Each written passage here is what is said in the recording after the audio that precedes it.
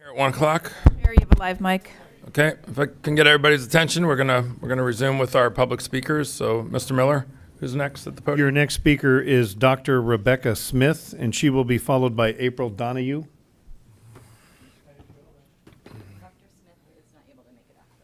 Oh, okay, April Donahue, and she will be followed by Libby Branson. Hello, good afternoon. April Donahue, Executive Director of Collier County Medical Society, and I speak today on behalf of the Board of Directors. I am sorry that they were not able to make it in person. The Medical Society Board acknowledges and recognizes patient rights and freedoms through our state of Florida statute, Section 381.026, the Florida Patients' Bill of Rights and Responsibilities. This promotes the interest and well-being of patients, of healthcare providers, and healthcare facilities, and the CCMS Board can support the reaffirmation of these rights in Collier County. The CCMS Board acknowledges throughout the COVID-19 pandemic, there has been a loss of trust by many community members in the many systems that we have in our country at many levels. However, we believe the proposed resolution would not be effective in rebuilding this trust, and we cannot support it as written. At our community level, the CCMS holds great value in the patient-physician relationship and works to preserve the ability to make individual health decisions based on this relationship. We look forward to working with the commissioners in the best interests of our community to follow the preponderance of evidence in health and safety measures. And we would be grateful for any additional time before a vote on the resolution to work with you to make it a more effective resolution. Thank you for your time today. Chair, before we go to the next speaker, can we just make sure Commissioner Saunders is still on? He is still online. Okay, Yeah. just checking. Thank you. Your next speaker is I'm still here. your next speaker is Libby Branson. She'll be followed by Jean Golden's Eyes. Good afternoon. Thank you for the opportunity to speak today. I, too, was moved by the experiences of some of the speakers this morning, but decisions are made on statistically projectable data, and I question whether the data presented was statistically projectable. As for the ordinance and the resolution, both documents are based on misinformation, turn scientific facts upside down and inside out, and politicize the basic foundations of our government. Both documents can result in endangering the health and well-being of Collier County residents. What I do know is that in our democratic form of government, we have rights and responsibilities. We have the right to make decisions about our health, so long as those decisions do not endanger the health of others. In the case of a pandemic involving a deadly, contagious virus, when there is an effective, proven vaccine available, it is the responsibility of people to be vaccinated.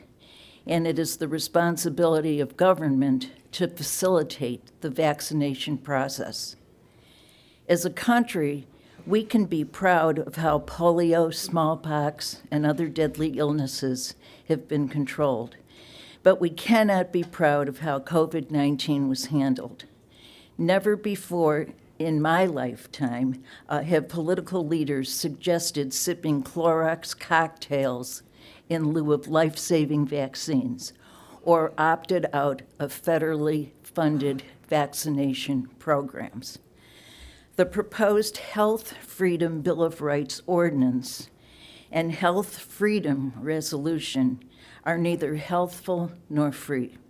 They have the potential to negatively impact our collective future health, which means we are likely to pay a huge price, a price in lives and a price in dollars.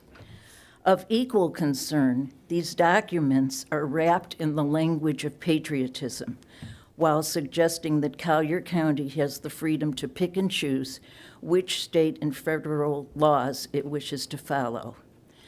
I respectfully urge you to vote no on the resolution today.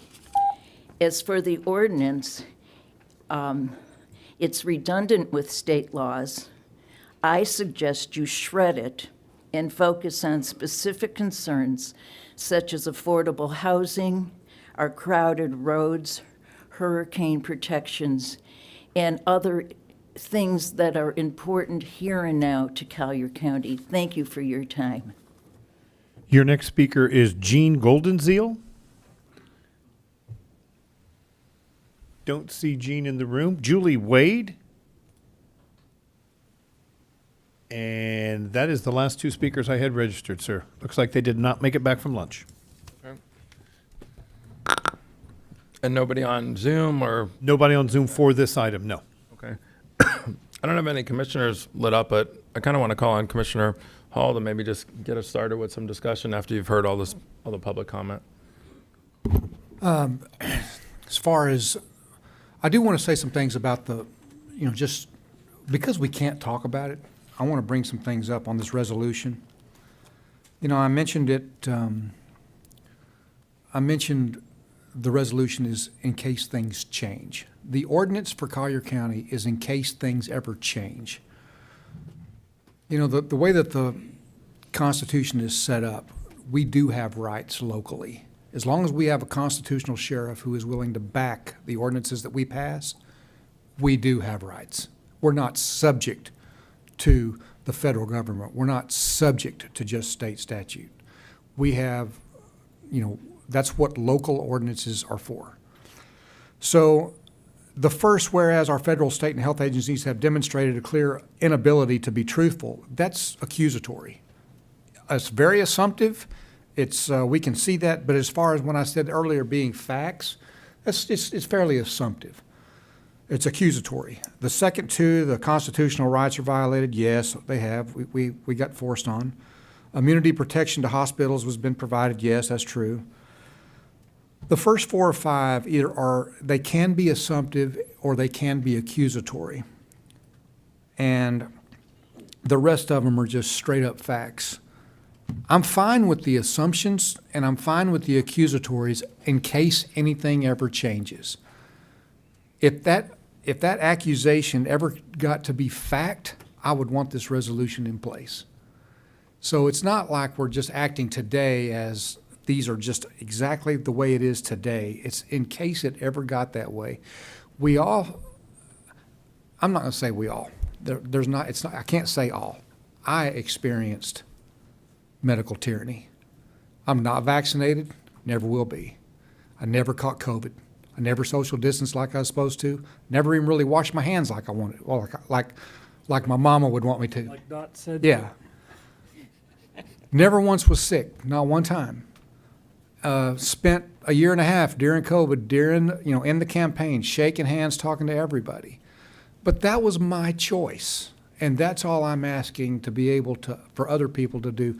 We want you to listen to your doctor. Do what your doctor says. I want to listen to my doctor. Do what my doctor says. We don't want to limit or control anybody's freedom. So, but when I hear the opposition, when I hear the public health, what you want to do is you want to exercise, you want your freedom to, you want my freedom to agree with your freedom. If I don't choose to get vaccinated, then you don't want to lose control based on this ordinance. And that's what I see it as. I don't see like we're infringing on your freedom. We are infringing on your control over us. And that's what the ordinance and that's what the resolution is to me. I mean, I want to thank all the speakers that came to the podium and not only spoke eloquently, regardless of what side they were on, but we're professional. We're trying to figure out how to do this and not be extremists. But there were more than a couple of speakers. I'll go back to my original point that, and I respect everything that they say, but when you end it saying, please vote no on this ordinance, okay, well, that's not what we're here to do today. So I don't know who would be the better person to summarize, again, actually what we're doing today and maybe what we're not doing, if it's the county manager or the county attorney, because I don't want it to be one of the commissioners just yet, but county attorney, for the record, summarize exactly what's on the table and maybe what's not, to separate rumor from fact, because more than a couple of speakers and hundreds of emails that we've all gotten actually aren't correct. There are 2 essential items before the board. One is an ordinance, the other is a resolution. With respect to the ordinance, you're being asked to, if you wish to move forward with it, direct me to advertise it and bring it back for a full public hearing. With respect to the resolution, you may adopt that today. Okay. Mr. Chairman, Yes, sir. Commissioner Saunders. if I might, since Mr. Klaskow has got the floor there, I'd like, we're dealing with the resolution today. I'd like for Mr. Klaskow to go into some detail. It'll take a few minutes, but I think we need to know exactly what this resolution does and does not do. Not just the general, it's a resolution that we're approving. I want to know what the resolution does from the perspective of the county attorney. So, Mr. Klaskow, can you educate me on what this resolution says and what it does? The resolution is simply the board expressing its intent, its desires. From a legal standpoint, it's non-binding. It's simply an expression of the board's will, and it's an expression of, I guess, anger towards the way the government has handled the COVID-19 and other items. Could you tell me, go in some detail as to what's in this resolution? Not just this is an expression of our intent. I'd like to hear what it says. All right, and perhaps if Troy, I'm trying to pull it up. we're going to pull it up. We're going to pull it up, get it to the screen, Commissioner, so everybody can see this. Take a couple minutes here to load. We're having internet issues.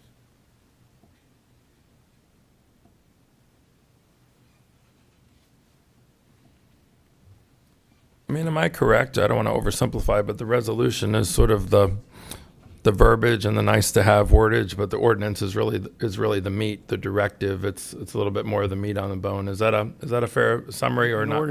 An ordinance is legally binding. Right. A resolution, and this board does resolutions of all sorts, is simply an expression of the board's will.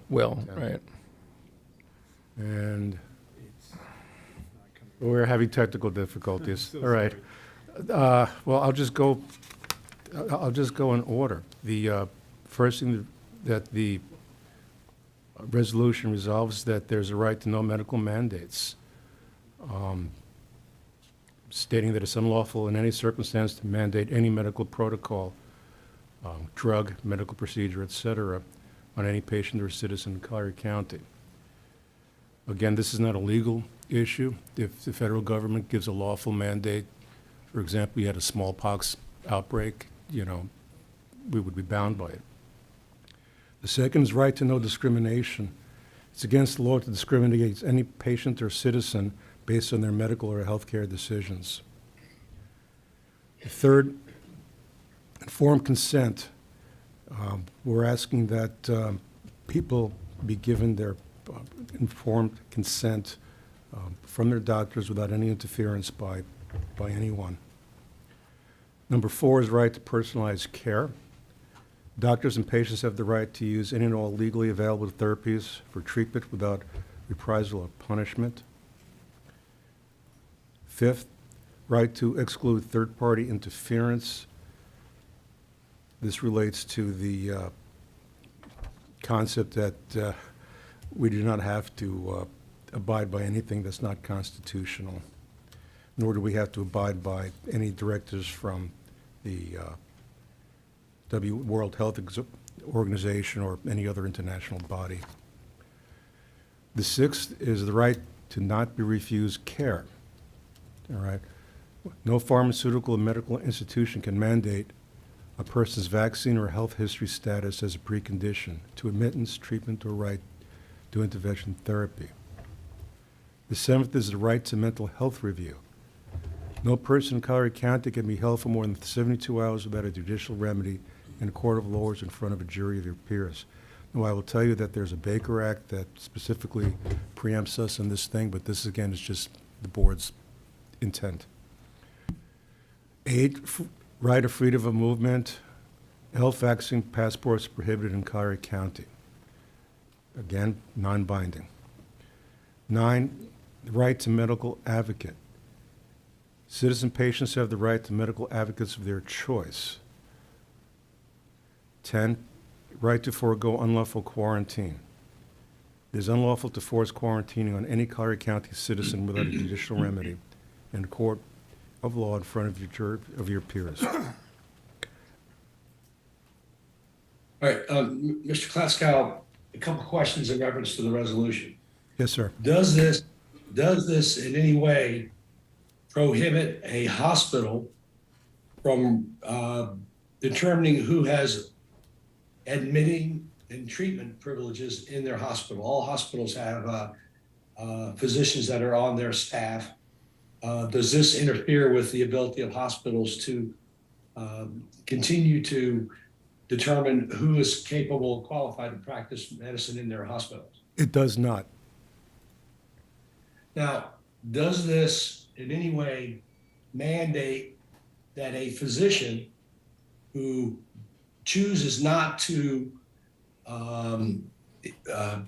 treat certain diseases with certain remedies, certain procedures, does this require that doctor to do something that the doctor would not be willing to do? Is a doctor, for example, required to provide hydroxychloroquine to a patient that has COVID-19? It does not. If that patient, all right. In your view, does this in any way interfere with the doctor-patient relationship? It does not. So, Mr. Chairman, members, I don't have any particular problem with the resolution, with the understanding that it's a statement of some intent, but of very limited legal significance. But I would like to ask the county attorney, we're going to be dealing with whether we're going to advertise the ordinance for publication. I'd like to go through the same process with the county attorney on the ordinance. I want to understand exactly what it does and what it doesn't do. I'm pretty comfortable with what the resolution does not do and what it does, but I want to get comfortable with what the ordinance does. Okay, we'll start on page 2 of the ordinance, line 41. Line 41 is simply the adoption of existing state law. It is a cut and paste that we created for Collier County. Section 6, starting on line 52, is the same thing. It's simply a cut and paste of existing state law that we Collierized. Section 7 is new. It states that the board shall not impose any vaccination mandate for any of its employees without the unanimous consent of the board. Section 8 is new. It requires a unanimous vote for a mask mandate or a quarantine order. Section 9 is new. It states that Collier County shall not require a vaccine passport as a condition of entry without the unanimous vote of the board. Section 10, we do not recognize, and that is new, we do not recognize, unless compelled by federal state law, we do not recognize any authority by the World Health Organization or any other international body to impose any health mandates within Collier County.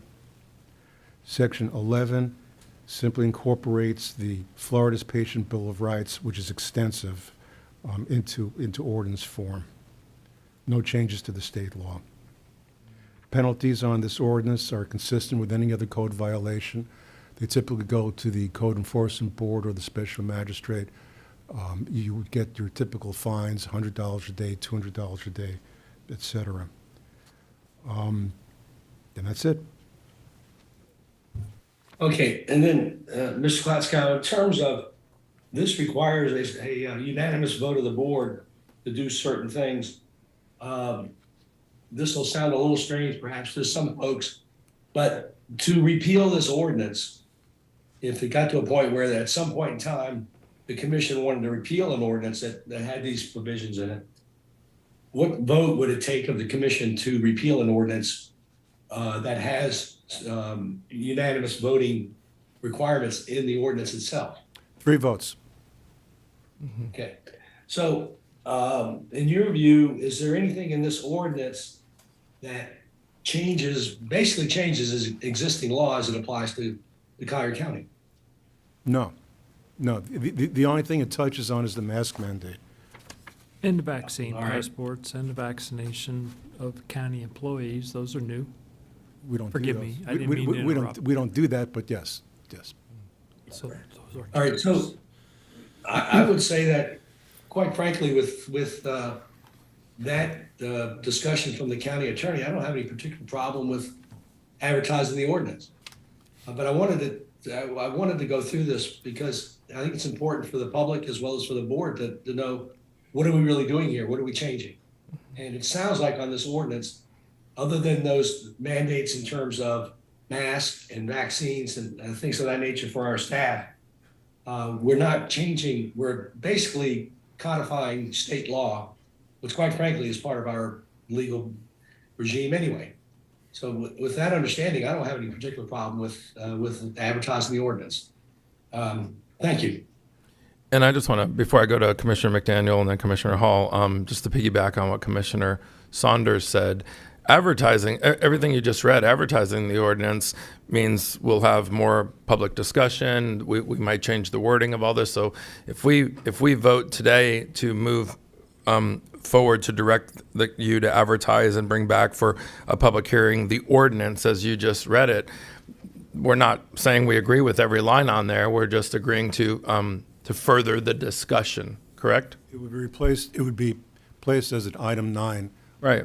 Your next agenda. Yeah, and at the end of that discussion, we might say, you know what, we just had a 3-hour meeting on it. I hate everything on there. I'm voting against it, or I think it's all perfect, and we move forward, or I want to change A, B, C, D, and E, right? It would give us all that latitude on the ordinance. The only thing I would ask from the board, if you want to make any changes, that we make them now, so we could advertise those for the public and then bring back the final version. But if during the public hearing, we heard new information, we heard, I mean, you know, that You are caused correct, us, sir. right? You are correct. We'd have that latitude. I mean, that's, Commissioner McDaniel.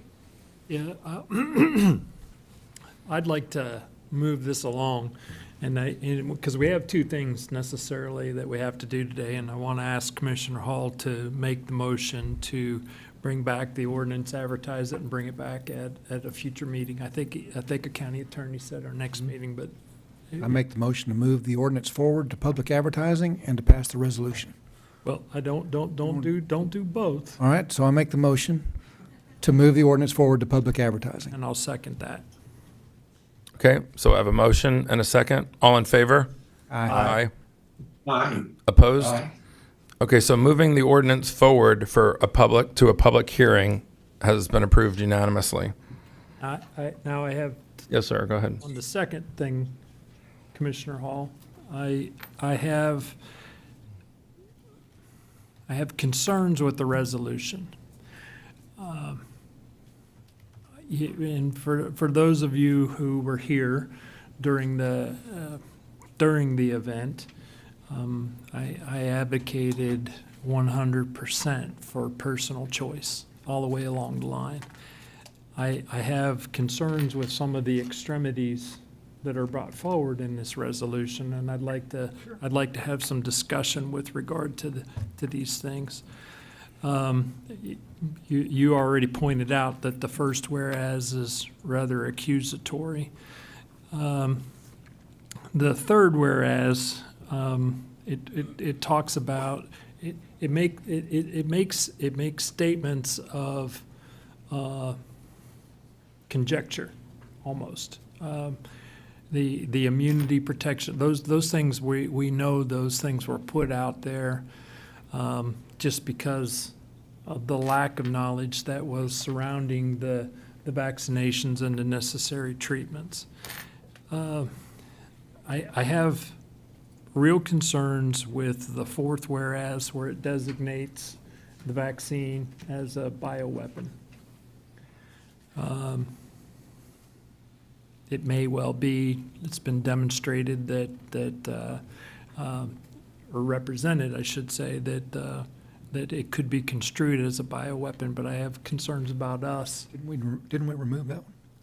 Yeah, which one are you reading? We removed that one. Fifth, It's an old version. Yeah, you got an old version in front of you, actually. I mean, if Maybe. click on the agenda, they put the latest one in there. And, well, just while we're going back and forth, No, I agree. Because I got notes on the old one. The only one I have here is the Okay. old one. They're all so- pretty similar. Yeah. We did away with two of those. Okay. Which ones did we go away with? Because that didn't get to me. county attorney, though, just for clarification, the ordinance and the resolution they stand on their own separately. So if for some reason we didn't like and I'm just talking hypothetically, we didn't like the resolution, it didn't pass, it failed, or whatever, immaterial, it didn't affect what we just passed unanimously on the ordinance, right? We can have an ordinance that goes forward, public hearing, we all agree or we disagree. Resolution is a separate side thing. Like you said, that talks more about like our position on certain things. It's not really like you said, more less legally binding, not legally binding.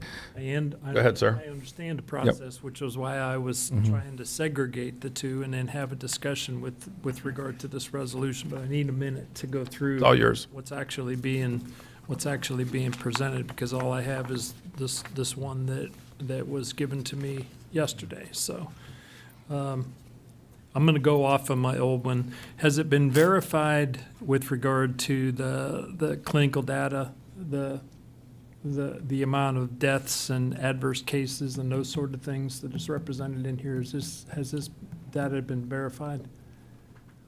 Not by me. Okay. County Attorney, is the sixth whereas the continued experimentation on humans, is that a violation of the Nuremberg Code? I think that was removed, sir. Okay, well, that's good, because I The other one. like that one to be removed as well.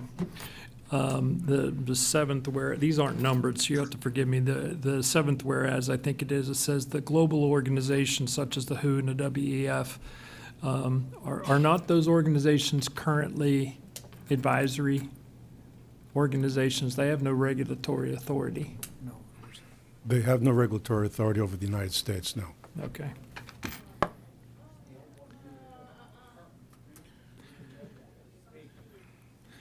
Did we, That one's not in there, Bill. it's not? No. Okay. Okay, I forgive me, I'm operating off of the data that was given to me yesterday, so. There's the comment right there on the WHO. Sir? I said, that's the comment on the WHO. right? Oh, okay.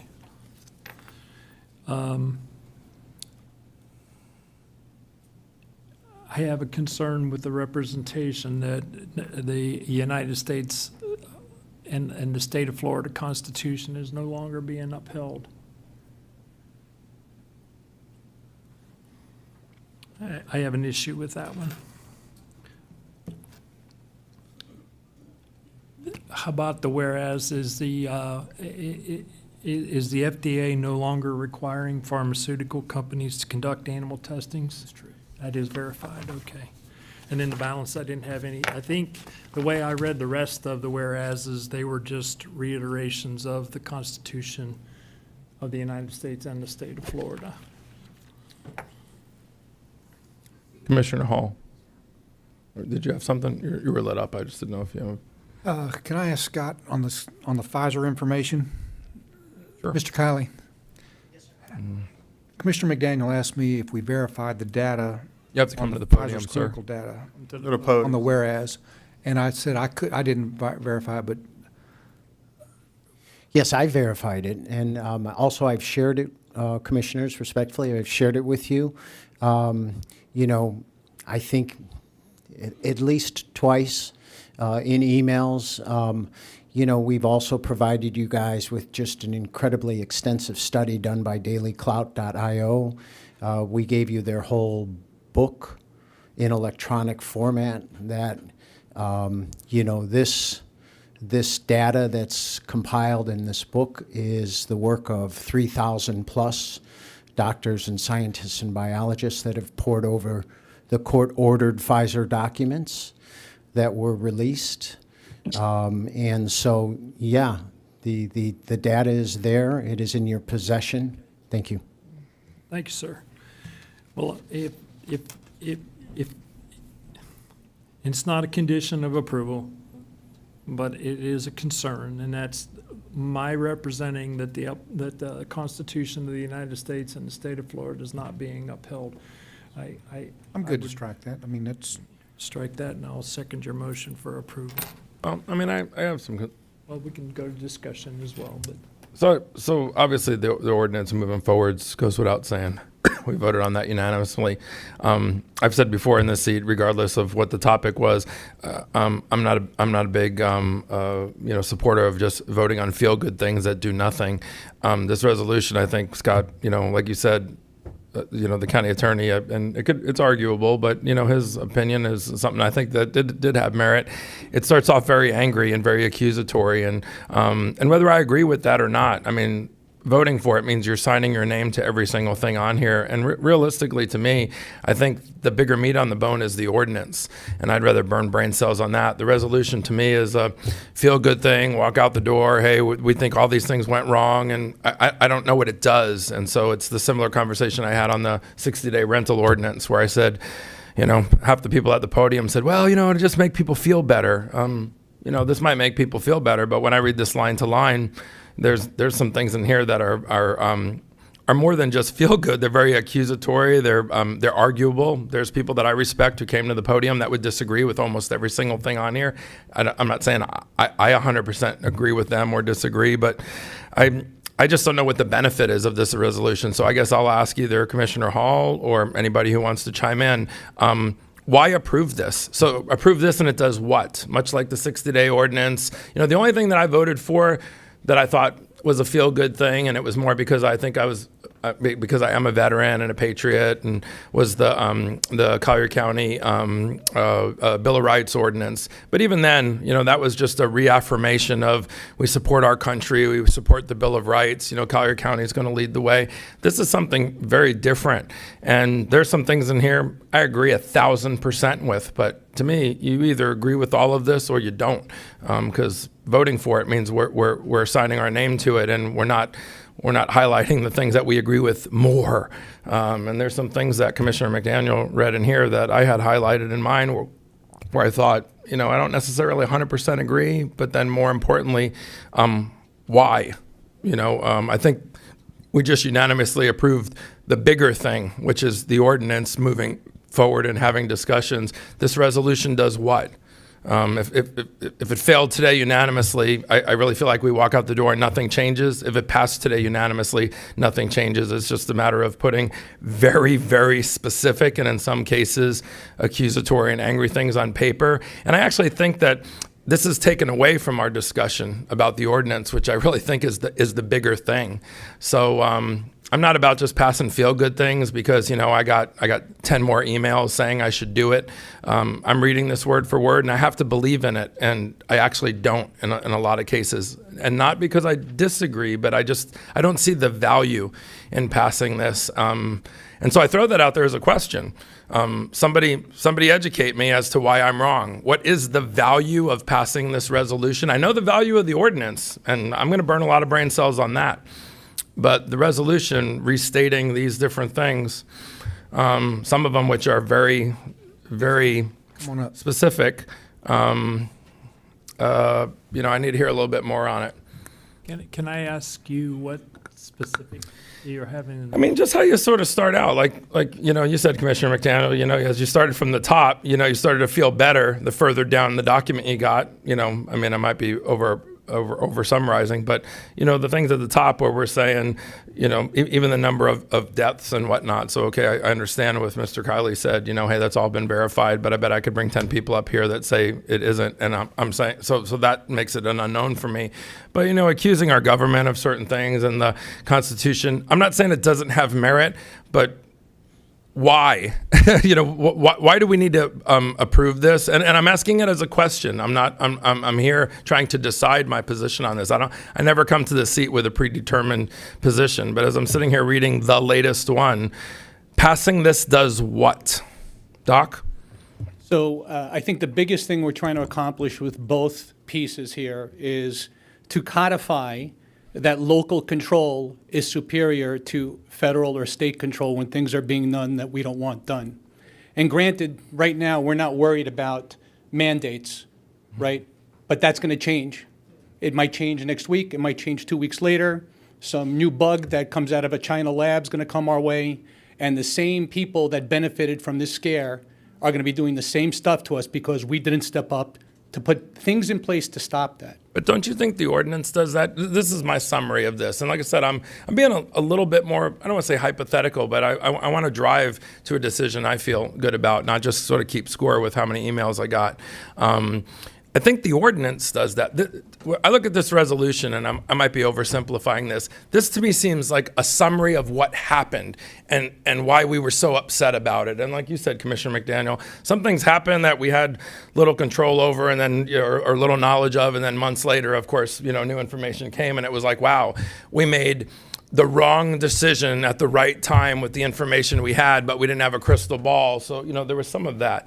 But I look at the resolution as all the things we're upset about that happened that we want to make sure it doesn't happen again. But then I look at the ordinance, and I think everything you just said, agree with that 1,000%. Like why I want to be back in this room talking about the ordinance. It actually legally does something, as our county attorney said. This resolution here seems like a kid that's got a chip on their shoulder and they want to put something in writing to sort of get the last word. And it feels a little bit that way to me. And I want to hear from people who disagree with that assessment as to what the benefit would be. Again, I go back to my initial question. What would be the benefit of this? I don't see the two documents as going hand in hand. I see this as being a nice narrative, but the ordinance is being more of the legalese, the meat on the bone. And that's why I think we voted on that one so quickly, because we all agree with that. But this resolution, to me, just seems sort of like a summary of all the things we're upset about. And I'm upset about a lot of these things on here, but, being a resolution and just talking about it are two different things. Mr. Chairman, Mr. Kiley has a good purpose for the resolution. Great. That's what we're here for. I'll listen to anybody. So, Commissioner LaCastro, to your point about, I think you called the resolution feel good? Mm-hmm. So what I'd like to do, Attorney Klatskow, can you read, please, number 7 from the ordinance? We're not talking about the ordinance. Well, I know we're not talking about the ordinance, but this is an important point that will dovetail directly. Okay, because I agree with the ordinance. I just voted on it. I understand, I want to know why you want my signature on this. And it's going to answer that question perfectly. Okay. You would, sir? You want me to read Number 7, Section 7, vaccine? Section 7, correct. Section 7 is vaccination mandates for Collier County employees. Unless required by law, Collier County shall not impose any vaccination mandate for any Collier County employee without the unanimous vote by the board. Okay, so there you go, gentlemen. The Collier County employees, right? They have legislation that gives them the option for no mandates. Am I reading that correctly? Am I hearing that correctly? No, what this does is that this board will not impose vaccination mandates on its employees. Okay, that's great. So what about the rest of the public? It has nothing to do with the rest of the public. It does not. It does And so not. in the resolution, point number 1, no mandates. You see, we want that same right. We want the same benefit that you guys are willing to give county employees. And so the resolution for us is a baby step that allows us to marshal activists across the county and across the state and make meaningful change to combat the tyranny that's coming. And we have to get offensive. It is time that we get on the front side of this. We cannot sit back and play defense. It's obvious that's what's coming with the World Health Organization and what they're contemplating. The level of tyranny has only just begun. Gentlemen, you're giving us a, and I don't mean to be disrespectful, because it is what it is, and it's nothing against this board, but it's a thin lifeline in which to move forward and make things better for Collier County citizens. But why not just put the things in the resolution that you feel are missing in the ordinance in the ordinance? Why am I passing? Well, because here's something I'm not comfortable with. Okay, first line. Whereas our federal and state health agencies have demonstrated a clear inability to be truthful, transparent, and consistent in protecting the citizens of Collier County. That's pretty definite. my opinion is, yeah, in some cases you're 100% right, but I mean that's written like it's 100%. And you know, that's one that and there again, we could sit here and go back and forth, and happy to glad, you know, this thing, hey, let's change this word, let's take out this. I just think the ordinance is where the meat is on the bone. If there's something that the ordinance, like you said, it only protects county workers, the ordinance can be written any way that we want. Why I don't look at these documents as being complementary. I almost see them redundant in places, and then I see things in the resolution I think that are unnecessary and might be feel good to people that I definitely agree with, that COVID wasn't handled well and all that. Nobody has an argument with that from me. I just wonder, what is this resolution going to accomplish? I mean, I know I sound like a broken record, and if it's going to accomplish that, there's things in the ordinance that don't protect the citizens of Collier County, and that's what we need the resolution for, then why not just take some of the verbiage out of the resolution and put it in the ordinance and have a better document? You know, that's a good question. When I came forward with this strategy, I can answer that question, because you don't have the authority to do a lot of the stuff in the resolution, be unlawful. that's exactly right. So that- You know, that's another reason why I've got a problem with it. That's why it's not the legally ordinance binding. the ordinance is narrowly tailored, right? The resolution is broad. Commissioner LaCastro, when I came forward with this strategy and I met with Attorney Klatskow, we worked together to form a strategy that did not have any preemption issues. And so that is why we have the two, and that is why the elements in the resolution that, as I described earlier, are aspirational in nature, okay? One, rights that we believe are God-given, human rights, that we aspire to make changes in the state statutes that do not reflect and actually are against our constitutional rights and our God-given rights. That is the purpose of the resolution. And the strategy that we've laid out is really essential for the board, in that the ordinance follows state statutes and it does not have preemption issues. And that was a key stumbling block early on. And the resolution is not legally binding. And so, again, it is a statement of aspiration that allows us to move forward and say, hey, these things can be better. Let's make them better. I mean, part of my conversation here is to generate some conversation here. I'm not a commissioner that says, yeah, I agree with 75% of it. Okay, all in favor, aye, move on. I mean, I want to feel, I respect my signature and the citizens I represent, even the ones that I disagree with and the ones that disagree with me. But, you know, I sit here and read, whereas, you know, we all just came back from Tallahassee. A lot of great things happening in Tallahassee, a whole bunch of great things that have nothing to do with COVID that are going to make our county better. I'm sitting here saying, you're asking me to sign something that says, whereas our United States and Florida state constitution is no longer being upheld, and as a result, Collier County citizens are being harmed. All 5 county commissioners here agree with that statement in its totality? No, we already took it out. Took it out. Well, that's the one that's sitting on the one that's in today's agenda, so. So that's what we're discussing. Commissioner LaCastro? Yeah. Is it possible? Is it possible? You know, I was here when we evaluated the CDC grant that was returned. Right. And there were changes made on the fly right here. Take that out. We did. Take that out. Okay, so on the fly here, we took out, based on the conversation you were having here, looking at 2 or 3 different versions, the Florida State Constitution one, correct? Is that what you're telling me, right? That was part of the discussion you all were having when you were comparing the old and the new, right? That's one of the whereases that got taken out. I believe it has. We haven't voted on anything yet.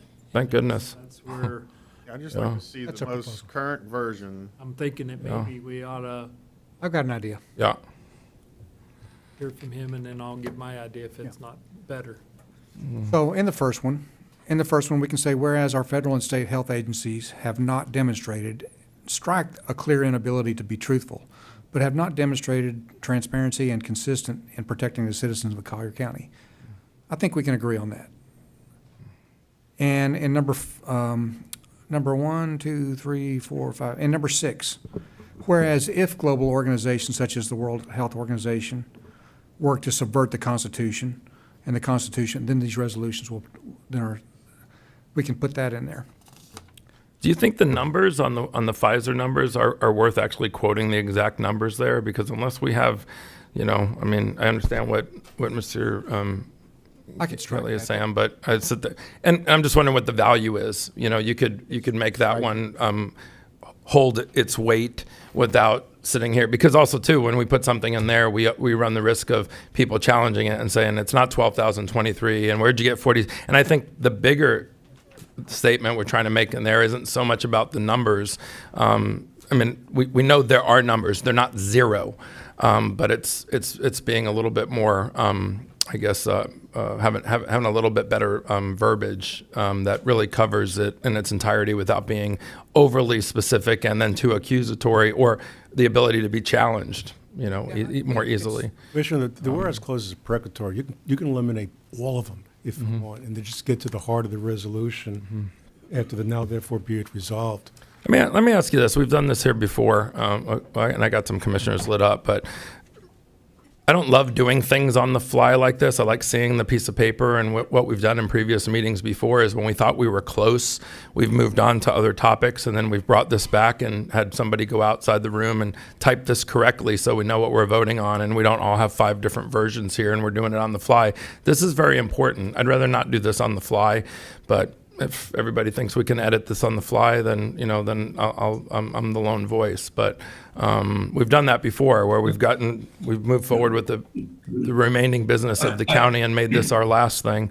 Does anybody have an appetite for that, since we seem to be going around with multiple versions? I agree with you, Mr. Chairman. Matter of fact, I was getting ready to say that. I'd like to see the final draft. We've taken some out, some whereases out. Perhaps Commissioner Hall can work with someone in the county attorney's office for a few minutes and come back with another draft that addresses those concerns. But I think you're right. We need to have a final draft so we know what we're voting on. It's a 3-page document, and the last 2 pages don't require much editing. It's really page 1 that that was just taken out 2 seconds ago. And, I'd like to, 3 seconds ago. No. Sorry. There are other concerns. I haven't got to pages 3 and 4. Yeah, and then all the more reason. So then let me give you the floor, sir, and let's address those concerns. And then if we're here, we've got all the right people here. I'm not a big fan of kicking the can and saying everybody come back in a month so that we can look at a document that has 3 new sentences in it. But what I would like is give you the floor, and then if it looks like we're heading in a certain direction, we've got time. It's 1:47. We can do other things, and with the right people here, put together a document that we are proud of. Commissioner McDaniel, the floor is yours, sir. Did you one light? No, Because you were ahead of me. I turned it off because I got it. Oh, okay. On page 3, number 3, informed consent without interference. I have an issue with the information intentionally or unintentionally. If we can take out the words unintentionally with regard to that sentence, I can get happier with that whole process. Number 5, I think if we were to just put a period, which it is, at the end of human rights are given by God, and these rights are protected by the U.S. Constitution and the state of Florida's Constitution, and not reiterate all of those other things that are suppositions out of the 9th and 10th Amendment with regard to interference by these other organizations. I think that would be a clearer statement, that we just are acknowledging that the rights are given to us, or they're God-given rights, and we don't have to exemplify it. Number 6, I feel like we're mandating impositions of thought or preference on pharmaceuticals and medical institutions. There are medical institutions and pharmacists that are out here that don't concur with our thought processes, and I have just as much concern about imposing my thoughts and wishes. Which one are you on? Page 4 of 4, Number 4? and then number 6. And the right to not refuse care. I think if a pharmaceutical or medical institution chooses to refuse care for whatever reason, then they have that as much of a right to that refusal of care as I do to tell them that they can't. Number 7, the county attorney has already said that the mental health aspects of this are already preempted by state law with regard to the Baker Act. Did I understand you correctly, sir? Yes, sir. Okay, so having that's contradictory to statute, so I really wouldn't rather see that. Number 8, totally okay with vaccine passports, but health, there again, I feel like I'm dictating policy to private business holders or people to be prohibiting access based upon health. And vaccine passports is one thing, but if someone actually does have transmittable disease, I feel like a business or a person in our community should have the right to refuse that citizen into their premise. And then number 9, there again, patients have the right for a medical advocate, but the next statement that says hospitals must, that's where, and again, I full well know that there's really no enforceability with the resolution, but Commissioner Castro brings up a very valid point. In premise, we're in favor of doing something here, but when I start dictating policy to private individuals or private institutions, I take exception to it, just as if it was being dictated to me that I had to do certain things by the government. So my thoughts are, just take out the sentence, hospitals must recognize the power of attorney. They already do. If they choose to, they're supposed to. But, and then the number 10, the question I had was for the unlawful force of a quarantine. It's been represented, county attorney, that the government could still impose a quarantine. Yes, the federal and state government has sovereignty. They can do that. Okay. I would think that the state has sovereignty over the federal government. No, with all due respect, the Civil War ended that. The federal government is supreme. The federal government is the supreme law of the land. So is number 10 lawfully correct with? Where it violates the Constitution. Sorry. That's okay. Don't be sorry. There again. We've already had this discussion. We don't get to talk about these things until you all are here, and Terry's down here writing down all my misspoken words. Number 10, is that a correct statement in law with regard to the quarantine? It is absolutely non-binding. Okay. So those are my other thoughts that I had from the old rendition of what was given to me. I'm going to say something a little more generic. I'm not going to give you a line item veto of all the things that are on here. I'm going to just make a generic statement, and then I think it's important for the folks that drafted this and believe in it and have spent a lot of time on it with us. I mean, you can decide you want to come back to at another meeting or take advantage of the time we have here. You're not rewriting the Constitution or the Declaration of Independence here. We're not building the Empire State Building. I would expect you could wordsmith this. So here's the generic thing I would say, because I'm not going to line item veto it. I just want you to hear my generic statement, and as you read this, have my thoughts in the back of your head if you want me to support this. This comes off as very angry, and that's not. We're all very angry. I sat out in that audience for a year and a half as a candidate and didn't like a lot of the things that were decided up here. Some were decided with bad info by good people. Some were decided by people who we're passionate about a thing, a certain decision that I 1,000% disagreed with. But I'd like this resolution to evoke leadership and proactiveness and be much more positive. I don't think I need to reiterate the things that happened a year ago that the government didn't do right. I think the ordinance is what we're trying to get past to not make the same mistakes that happened. But I don't think we need to, have a resolution that the bulk of it just sort of reminds everyone or rubs their nose in it to a certain extent. So I think as, a professional, as I read this and something that I'm going to put my John Hancock on, there's things in here that I think are worded less than and we've taken some of those out, less than professionally, and it's not a document that, in its totality, exudes leadership and proactiveness and even some positivity. And it doesn't mean that some of these statements that talk about some of the negative things that have happened. But I think at least hearing that, if you care what my position is, I think you could sit down in a quiet room somewhere and read through these and figure out the 2 or 3 words that are a little over the top, a little too much.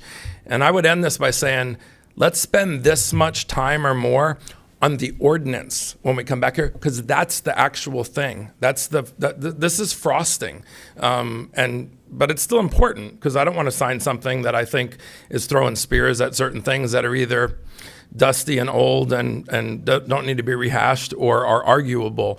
But the ordinance is the thing that I think is that I know, especially with the county attorneys educating us, is that's a thing that has more meat on the bone. So I just think as I read this here, I don't think I need to, rehash certain things in here that are either arguable or not really worth the paper that's printed on. It's like, okay, so that statement might be true, but, does it need to be in writing in an ordinance dated 2023? And by our own admission here, we've already taken out a few things that I think were worthy of taking out. There's a few more verbiage things in here that I think are unneeded. And you could still leave in these sentences to get the point across without sort of trying to be over the top when it's unnecessary, because then it takes away from the professionalism and the leadership that I think we want to lead with here in Collier County, and it makes it a little bit more personal than it needed to be, is what I would say. So, along those lines, could I say something, sir? Yes, sir. This is exactly what when you were saying in the beginning. Why the resolution? It's the difference between, and you'll understand this, and you'll understand this. Taking an oath, swearing an oath to a constitution, our oath of honor, or our oath to the Constitution. We swear that. That would be the ordinance. That's law. That's what we do. But there are certain things within the units at the lower level that are not codified. But as a ranger, recognizing that I volunteered as a ranger, fully knowing the hazards of my chosen profession, I will always endeavor to uphold the honor, prestige, and esprit de corps of my ranger regiment. It goes on. Special Forces creed as well. That's a creed. It's not codified, but it's what I use, and it's what I teach my soldiers to use on the battlefield when they're out there to maintain that sense of honor and to have all those things lined out, which keep us with our left and right limits and understanding our backstops and where we are as Americans. I believe that that's the importance of that other piece of paper. But what you just said, Colonel, I agree with it 1,000%, but everything that you just said, right? And yeah, we get it, but we all get it up here. You don't I think nowadays you don't necessarily have to wear the uniform, although it brings you a lot closer to it. Everything you just said was said with professionalism and leadership. Okay, I know, like you said, the codified codes of conduct and all the things, you talked about Siri training. I've been to Siri, so people don't even know what you're talking about here. I've been there. I did the POW camp and all that. So those codified things is like what you just said is in the ordinance. This is more of, like you said, as you were trying to compare it to things in the Army, but everything you just said that was in your, I guess, Army or Marine Corps or you're in Marine Corps, right, sir? Ranger. Ranger, Army Ranger. Sorry, that was the other Marine that was here. I'm Air Force, so it's Air Force and everybody else. Although you're right, I don't know what the Space Force is doing. You and I got you on that one. But I love what you just said because it was professional. It was said with leadership. Every single word that you just said in that oath and that direction and that mantra was said with professionalism.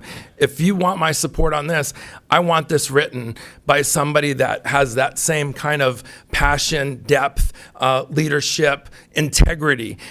There's some lines in here that are more angry than they need to be. This should inspire people.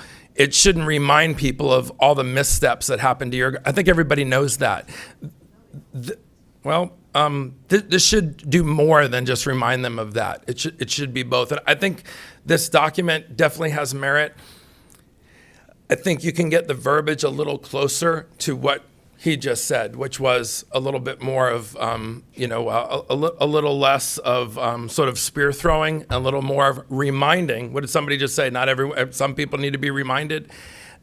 There's different ways to do it. This is just my own personal opinion. We're close, and I think it would behoove having all the experts in here that as we move forward, go into one of the private rooms here, maybe even with Commissioner Hall, or bring something back. And if by the end of the day we can have something that we're all more satisfied with. But, we're going to have this same deep discussion on the ordinance, because that's going to be something that has a lot of the, like you said, codified, documents in it. But sure.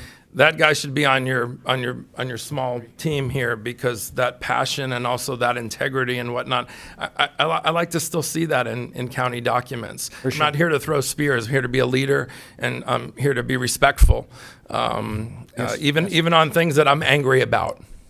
Well, Commissioner, if I could make a comment, please. Yes, sir. And then I'm going to go to the commissioners here. They're all lit up. Go ahead, sir. I hear what you're saying. I agree with what you're saying. I think that the whereases are, as you described, a little angry. You said, I'm angry. I'm angry. I think a lot of citizens are angry. But that's okay. I agree. Let's stay professional. At the end of the day, we want to use this to make positive change. Right. So what I would ask you to do, take the whereases out, all of them. As Attorney Klatskow said, let's start right from now, therefore be it resolved. It focuses directly on the meat and potatoes of the resolution. Commissioner McDaniel, you voiced an opposition under informed consent with regard to unintentional. Yep. Let's strike that. And I believe we have something that is professional, that is positive, that we can move forward with. And I like that, because I think we're trying to find balance here. Absolutely. We're trying to move, and also too, folks that are on the fence, or maybe that aren't here and they're not sure what they believe. We're trying to also explain and convince to citizens that maybe don't have as much knowledge as us, and not make them more angry, but have them sort of understand what happened, what didn't happen. And so people that know very little about this topic, I want them to read this resolution and not all of a sudden be even more angry.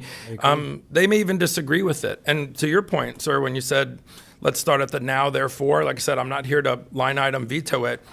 But I can tell you, when I get to the part that says now, therefore, everything below it, I start to really like that stuff. And the things above, even though I don't disagree with some of them, I just don't think they're necessary. I agree entirely. I think you make a great point. So that's just my thought. I'm going to go to the commissioners now. Commissioner Colwell, and then Commissioner McDaniel, you're on deck, and then Commissioner Hall. Commissioner Colwell. Thank you. I kind of agree with my fellow Commissioner LaCastro, because, if I raise, and I vote for this resolution, this is saying that I agree with every one of these whereas points, and some of them here, they're not my words, and, my word is to the people, and I think this can all be summarized in probably a well-written paragraph to a point where it just says that us moving on as a body for the citizens of Collier County, that we will always take the people's constitutional rights in every situation that's brought before us, and always make a decision using constitutionality and making those decisions protect those rights and the sovereignty of the state of Florida, and not allow outside entities to have the ability to interfere with that sovereignty. And this probably could be written up, because those are my words in the way I feel, and not so much have a lot of these things that, when we were talking about weapons, I carried a weapon for 28 years, but it was used for good. There's not always, the soldiers in this room can vouch on that, that's it's a way of life sometimes, but I don't know about, I wouldn't use my words in this particular paragraph as a weapon. You know, that's somebody's opinion. I've been exposed to a biological weapon, anthrax, before, that was used with intent to hurt people or kill people. And when you talk about weapons, and you talk about weapons to be used to hurting people, then you have to understand what the intent is. And I don't see that. I don't see the intent laid out for me in this particular paragraph. So, yeah, I have a hard time with some of the things in here. And like I said, I hope we can just come together and probably have a nice condensed, well-written paragraph, better than I can express it. But I think basically the way I feel about it is that we can say that moving on, and myself, that I will always use those litmus tests of our Constitution when deciding anything that affects the citizens of Collier County and that would violate them moving forward. So, thank you. Commissioner McDaniel, and then Commissioner Hall. And I have two things that I want to say out loud. I mean, there's a lot of tape here and discussion with regard to concerns, representations, statements, the way things are said.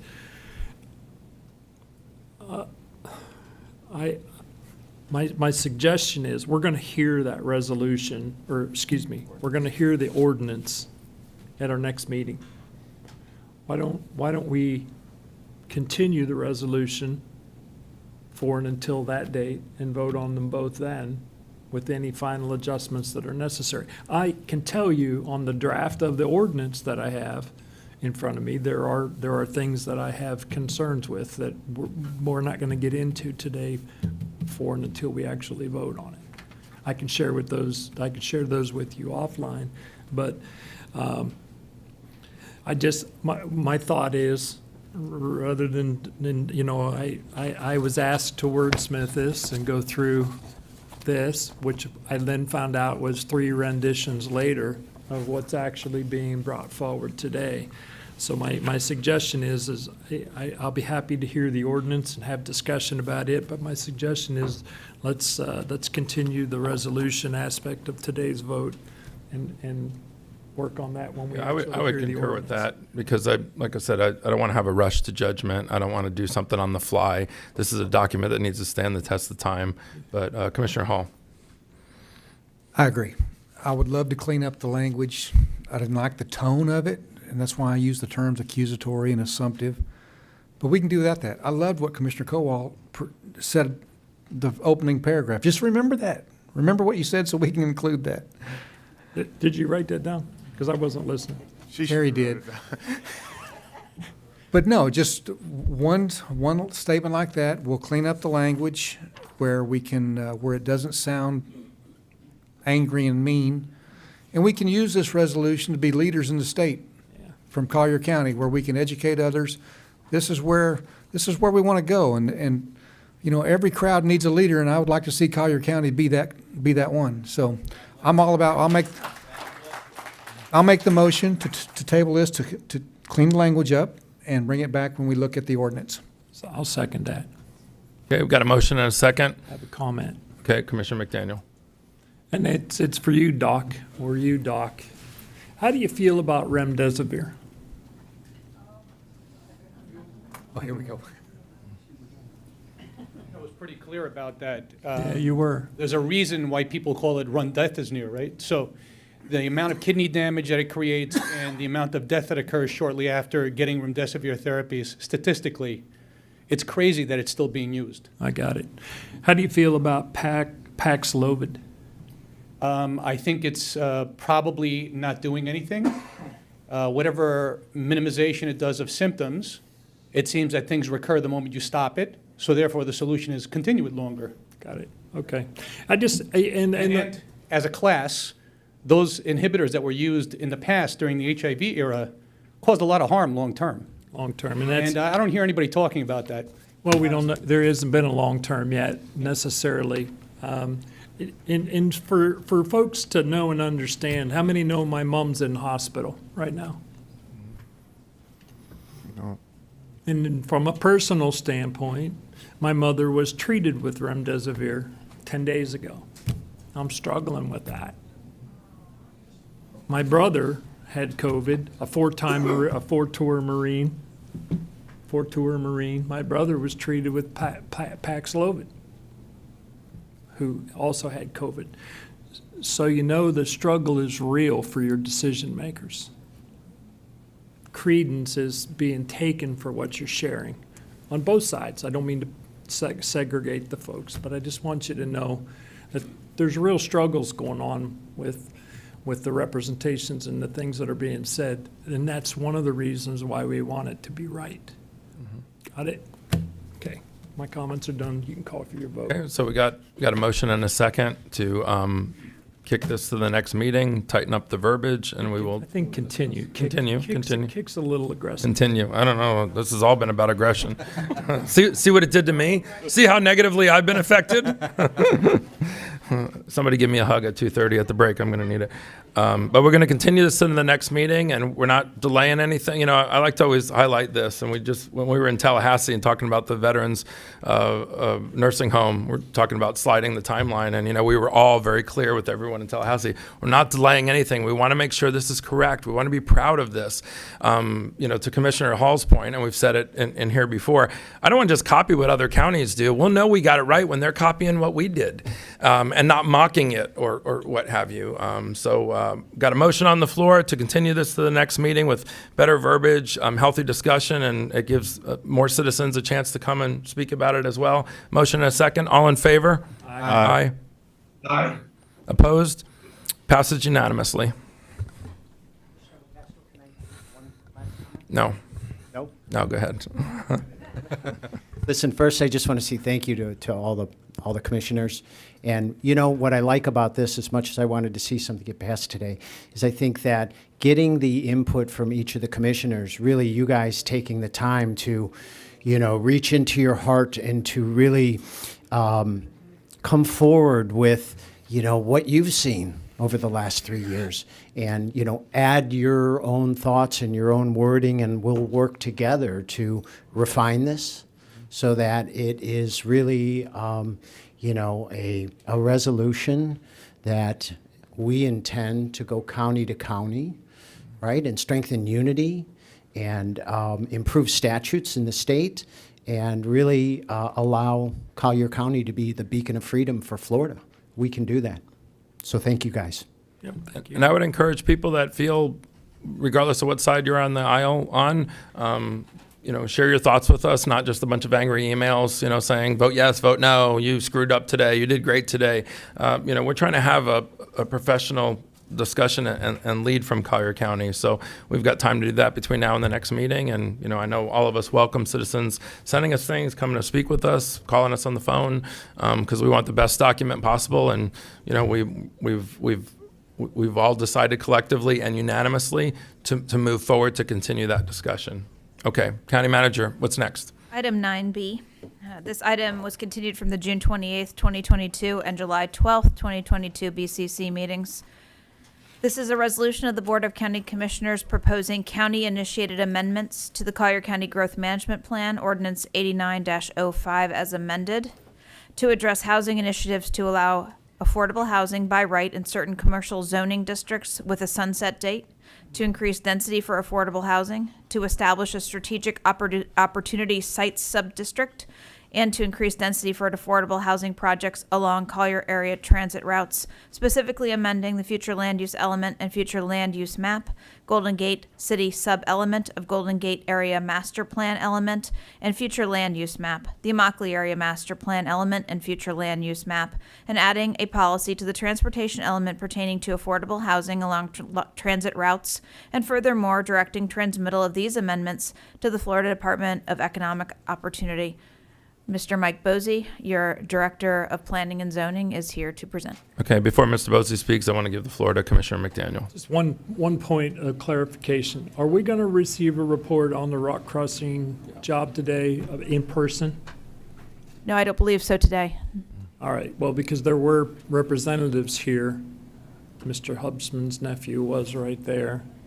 I just would like to, if our staff, if you see anybody, Jamie, if you see anybody here from that project, they thought that they had to come back today for another report, and I just don't want them to to be here. No, sir. Yeah, Jamie sent us a detailed report we- recently. we got so the report, I but- think that was good. There was a representative from the project here who was here this morning, and I told him to come back after lunch because I thought we were having, but then I remembered it was on the consent agenda, and he doesn't need to stay.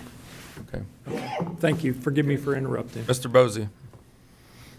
Thank you, Chair. Mike Bosey, Planning and Zoning Director.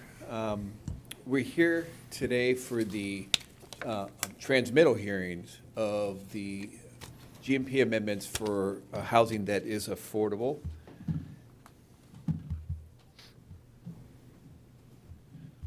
Troy doesn't seem want to advance for me. That's a sign.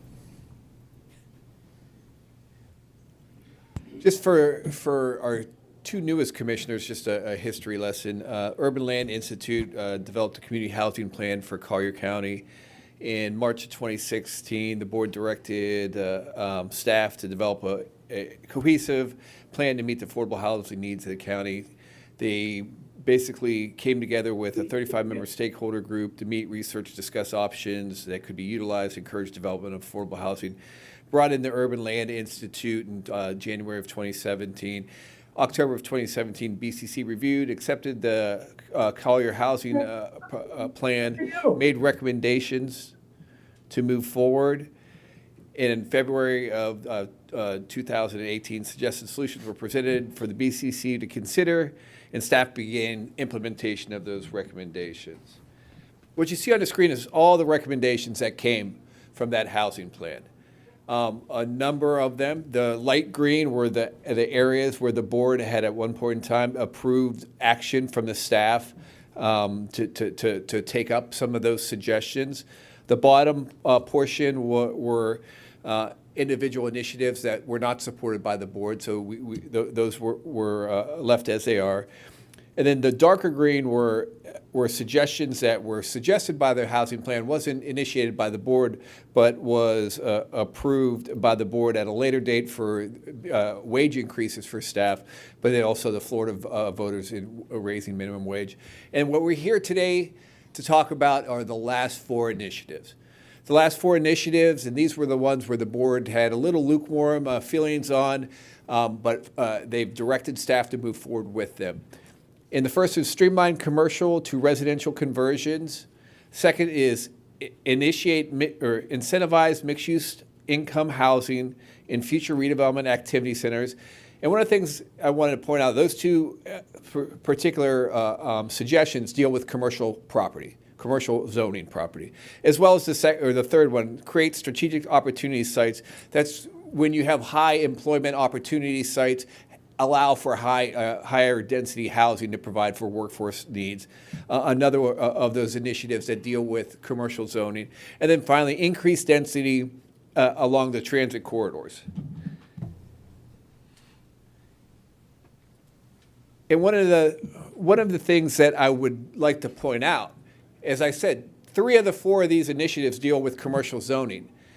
What happened last Friday was the state took our ideas, copied our ideas, and implemented a plan, the Live Local Act, which was passed, it was passed 40-0 in the Senate and 106-3 in the House. So it was a bipartisan bill. But here's what it does. It requires counties and municipalities to authorize multifamily and mixed-use residential as allowable uses in any zone any area zoned for commercial or mixed use if at least 40% of the residential units in a proposed multifamily rental development are for a period of at least 30 years. And that's as defined by the statutes. That could be up to 120%. It prohibits the county from requiring the proposed multifamily development to get a zoning or a land use change, special exception, conditional use approval, variance, or comprehensive plan amendment for the building height, zoning, and density. So what that's saying is it eliminates the requirement, and eliminates the ability for a public hearing. It takes the NIMBYism out of it. What it does mean is these projects, if they meet these criteria, if they have 40% established towards affordable housing, and it's provided for within a 30-year period, then it goes straight to safe development plan. Here's the portions that is somewhat concerning from the Planning and Zoning Department. It prohibits a county or municipality from restricting the density of a proposed development authorized under these subsections below the highest allowed density on county unincorporated land where residential development is allowed. Right now, that's 92 units an acre. So what that means is a project that is providing for 40% of their units dedicated to at least 120 of AMI is eligible for 92 units per acre without a public hearing. And another component of it is prohibit a county or a municipality from restricting the height of a proposed development authorized under these subsections below the highest currently allowed height for commercial or residential development in its jurisdiction within 1 mile of the proposed development, or 3 stories, whichever is greater.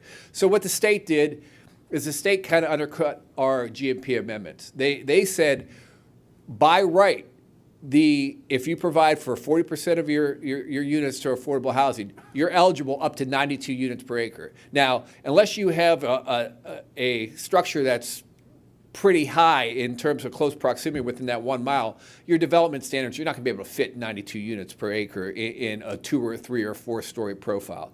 But what it's saying is that we as a county accept and we take it straight to site development plan. So the proposals I'm going to talk about from a GMP standpoint that we're proposing, we don't have as great allowance. We're not giving that much density away, and we require higher percentages to be targeted to your lower and your moderate level incomes.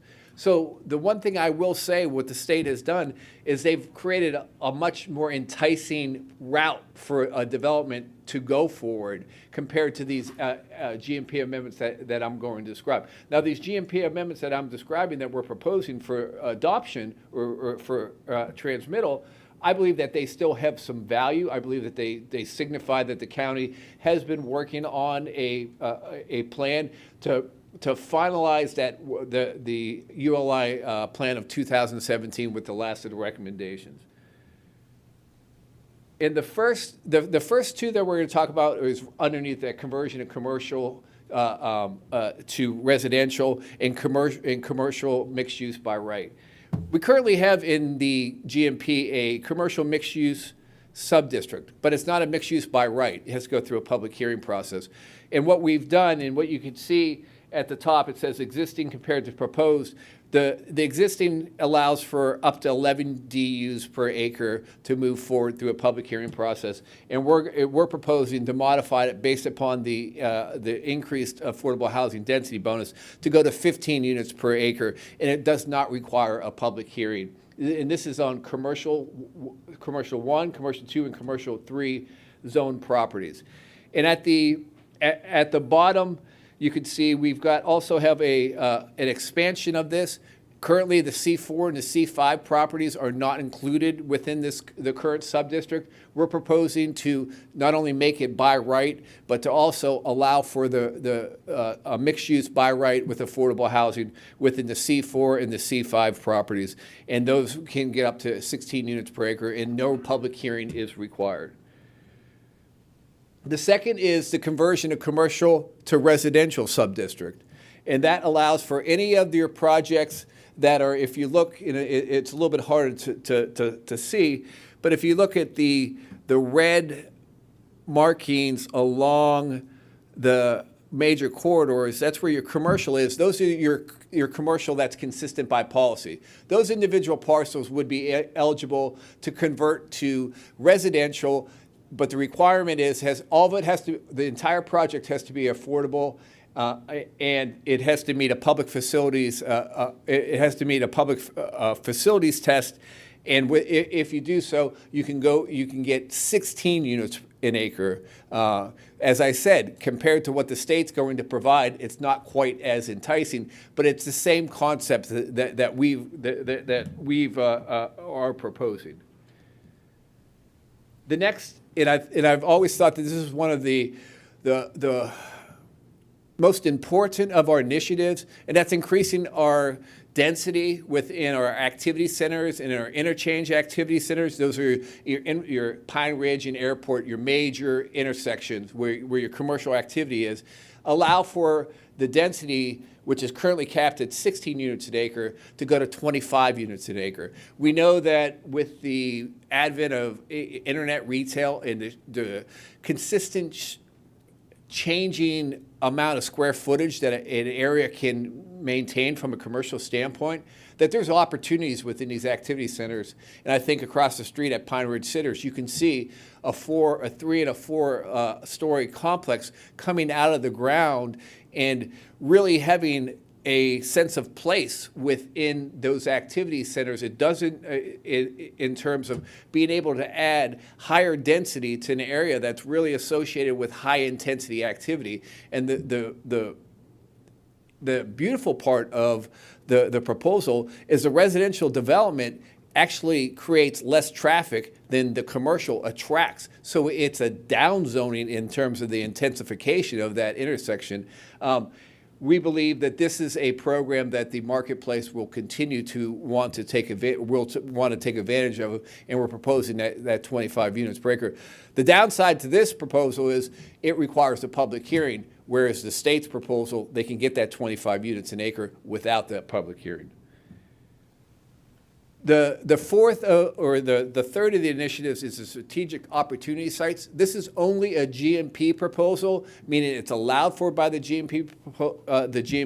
And this is another one where the marketplace has kind of jumped us on that. If you remember, at Arthrex Industrial Complex about a year and a half ago, multifamily was proposed to be able to host the workers and the visitations for Arthrex, to add higher density residential to an area that had a tremendous amount of employment opportunities. This is the same concept. When you have an area of high employment opportunities, whether it be industrial or commercial, we want to be able to promote higher density residential in close proximity to close that spatial relationship, taking ease off our transportation system because of the synergy that you'll get between high employment opportunities and actual residential units in close proximity.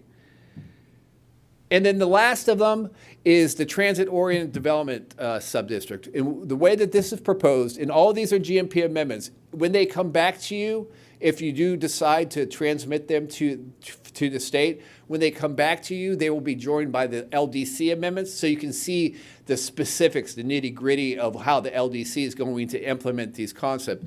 But the concept of this is, if you're on a transit line, you're going to allow 13 units per acre, and those 13 units per acre can be market-based. And then if you want to provide for an affordable housing opportunity, you can get up to 25 units per acre. And one of the things that inspired this is when we were designing this particular GMP amendment, I've always heard from the private development side, we need to make sure that we understand that it's a combination to solve our affordable housing. There's government incentives, but there has to be incentives that are further driven towards the development community.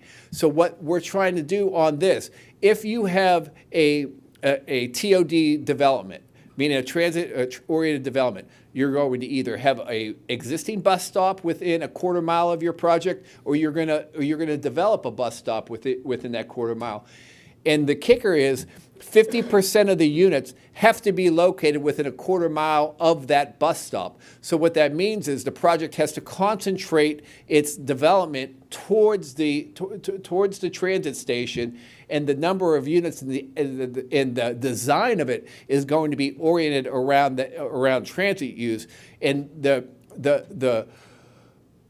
the wisdom behind it, or the anticipation, is those units will be priced at a more moderate level because of the unique design requirements that that 50% of that project has to be within that quarter mile of that transit station.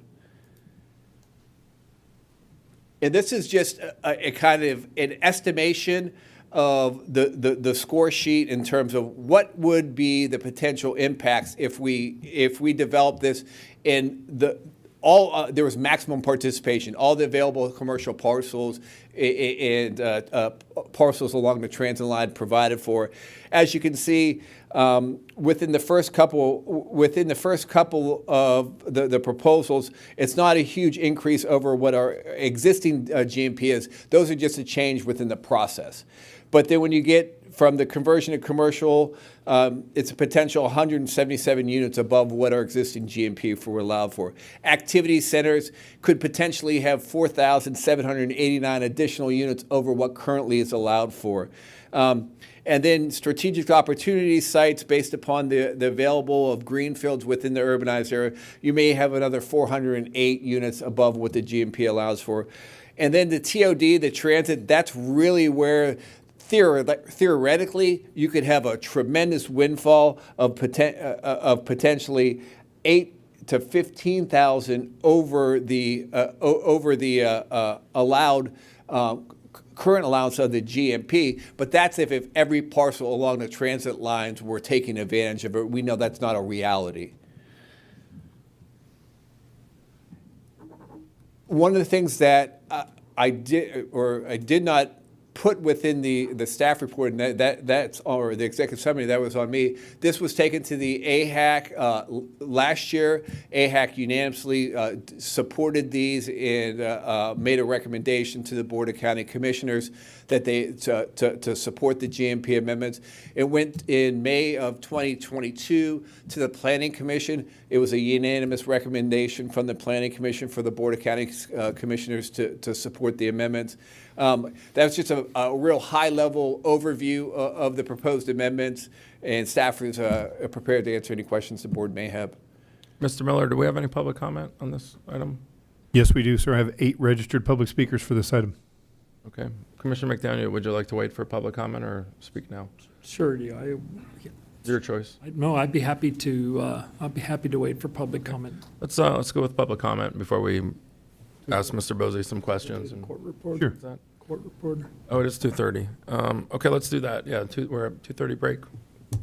So we'll take a break and we come back here at, let's go 2:45, just so everybody can use the restroom, give an extra 5 minutes. So we'll adjourn until 2:45 and then we'll continue with public comment. Just helping, boss. What's that? Just helping. No.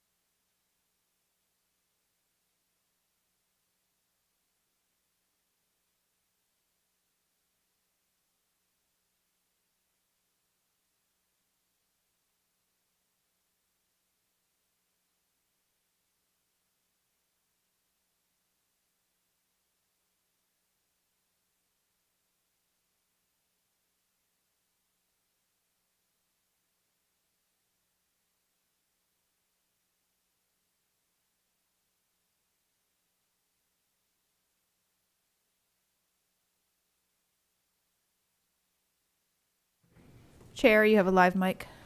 Okay, Mr. Miller, let's continue with public comment. Your first public speaker for this item is David Bumpus, and he will be followed by John Harney.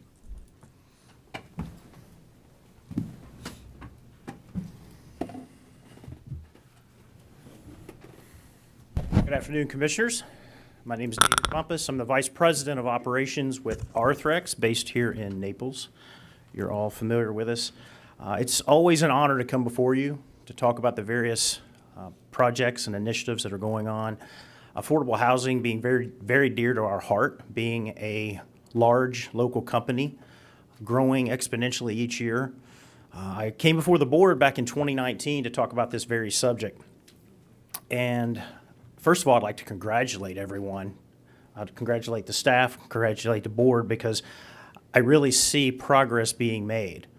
And I want to thank Commissioner Hall for inviting me to come today to speak on behalf of Arthrex, and not just about our needs, but about the importance of this topic that we all know is vital to our community, but how do we continue to keep our foot on the gas? And what are those things that we need to do? And so to see Mr. Bosey's presentation there, it gives me a lot of hope. Obviously, having some communication with Tallahassee in the past few weeks also gives us a lot of optimism about the future. And so there's no need to rehash, the discussions of the past with traffic concerns and hiring concerns and all of those issues. It is ironic, though, that as I was driving here today, I thought about the photographs that I put up in 2019 of I-75 in the mornings and in the evenings, and just how congested they typically were. And I thought, well, this year I would have to put up additional pictures of Immokalee Road and Vanderbilt Beach, and the list goes on and on and on. And we know that's not all about affordable housing. We know with the onset of COVID, a lot of people have relocated to Florida. Who wouldn't want to live in this amazing town that we call home? But it is so vitally important for us to continue to thrive here, not only as an industry, as a company, as a global leader in medicine and making people better, but it's vitally important for you as well, the county government. And so, again, I want to just, with my limited time, I want to encourage you to do all that you can to promote these ideas, support these ideas. And I love and appreciate the idea of making some of them, sunset over time so that they can be evaluated and improved upon. And I do believe there's one aspect of this that sometimes gets lost. We talk frequently about hiring nurses and doctors and teachers and all these various important roles that we need here in Collier County, and they are vitally important. But there's one subset that we often forget, and that's our children and our grandchildren. I have 2 high schoolers, and my wife frequently brings up her fear that they're going to graduate from college and say, Mom, Dad, we just can't simply come back and live in the town that we love unless we live with you. I was just going to say, they could live with you. You got a big house.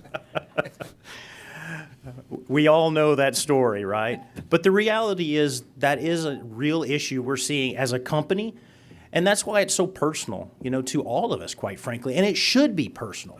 We want people to be able to stay home, continue to grow their communities, provide, be valuable input, someday serve, on this amazing board. So again, I appreciate the time today, and I certainly hope that we will continue to do everything we can to push this initiative forward. So thank you very much. Quick ask, if I may. That's all right. I have a quick, before you go We got away, some questions for you. David, just one quick question, or this is a comment question. I want to hear from you as one of our largest employers in Collier County, what we can do to help you specifically, besides a global passing of this or that or the other thing.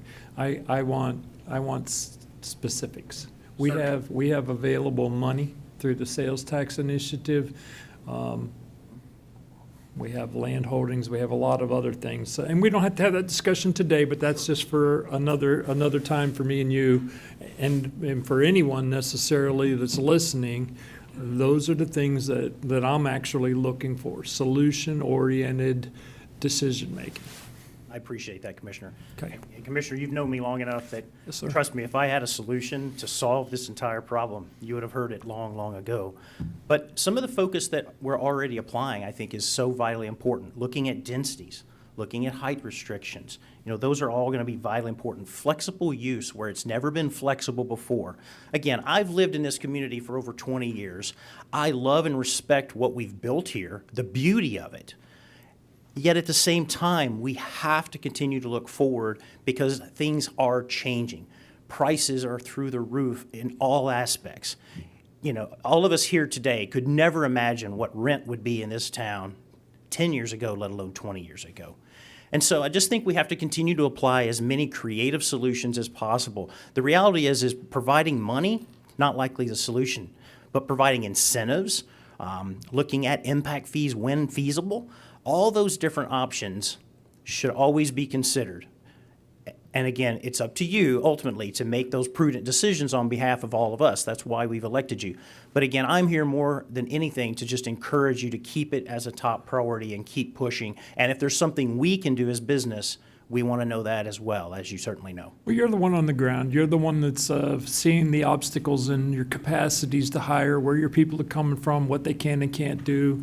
And that's where I was asking for specifics. If you see a particular obstacle that we necessarily could help with that would maybe alleviate that. That was the thought process. So thank you, sir. Let me ask you, what are because I know Arthrex is doing a lot for their employees. NCH is looking at, and has, purchased apartment complexes and things like that for their employees. And to your point, it's not just about the first responders or even about our kids or grandkids. It's about the blue collar workers. I mean, I talk to a lot of restaurateurs and they say, my server makes way less than a Collier County sheriff. So before you try to focus on the first responders, and that's not a diss at anybody that's a first responder, but the population of people that needs help is bigger. I know right now in my district, Moorings Park and a few others are working, and I'm working with that group of converting a hotel basically to apartment complexes, a shabby hotel that they're going to, upgrade exponentially, and then use that for their employees. Moorings Park's going to use it. NCH is going to use a little bit. I know that you all are doing a lot of really unique things for your employees. What's the latest that Arthrex has done? Is it supplementing their income to make sure they could afford to live here? And granted, there's people at Arthrex that make a great wage, but you also have janitors. I mean, you have security. I mean, so you've got a bit of everything. Enlighten us as to the latest things that you all are doing for your employee base. Certainly. Thank you, Commissioner. Yeah, to the very base of it, absolutely. We work every day to try to be as competitive as we can and to provide that wage that does help our employees. But on top of that, most of the time, that's not enough. So one of the things that we've done for decades, especially here at the corporate headquarters in Naples, is provide transitional housing, especially for new employees moving into the area. And I can tell you, 20 plus years ago, that was, usually 3 months is all that someone needed. Arthrex picks up the cost. We had the luxury of doing that, providing them the opportunity to talk with their coworkers, go out and drive around, get to know the community, and then lease or buy or whatever they were planning to do. The good old days, right?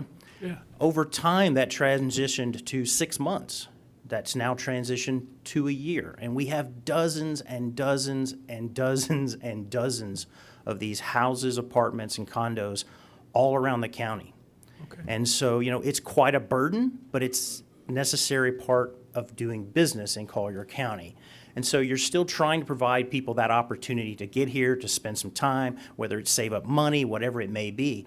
But quite frankly, if I had a 250 or 300 of those units, I could fill them. Do you pick up the tab, or you subsidize? They pay a fee. They pay rent, but it's a much less fee, and you make up the difference, or you own it. So you charge them whatever. What are the different algorithms that you have, or the different options? I'm sure you might have several.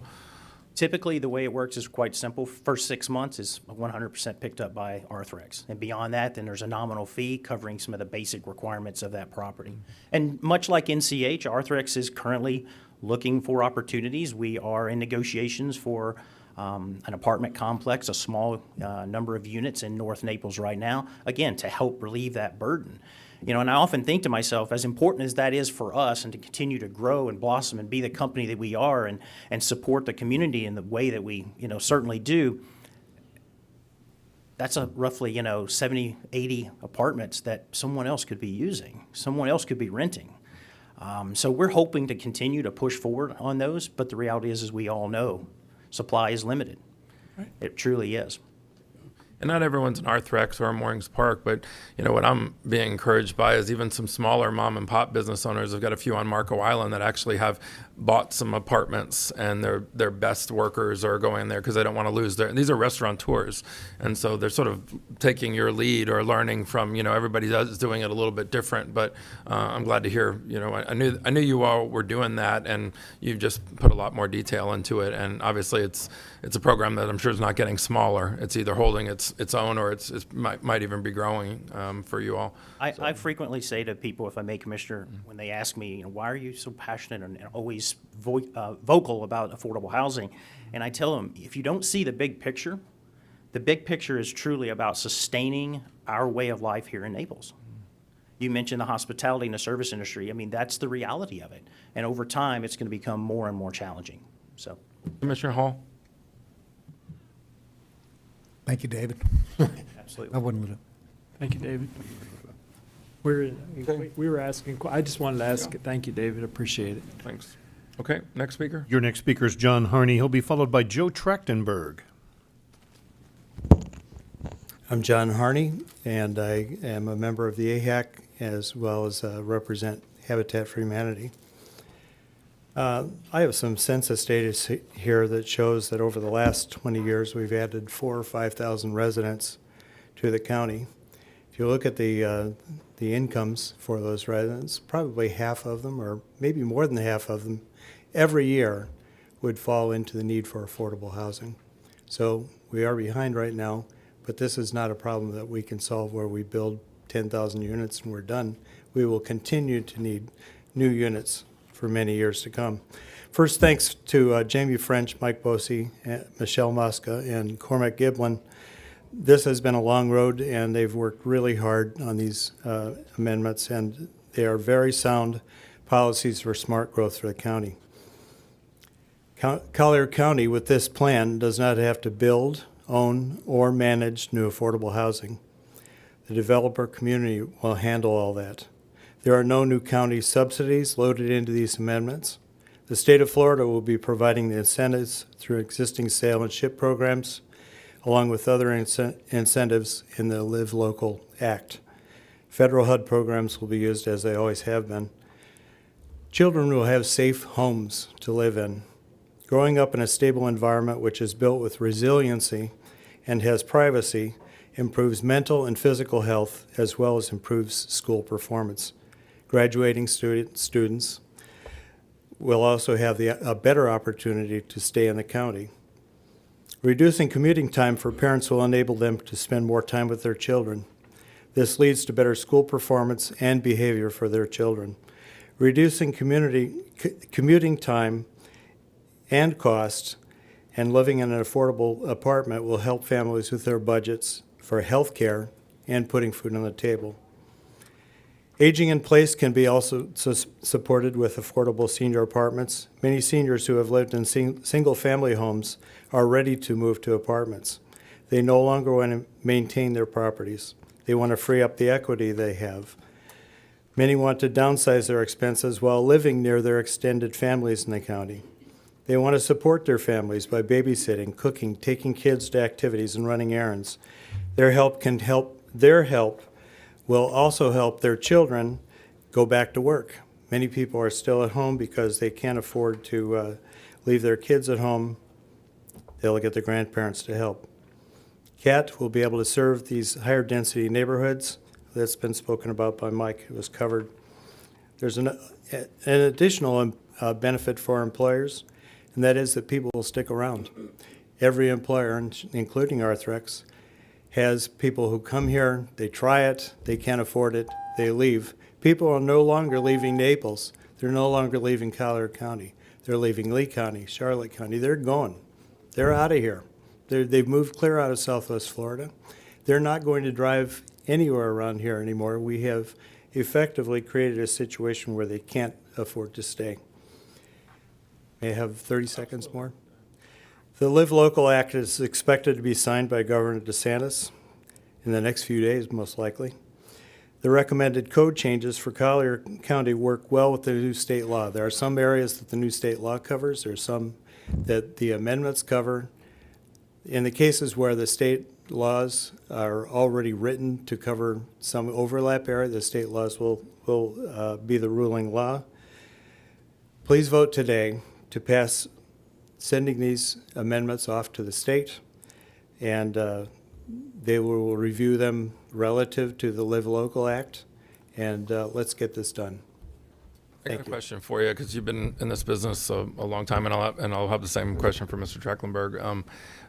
Anything concern you that's coming down from the state to us? And I think you already answered my question about what the county is proposing, what Mr. Bosley went over. I mean, if you had any serious concerns, we'd want to hear those right now.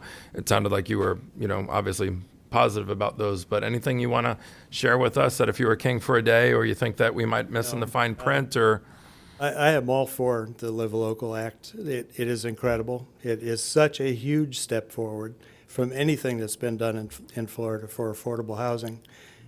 If I could go there and pat people on the backs for voting for it, I'd do it, because there are some great things in it. It's going to make a really big difference. Okay, good. Okay. Thank you, sir. Thank you. Your next speaker is Joe Trachtenberg. Joe, I'm not clear by this slip. Was Jennifer wanting to cede time to you? But she's left long ago. Okay, so Joe will be followed by Lisa Lefko. Good afternoon. For the record, I'm Joe Trachtenberg. May I answer your questions first, Rick? Absolutely. If I can. So first of all, I am completely in support of what the county staff has proposed. I can tell you, when with your permission and with Amy's leadership, putting AHAC together with Jamie and Mike and the other folks from county staff was just a remarkable change, and it's really raised the level, I think, that AHAC has been able to operate at. So in terms of the state and what they've done, I had the opportunity to meet with Kathleen in January and review her rough plans, and I think her primary focus there, since she lives in Collier County, is observing how difficult it's been to make changes here. And I think that influenced her in structuring the bill that was presented to the Senate and to the House, basically having the state supersede what the local governments are doing. I think from a state perspective, throughout Florida, as we continue to grow as a state, this is a very special place to live. And I think we found that Southwest Florida, and particularly Collier County and City of Naples, are even more unique and more special. So if I can go on with my remarks. As Mike said over a year ago, AHAC unanimously supported these four changes, and that's been in place for a long time. Obviously, the Planning Commission supported them unanimously in May. And standing here before you today, I think it's appropriate for you to consider them favorably as well, and not allow what the state is doing really to interfere in how you view what may be their new authority. If for no other reason, I think it's important, as momentum has grown in Collier County, favoring the need for workforce and affordable housing, senior housing, and so forth. I think it's important that the BCC demonstrate that you care about these things, that these are important issues to you all, and that you're going to do what you need to support them. You asked the two prior speakers about other areas, and I would like to offer. These aren't new comments. I've been making them to you for the past year, but if I can take another minute. I think the next area after these four zoning changes are made is it's essential that you look at your impact fee structure, both in terms of how you charge, the amount you charge, and the deferral program that's currently in place. Lee County is charging $7,000 a unit for affordable housing. Miami-Dade has gone to zero. Sarasota County is using a sliding scale on impact fees for affordable housing. The lower the AMI, the lower the amount of impact fees.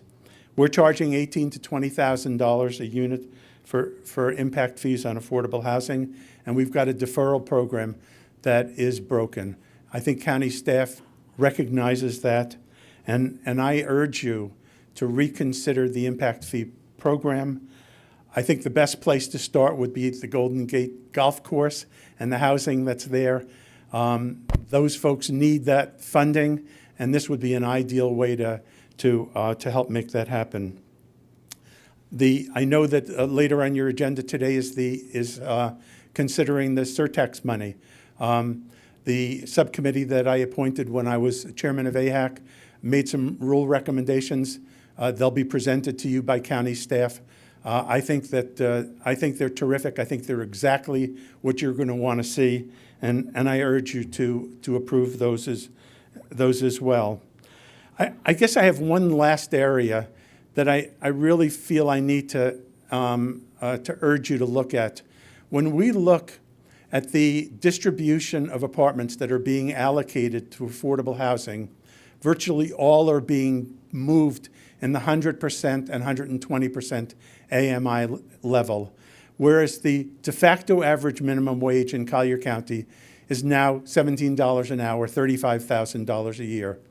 At 100 and 120% AMI, the rents that are going to be generated in these apartments are over $2,000 a month. From my perspective, those are much closer to luxury rentals than the kind of rentals that workforce can afford. And if you look at even the Golden Gate Golf Course property and how that's been allocated in terms of apartments, 5% of them are going to 50% AMI, 15% of them are going to 80% AMI, 80% of them are going to 120% AMI. That means even though 120% qualifies as affordable housing under our HUD laws and under our Florida state laws, the reality is 120% AMI at a $98,000 AMI that we have in Collier County won't cover our workforce. So I urge you, as you look at the distribution, to have far more units down at the 50% AMI level and far fewer at the 120%. Otherwise, we're really not curing the problem. So thank you very much for allowing me to speak, and don't give up. Vote yes on this, and please continue to support affordable workforce housing in our county. When we do that, though, and I don't disagree with you, but what the average citizen doesn't understand is if we say, yeah, we want 80% of the units to be at 50% AMI, it all of a sudden changes the algorithm of the density. And so some of these angry emails I get from some people saying, God, you guys haven't done anything at the county. Then when I say, you know those 120 units right across the street from your gated community that you hate, I'm going to make 99% of those affordable, but now it's going to be 375 units, and I'm pulling numbers out of the air. But that's the piece that this county as a whole doesn't sort of get. And when we talk to developers, I talk to them. Now you got Commissioner Hall, knee deep in it, but really all of us, developers will tell me with the door closed, I'm not a charity. So yeah, I'll build all the units you want, and I'll make it 20% of AMI, but I'm going to need 300 more units in that building, and it's going to need to be 10 stories taller. I'm over exaggerating, but that's the part that we really got to get folks informed on, because secretly, you get 300 emails, but then, you're in a town hall meeting and everyone says, they want the affordable housing built out in the Sahara Desert or all out in District 5 surrounded by redwood trees and unseen by anybody. And, as we change that equation, even if we tweak it just a little bit, it increases the amount of density, and I'm not saying that we shouldn't do that. But then, we wind up getting input from a lot of people, to include the developer who says, I don't think I'm even interested in this project anymore, because I'd rather go remodel the Ritz and make money hand over fist. So if right? I may, two very quick responses. So absolutely. First of all, there is no question that attracting affordable developers of affordable housing requires that they be able to make a small profit, or they're not coming here. So you're absolutely right. The pieces have to be in place. So impact fees are a big dollar amount, and that will help without increasing density. I think the other thing that that you will see, I took your assignment and Commissioner Saunders and Commissioner McDaniel's assignment very seriously, that you were getting these criticisms for the past year. So I made it my business to go out and try to convince people to fill your mailbox with emails saying that we do want affordable housing and that we are willing to tolerate these other issues. And I think They never said the second part, by the way. well, Just I so- think the momentum has changed, and I think a lot more people care about affordable housing now than they did a year ago. And you're right, we are going to have to make some sacrifices, but as the gentleman from Arthrex said, if we want the quality of lives, our quality of lives to be maintained here in Collier County, we're going to have to keep attracting people that make $30,000, $35,000, $40,000 a year.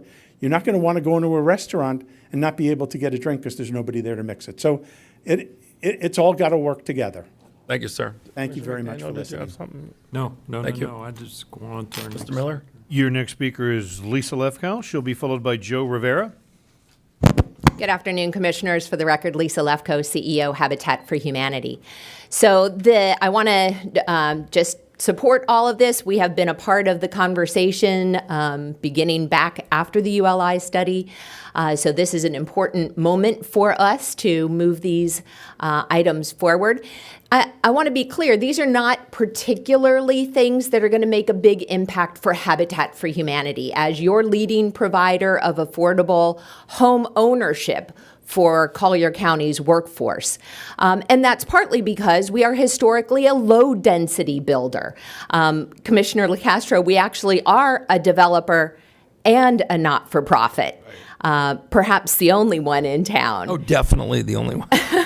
Not the only one, but in terms of home ownership, yes. These are important amendments. These are important opportunities. They will incentivize other developers.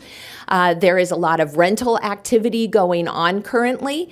And so I want to just remind you that there is more work to be done. There are more things that we can open up in order to provide incentives for affordable home ownership. And the math has to work. There's no doubt about that. Commissioner Hall, the first time that we met, you asked me, how would you feel if another developer of affordable housing came to town?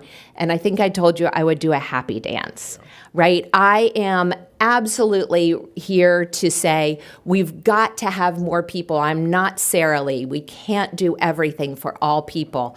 But I am very much encouraged by the conversation going on today. Joe's right. We are at a point in our community where the conversation around housing affordability and access to affordability is at a peak. And so this is the moment to seize that opportunity and to open up as many incentives as we can. My colleague from Arthrex simply neglected in the midst of the conversation to talk about the wonderful partnership that Arthrex has with Habitat for Humanity and the number of Habitat homeowners that are Arthrex employees. So again, this is a wonderful opportunity for us, an incentive and an encouragement for others to come to the table and to continue to provide access to affordability.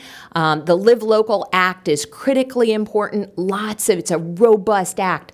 But to Senator Pasadomo's words herself, it really is an opportunity to incentivize rental production and productivity of rental housing. Certainly a need, but we've got to also be aware that affordable home ownership. So, Commissioner McDaniel, to answer your question about what you can do to help Habitat. Did I ask you? You were about to. Oh, okay. I know you were about to. You were about to ask the same thing that you asked David, which is, what can you do to help Habitat build more homes? And so the considerations, the things that we've done in the recent history, the development of the community land trust, the surtax, and our process to create ability to use that surtax funding, looking at county-held properties that might be useful, that might be put into the land trust, and then a developer like Habitat to be able to come forward and provide additional home ownership opportunities. So thank you for your time. I have a statement and a question for you. So the statement is, I'm always disappointed when I have a town hall meeting and citizens in that community hear that maybe a Habitat project is coming, and the ones that are against it will say, well, we don't need low income housing across the street from, our gated community. And the reality is, that they think like, homeless people have been pulled off the street and are living there, and they don't realize it's Arthrex employees, NCH nurses, blue collar folks as well. So, I mean, it's a real feather in your cap, the people that you're taking care of. It's unfortunate. It's a small percentage of people, but it's a bigger percentage than I ever thought it would be, that folks still sort of don't understand or have a misconception of Habitat for Humanity. The question I just have for you, take advantage of the CEO for Habitat for Humanity being here. Anything you can share with us that's on the books, that's on the horizon, or something like, to Commissioner McDaniel's question, how can we help you? Is there something that's coming to us sooner than later, or you have something in the works? I mean, I know you always have some things on the drawing board and some shovels in the ground. What's the latest in your world? There are always things in the works. And I forget who talked about this first, David, maybe it was you, about the flexibility. So being able to say, you know what we created this process then, but we are a different community today. And so being open to flexibility, to new ways of coming at our land development code, building density, all these things that we're doing right now. These are the keys. We've got to identify who we are today and who we are going to be. It is incumbent upon you all to be those forward-thinking strategists, to say, not just how is this going to impact us today, but how can we lay a solid foundation for smart growth so that we are leaving the future in better hands, and we're thinking in advance about the incredible growth that everybody agrees is happening and is going to continue to happen. I know you own a bit of land in my district and District 1 that's not yet developed. Do you have some things though and that's why I guess I'm looking for a little bit of a crystal ball. If you can share, are there some things that on some of the undeveloped land that you own that are starting to take shape and might be coming to this board, or even just to me specifically sooner than later? Because the other thing I was going to echo is I'm just so impressed at the different designs that you all have been so creative. Habitat for Humanity definitely aren't cookie cutter neighborhoods. I mean, some of the drive arounds that we had way back when, but even some of the new things, how they all look so different. And I've said in town hall meetings before, some of the nicest housing in certain parts of my district are Habitat for Humanity houses. But having said that, some of the land that you own as you go east on US 41 towards Everglades City, I know you have some parcels there. Is there anything that's starting to move in a possible positive direction, if you're able to share that? Sure, and I don't want to preempt, but there are lots of things that are in the works, things that are incentivizing some joint venture partnerships, things that I think are going to open up opportunities for mixed income neighborhoods.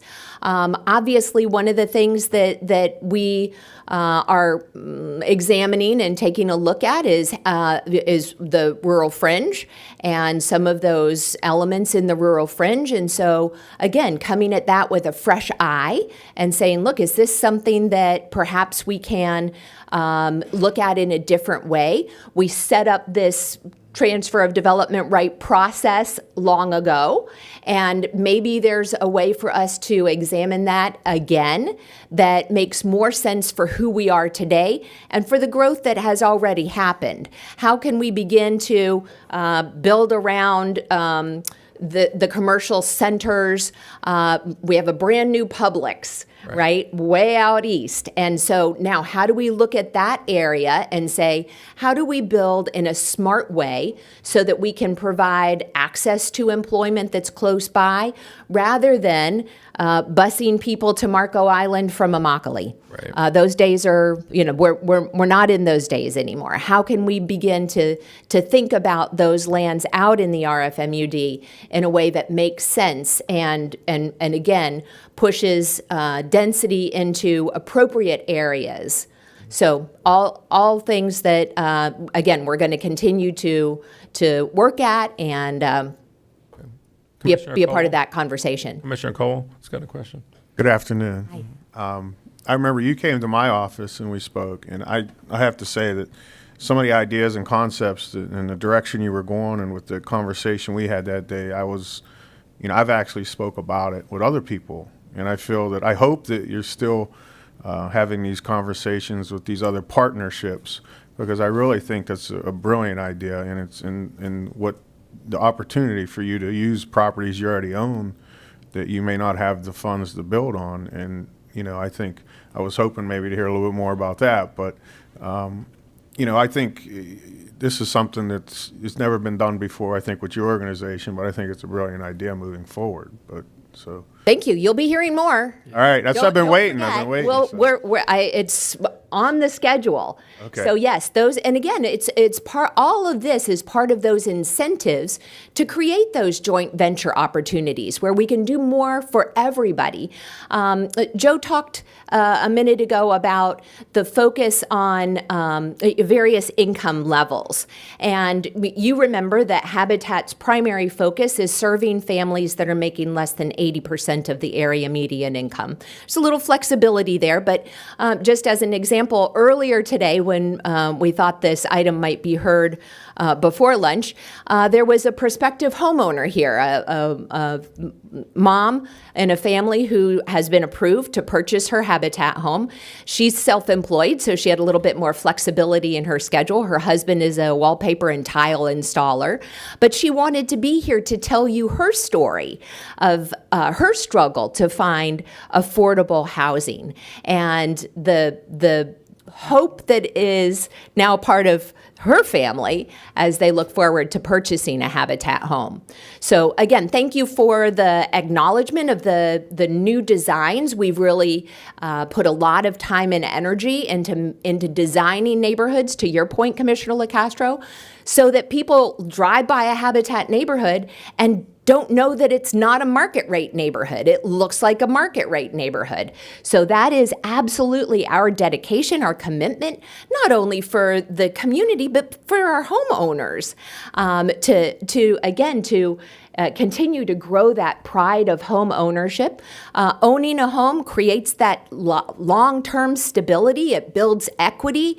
Home ownership does so many things that rental opportunities do not do. And so we want to be sure that we are able to continue to provide that. And we would like to be able to expand our work. And we can do that when we work in partnership. The partnership at the Golden Gate Golf Course is a beautiful example of that. A public-private partnership brought philanthropic community together with a developer and county government. We'd like to see more of that. Let's find more ways that we can do that. That's going to make Collier County the leader in the provision of affordable housing. Thank you. Okay, next speaker. Your next speaker is Joe Rivera, followed by Kate Tardif. Hello. Good afternoon. My name is Joe Rivera. I'm with the Vice President of Golden Gate Civic Association. Commissioner LaCastro, you mentioned that we should know what's on the agenda, specifically what's on it, so we can talk to it. So with that, you said sending in emails is a good thing and making your arguments, to pro or con, whatever. Well, the Golden Gate Civic Association requests that the mixed-use activity center subdistrict of the Golden Gate Parkway overlay be removed from consideration for the proposed conversion of commercial by right subdistrict. The current zoning for this activity center was part of amendments to the Golden Gate Master Plan approved just a few years ago, with more than 3 years of staff planning and community meetings. This proposed change would undo the intent of the activity center, which was to provide above first floor retail uses, housing above first floor retail uses. It will also increase the density from 16 to 25 units, specifically, impacting our infrastructure overcrowding in the heart of Golden Gate City. We are concerned that these changes will be given to the developer by right, removing the public process. Commissioner Colwell talked about citizens' rights to be able to have your say. Removing that would leave us without a say in what gets built in the community. We had the association contends that it is never beneficial nor appropriate to remove the public from the process of government. This is certainly not government by the people for the people. Golden Gate City has long provided affordable housing numbers for Golden Gate, for Collier County. The density in our 4 square mile community is not double, not triple, but 6 times the density of City of Naples. Our single-family homes house 2, sometimes 3 families. Every major corridor inside and outside the community is lined with multifamily housing. We believe our quality of life as well as our health and safety are jeopardized by continued efforts to increase density in our 4 square miles. We ask that you do the right thing and uphold the intent for the mixed-use activity center, which is in the Golden Gate Master Plan. And by removing it, this little red area, removing it from this initiative. On your executive summary, on the first page, in the executive summary, on the first page, under considerations, paragraph 1, it says 2 of the 5 initiatives are implemented by right, no zone required, no public notice, no public hearings. There's no mention of any benefits to the community, to the residents, to neighboring that area. Also, again, Mr. Bosey said that the reception last time of those 4 things that he showed on the Excel spreadsheet were lukewarm. He said that there are sites that this can work, but this is not a major intersection, that area, and all we ask is that you remove it from this plan. Oh, sorry. Last thing. Did you want to ask? Last thing. This is your what is this? Your agenda for today regarding this subject and the clerk's comments. Recording in progress. Okay. So the clerk's comments show the concerns is there as well. Right. Okay. Thank you. Mr. Chair, my apologies for that. We're having some significant Zoom issues. It's an internet issue throughout the entire building. I'll call our next speaker, Kate Tardif. Is Commissioner Saunders still on the line? I'm efforting that right now, sir. I do believe, yes, Commissioner Saunders is with us. Please, Kate, Yeah. come on up. Commissioner Saunders, do you have any questions or anything at all at this point? Not at this point, but yes, I am back on. Okay, great. Thank you. And before Ms. Tardif starts, I did have a speaker on Zoom queued up when everything got knocked out. I'm going to see if we have her back right now. Ms. Tardif? Thank you very much, and thank you for allowing me to speak again. I appreciate that in the past I have been a major irritant, and I'm going to try to be, this is the flip side now. I'm very pleased to hear what I'm hearing today about the emerging favoring of actually getting behind building affordable housing. And I agree with a couple of speakers before me that this has been a long journey here in Naples. I think that some of the journey of it has had to do in part with some of the, a fairly large percent of owners perceiving it as slum housing and not wanting that not in my backyard. Not to mention the look and feel of Naples, were there to be more of the kind of housing that affordable brings to mind. And so it's very exciting to hear that this is something that we're putting some energy to. And I wonder if to the matter of owners, residents looking at Naples as Southwest Florida's playground and a playground like Palm Beach to southern Florida, if we don't need to do a little bit of work behind correcting the perceptions of voters regarding exactly what affordable housing is, what it can look like.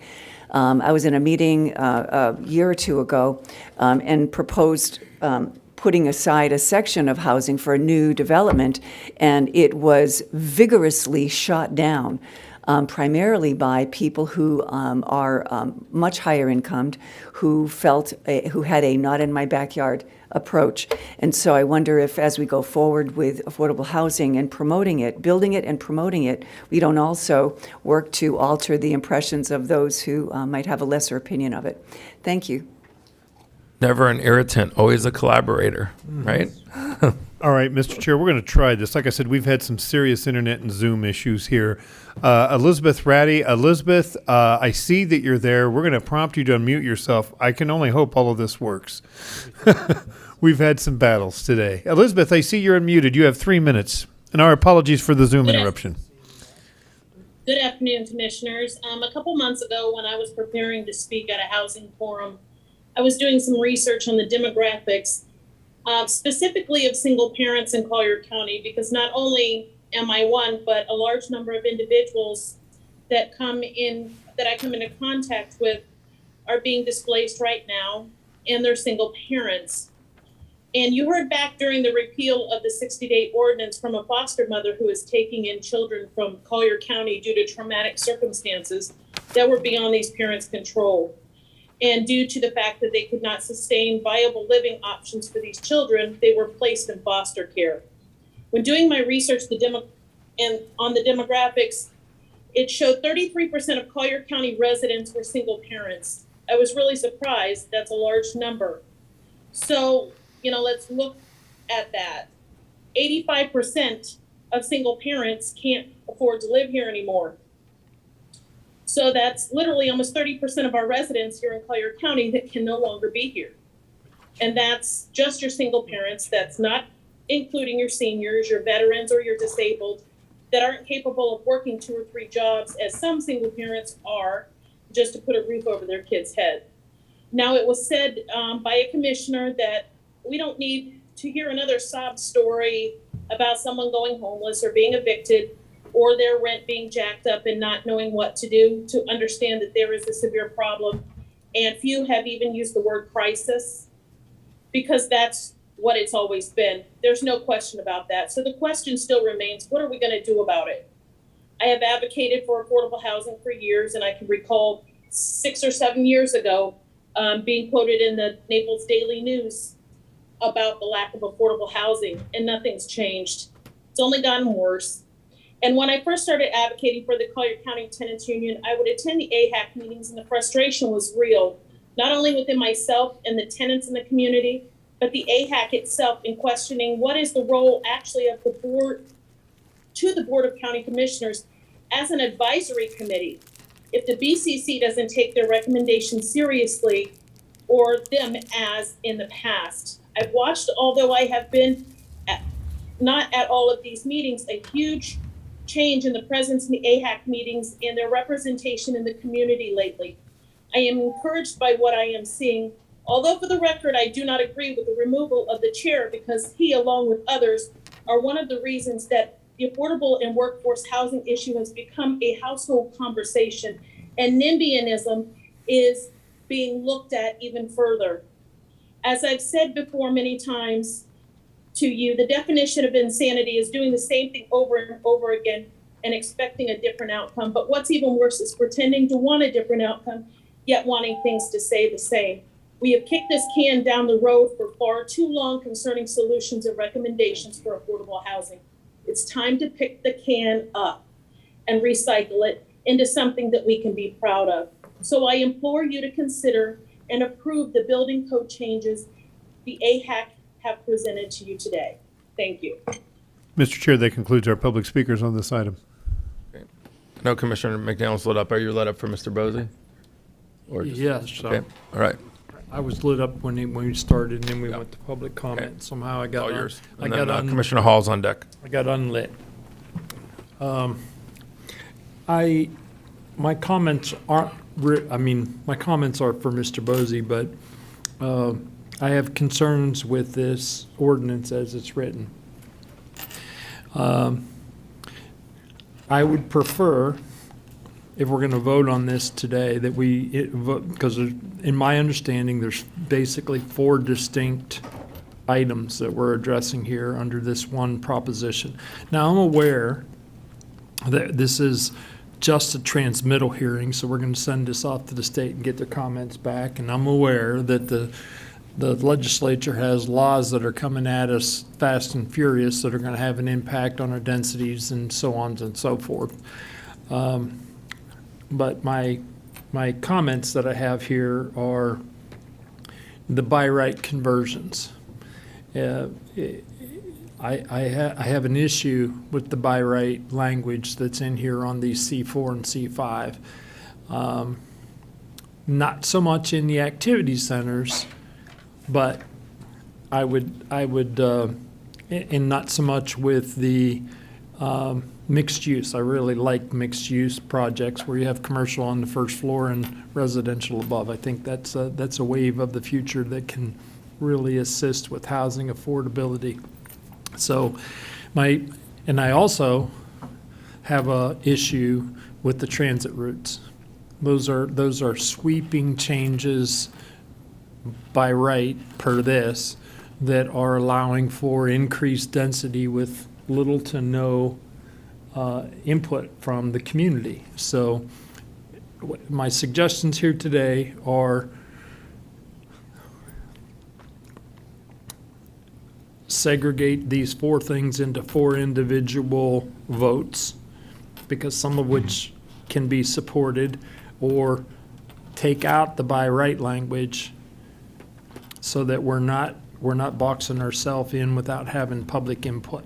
We heard from one homeowners association today that has an issue with the by right language and the increased density in an area, Golden Gate City, that is already has by right increases that haven't necessarily even been effectuated yet. I expressed concerns when we did that because of the conversion capacity on those commercial pieces of property. So I know we have conversion rights of density up to 16 units on C1 through C3, I think, already. This adds in C4 and C5. So that's my suggestion, is pull the by right language. Can we go forward with it as a proposition without the by right language? Any of the proposals within the Exhibit A, which is the proposed GMP amendments, they could be altered. You can extract any portion of it. What I will say about the by right is when you have your commercial that's not within your activity center. Your activity center, the activity center within Golden Gate Parkway, that density has already been increased by this Board of County Commissioners, well, a prior Board of County Commissioners, to 22 units per acre. And I think that's what you're referring to, Commissioner. The conversion to commercial doesn't apply in the activity centers. The conversion to commercial only applies to commercial that's outside of activity centers.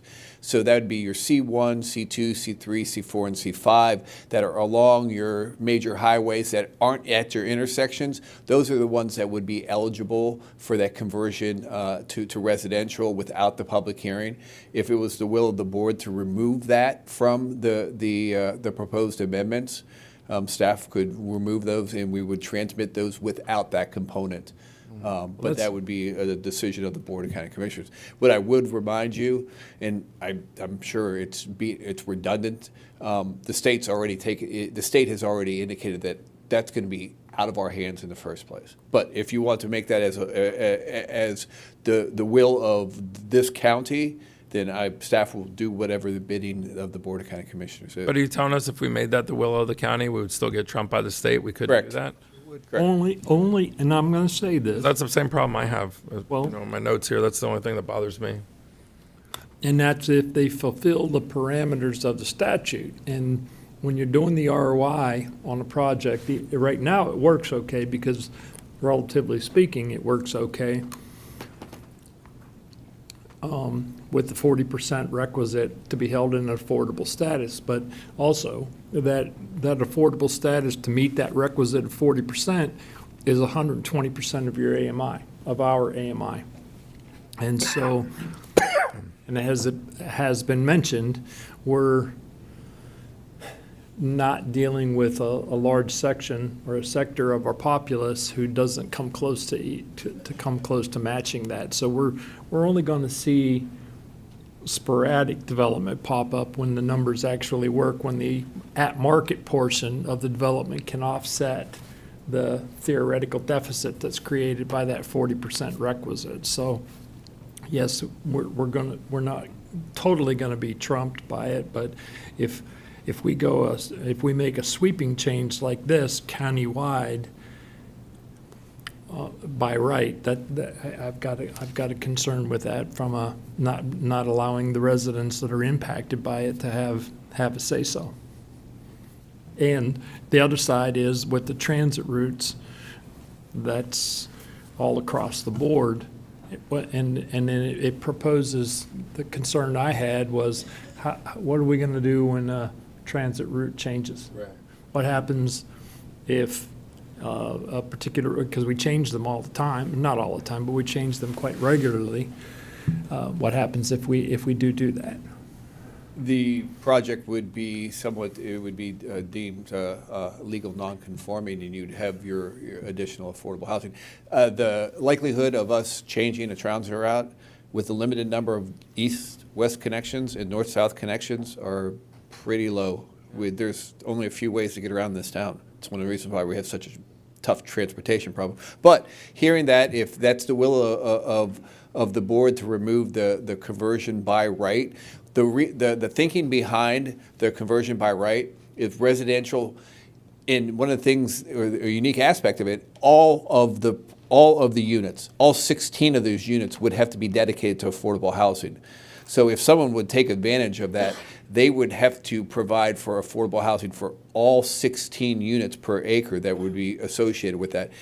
But the concept is that the impact that residential development would have compared to the impact that the commercial has to be determined, that the trips, the public utility impact has to be lower than your commercial counterpart. So therefore we said we're removing the public hearing because it's a less intense project than what the commercial would have on that adjoining residential neighborhood. And because it's a less impactful from those public facilities impact, it should be, we can allow for the conversion without the public hearing process. But I understand if that's the will of the board, we most certainly can remove that component. I don't like anything that removes public comment, even when we get negative public comments. But like you said, in the examples you're giving, it's going to be a small percentage that's going to happen to, right? Is what you're basically saying. If you've got the state saying you can convert with no public hearing and only have to provide 40% at 120, and we're saying you have no public hearing, you convert, but you only get 16 units an acre,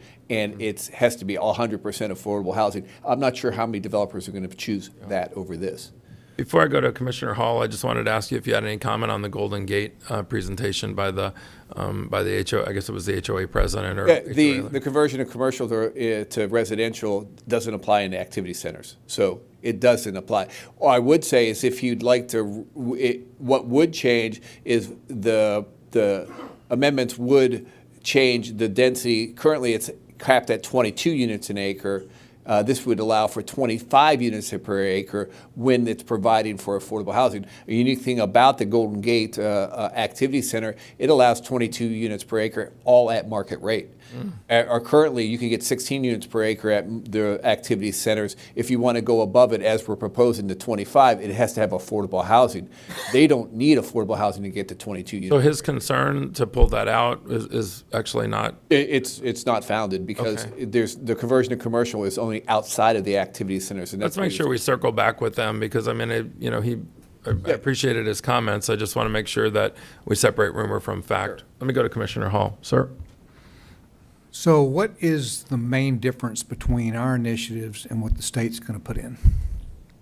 The rewards. The differences, like what advantages would we have over what the state's going to approve?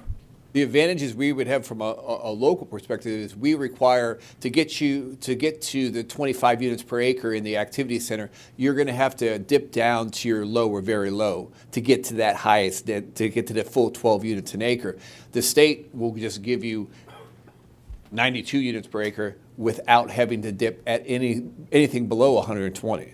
I guess what I'm asking is if we approve these initiatives and the state comes along and does the Live Local Act, are we going to get trumped everywhere, or is there places where we won't get trumped? Well, the TOD transit proposal will not be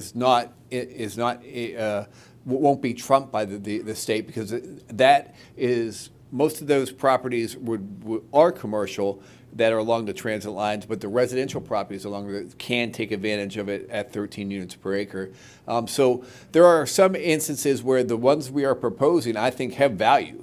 And would stand as a potential option, another option, but the transit line does not allow for, or doesn't eliminate the public hearing process. It just means you're eligible for the 13 units per acre. It doesn't mean that you get to skip the public hearing process. That's what the state would do. So for the concerns on the transit lines, you get 13 units per acre. You're eligible for 13 units per acre. Can I ask a quick, I don't mean, forgive me for interrupting. Okay, I had that was my next question was, what is the percentage of affordability to get to the 25?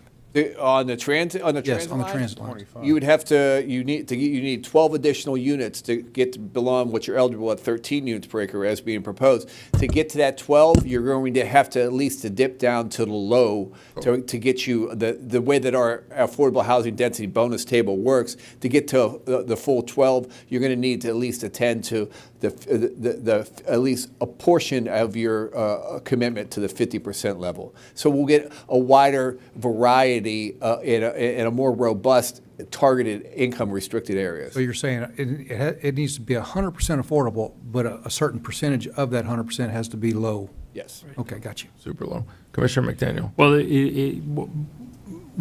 you're proposing that they could go to 12? On the transit line, yes. They're eligible for 13 units per acre. And they still have to go through a public hearing process, so you could say, we don't think 13 units per acre is appropriate at this location. Or that's at market rate. And if they wanted to go above what they're eligible for at 13 units per acre at market rate, they could go up to 25, but that has to have an affordable housing density bonus agreement with it, associated with it, to get to that full 25. And what do they start with before they come in? Do they have to be C1 through 5? No, they could be C1 through 5, or they could be residential. Could be a single-family lot on Golden Gate Parkway. Yes, or it could be a leftover ag parcel that they're scattered along some portions of the East Trail or other. Hence the concern that I express about by right on those transit routes. There's no by right.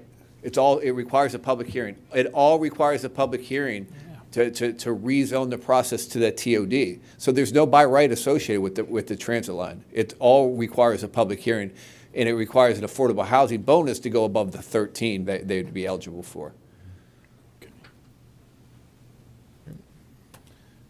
Anybody come back on public comment? Mr. Miller, anything? No, we have no more public comment on this, sir. Commissioner Saunders, just wanted to reach out to you again, just in case you had a comment and we weren't seeing you. Yeah, no comments at this point. I may have some before we vote. Okay. I mean, if no one has, Commissioner Colwell, do you have, go ahead, sir. I just wanted to ask Mr. Bosey, this particular state statute that's going to be coming down our way, was the C4 and C5 included in what their language is? Yeah, any area that's zoned commercial, that's C1 through C5 in our parlays. Anyone is entitled to the 92 units per acre, and the height's going to be determined by its location within that 1 mile radius in which they look out. Thank you. And the achievement of the density is going to be based upon the size and in proximity to another higher structure within that 1 mile. Exactly. If it says you're entitled to the highest structure, residential or commercial, within that 1 mile area, or 3 stories, whichever is higher. So if you've got a 3-story product, even if they're eligible by that 92 units an acre that we have approved, there's no way that they would be able to fit that within the boundaries of a 3-story structure. You just don't get the economies of scale. You don't get the height necessary to do so. Commissioner Hall. You can go first. Go ahead. I'm going to make a motion. Okay. Well, my next question then is, in the maps you were showing were mostly in the urbanized area. There are C3, C4, C5, C1, C2 out east. Well, I know we just approved 4-story apartments at Randall.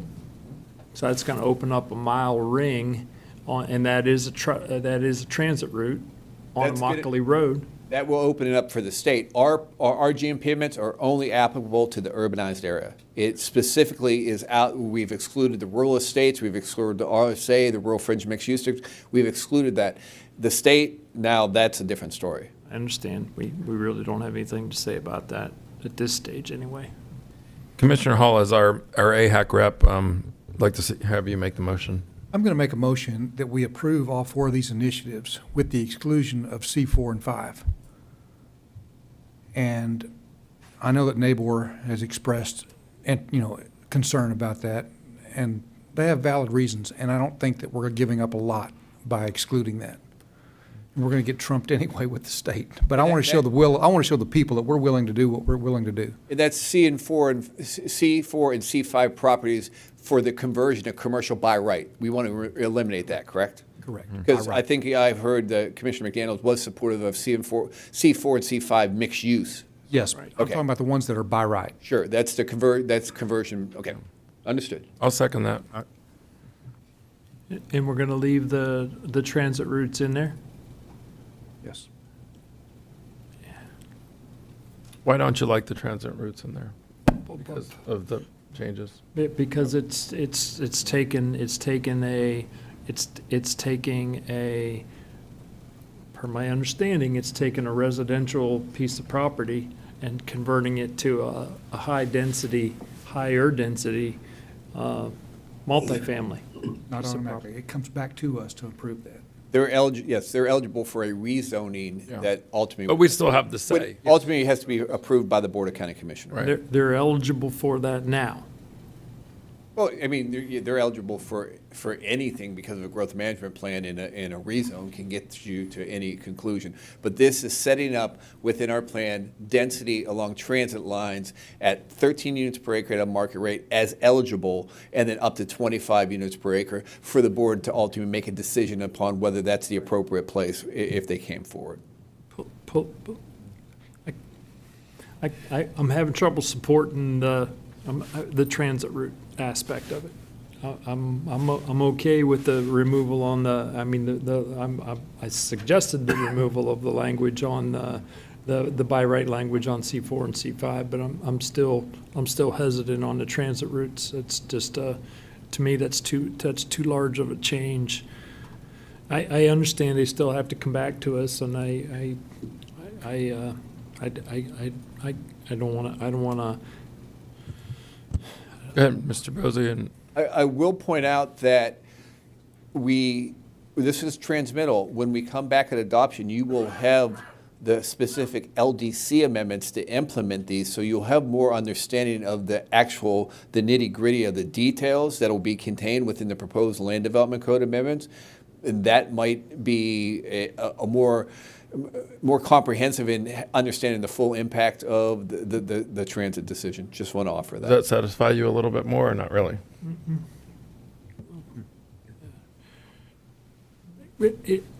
Not really. I mean, there again, I've been 4-1 Billy before, so I'm okay with that. We've been at this a lot longer. So to me, by approving it, there's no difference than not approving it. It still has to come to us for rezoning. So why do it? For the affordability aspect of it.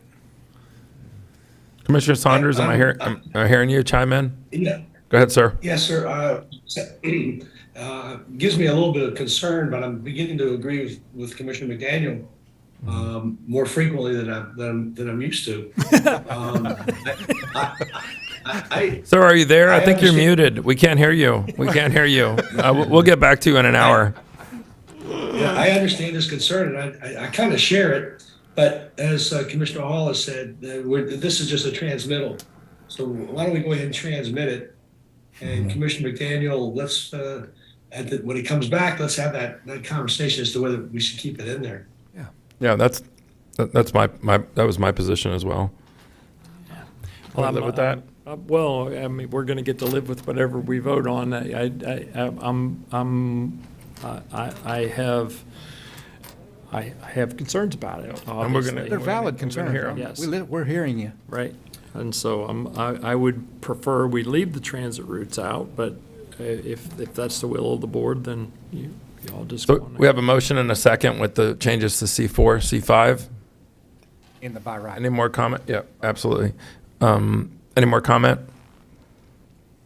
Anything from you all?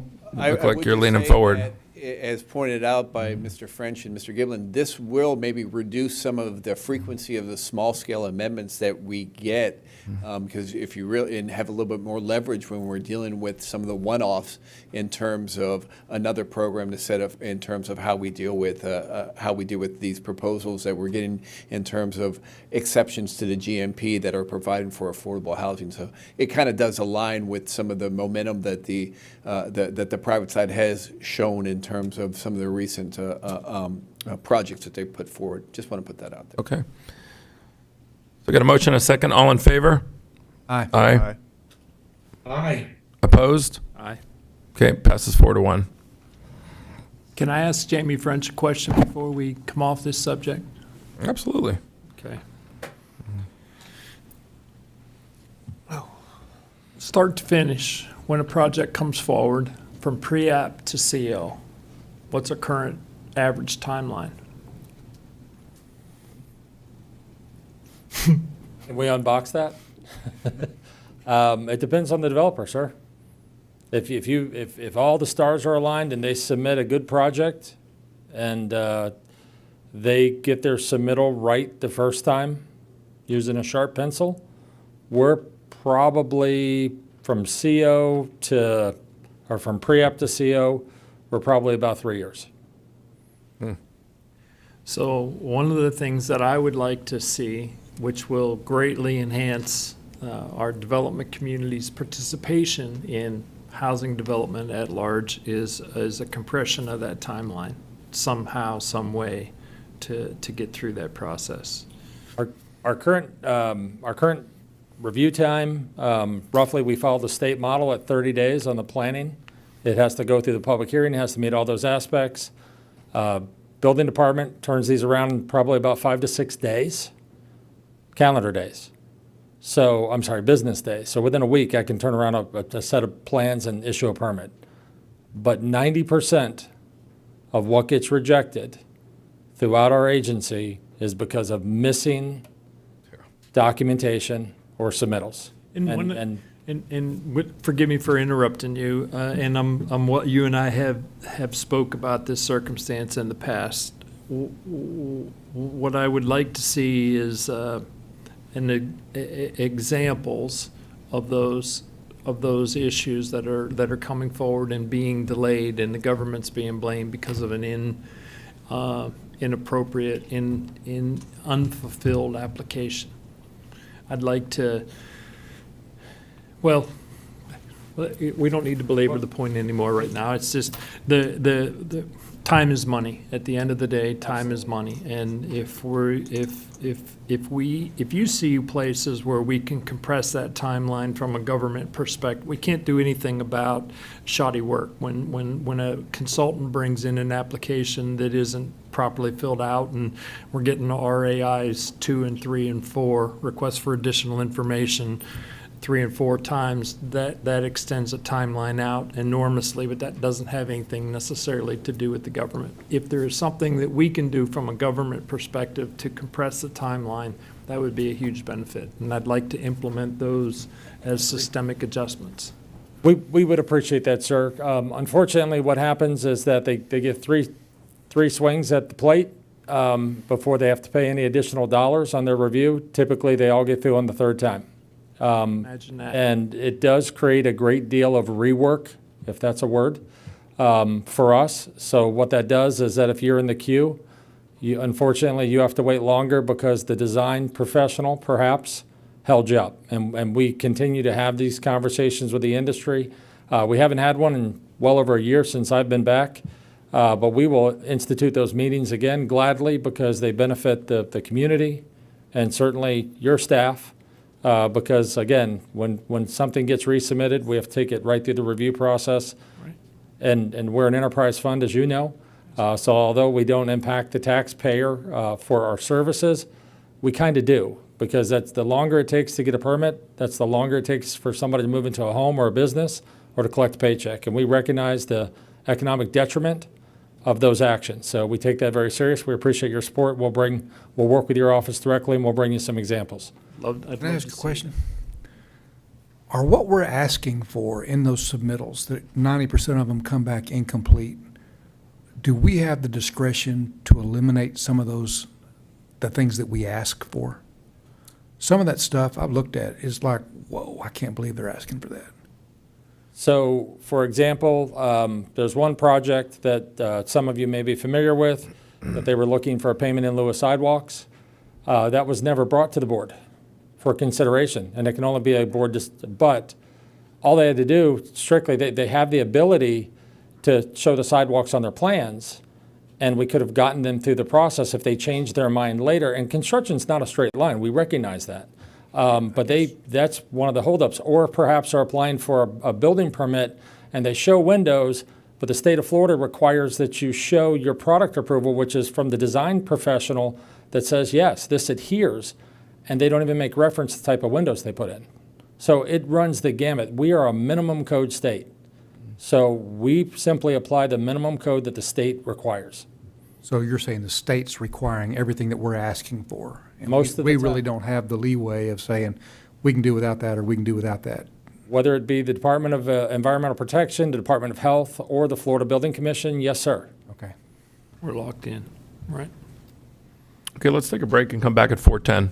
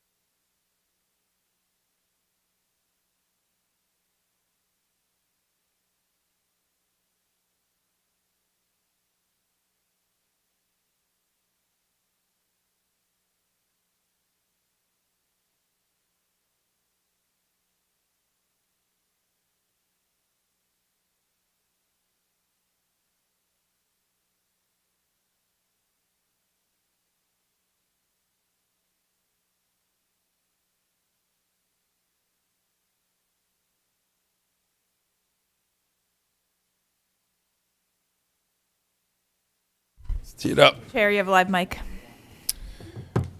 Okay, what's next? We're going to 11 or 10B. We're moving to 10B. This is a recommendation to nominate and appoint up to 8 members to the County Government Productivity Committee. I will look over to County Attorney Klatzkow to help guide you through. The process, and I chatted briefly with the chair on this, the process would be, I would suggest you do the regulars first, the at-large second, and by the regulars, we go in commission district order, so the commissioner for District 1 would make a nomination from the applicants if desired. Board would vote on it, and then we move down through 2, 3, 4, 5, take care of that, and then we'll get to the alternates. Okay, so if that's that sounds good. So if I start off, I'm going to nominate Alita Olson, right?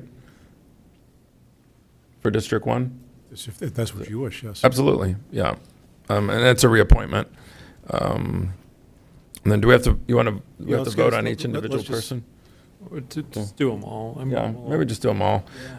Yeah, she's stellar. It's a reappointment. You know, I handpicked her initially, and hear nothing but great things.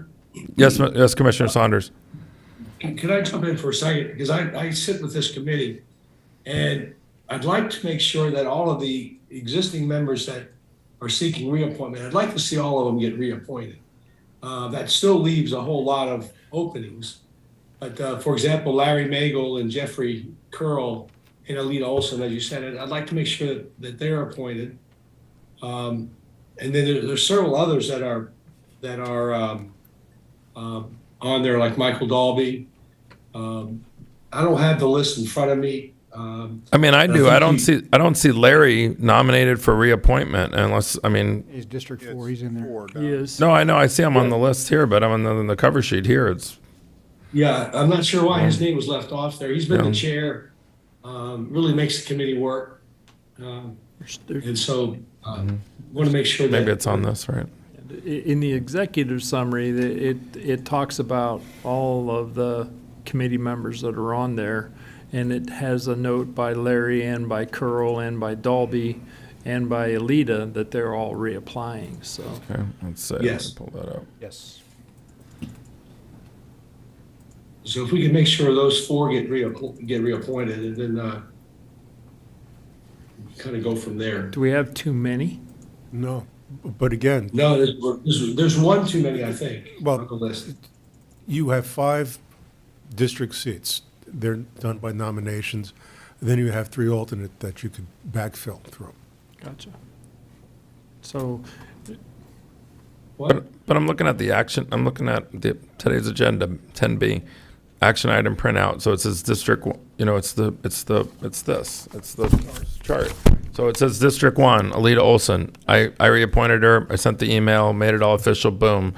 Whoever. District 2, Tracy Keegan. Boom. It's on there. Why is 3, 4, and 5 blank? We didn't get nominations from all the commissioners. Okay, but then I look at the second page and Larry's in District 4. So should he be in that block as a reappointment? Kowal wants them. Yeah, I mean, so that's what we're all here to do. So if you missed reappointing them to the county attorney, you know, by accident or didn't see the email or whatever, I mean, let's solve it today. So I appoint Alita Olson in District 1. Obviously, Commissioner Hall is appointing Tracy Keegan, correct? Correct. Okay, and then for District 3, I mean, at least on this front page is a blank. Do we have District 3 nominees? Yeah, I've There got Marvin. looks like there are 2. Yeah, Marvin and Peter. Right. And to be perfectly honest, I don't know either one of those guys. Do you want to leave that open for now, Commissioner Saunders, and you can, you know, we could always appoint them separately, or? Yeah, why don't we do this? Let me just give me the authority to appoint one of those 2. Okay. I'll get with the county attorney. I don't think we have any objection to that. And then District 4, it looks like Larry Magel is looking for, like you said, is looking for reappointment, but then you also have 2 other nominees, or 2 other applicants, Michael Flattery and Meredith Gavin. There's only one spot, right? Yeah, so do you want to do the same thing Commissioner Saunders is doing? Commissioner Cole, take a look at your, Nominate Larry Mangle. Well, we have 3 at large. okay, So let's have Larry Magel as one of the at large. okay. So the nominee that's not at large could be either Michael Flattery or Meredith Gavin. Am I looking at the right things? Back me up on this. Okay, so Commissioner Colwell, do you know if either of those two you want to be your nominee, or do you want to do what Commissioner Saunders is doing in District 3 and nominate them at a later date? Yeah, I do not know either one of these, but yeah, I'll do the same thing, Commissioner Saunders. Okay. And I got an easy one. Jeffrey Curl? I'll nominate Curl. Yeah. He doesn't have a choice. Yep, good. Okay. And then we can make Larry Magel one of the, you want to do the 5 commissioners? That takes care of the 5 commissioners. You want to do that in a single vote? Did I hear you wanted to do it? Yes. I'll make a motion that those 5 appointees be named. Okay, I second it. All in favor? Aye. Aye. Opposed? Okay, passes unanimously. So just as reference, which ones are still hanging loose? District 3 and District 4? Yes, but my Right. understanding is that District 3 and District 4 are going to get back to me as to Right. who they want. So there's Dalby and Calamari. We still have, they're at the at-large, we have to vote in. So you have two more at large. Okay. So let's do Dalby and Calamari as 2 at large. Well, I mean, I had nominated John Simon, so he's in contention for at large too, right? Yes. Okay. Okay. So it's those, we have 3 at large seats and these 3 nominees? It's not, you have 3 at-large seats. You had 3 nominees for it, but the nominations were for John Simon, Michael Dalby, and James Calamari. But you guys just made Larry Magel a at-large member, so that takes from the 3 down to Well, I thought, the 2. yeah, but maybe then I misspoke or I heard the wrong thing. I thought Larry was going to be the District 4 person, possibly. If we make him one of the at-large seats, then it bumps one of these 3 people. I really am really strong on John Simon, so I did a deep dive on his background and spoke with him and whatnot. So I'd like him to be one of the 3, or at least I nominated him to be one of the 3. I think we kill all the birds with one stone if we make Larry the District 4 person, not at large, and then we keep these 3 whose names are here at large, correct? But it's Commissioner Colwell's nomination to make. Yeah. Well, it really wasn't. I thought I was re-nominating him for the seat he already had, which was the District 4 representative. Yeah, you were keeping Larry in the seat he Commissioner had. Saunders said something about Larry would make a good at large, and I think that was where we went. So Do you want Larry to be your appointee? No, that's what I initially said. Yeah. Do you want Larry to be your District 4 appointee? Yeah. That's what I initially nominated. Yeah, that makes sense. Okay, so can we amend that by District 1 would be Ms. Olson, District 2 would be Mr. Keegan, District 3 is still to be determined, District 4 would be Larry Magel, District 5 would be Curl, and then the 3 at large would be Simon, Dalby, and Calamari. All in favor? All right, that's, aye. Aye. Opposed? Okay, so that passes unanimously. So the only one hanging loose there is District 3. And there's several applicants, so we'll let, and as we said, Commissioner Saunders, at your discretion, so we'll have you just get with the county manager and we'll support either of those 2 candidates. It's at your discretion. Do you need All an right, great, thanks. Do you need an actual letter of appointment from me for Curl, or are we good? No, we're good now. Okay. But I mean, in the future, you can just send an email to the county manager and say, I appoint this person, and then that's how this thing would have been populated a little bit more, correct? Well, no, you still got to vote on it. Oh, no, I know. But if they would have gotten a note from you, there would have been more names on Everybody got those there. for you. I just didn't get the replies. I got you. Okay. Next, 11A. We're going to 11A and 11B as companion items. 11A is a recommendation to award construction invitation to bid number 23-8058 Golden Gate City Transmission Water Main Improvements Phase 1A Golf Course to Accurate Drilling Systems, Inc. in the amount of $4,008,590 and authorize the chairman to sign the attached agreement. Its companion item is 11B, recommendation that the Board of County Commissioners ex officio of the Collier County Water Sewer District award request for professional services number 22-8042 for CEI services for Golden Gate City transmission water main improvements to AIM Engineering and Surveying, Inc. in the amount of $1,817,423.25 and authorize the chairman to sign the attached agreement. Mr. Matt McLean, Public Utilities Engineering Division Director, is here to answer questions. There's also 11C as another companion to it as well. Well, 11C is the third companion. Thanks, Matt. Recommendation to authorize budget amendments to reallocate $15 million worth of funding within CWS Bond Number 2 Proceeds Fund 419 and reallocate $1,173,628 debt service funding between the CWS Operating Fund, Water Impact Fee Fund, and Wastewater Impact Fee Capital Fund. And Mr. Matt McLean is here to answer questions We on can all vote on three. both of those together? Vote on all three of them? Or all three of them together? Okay. Commissioner Hall? So I have a question.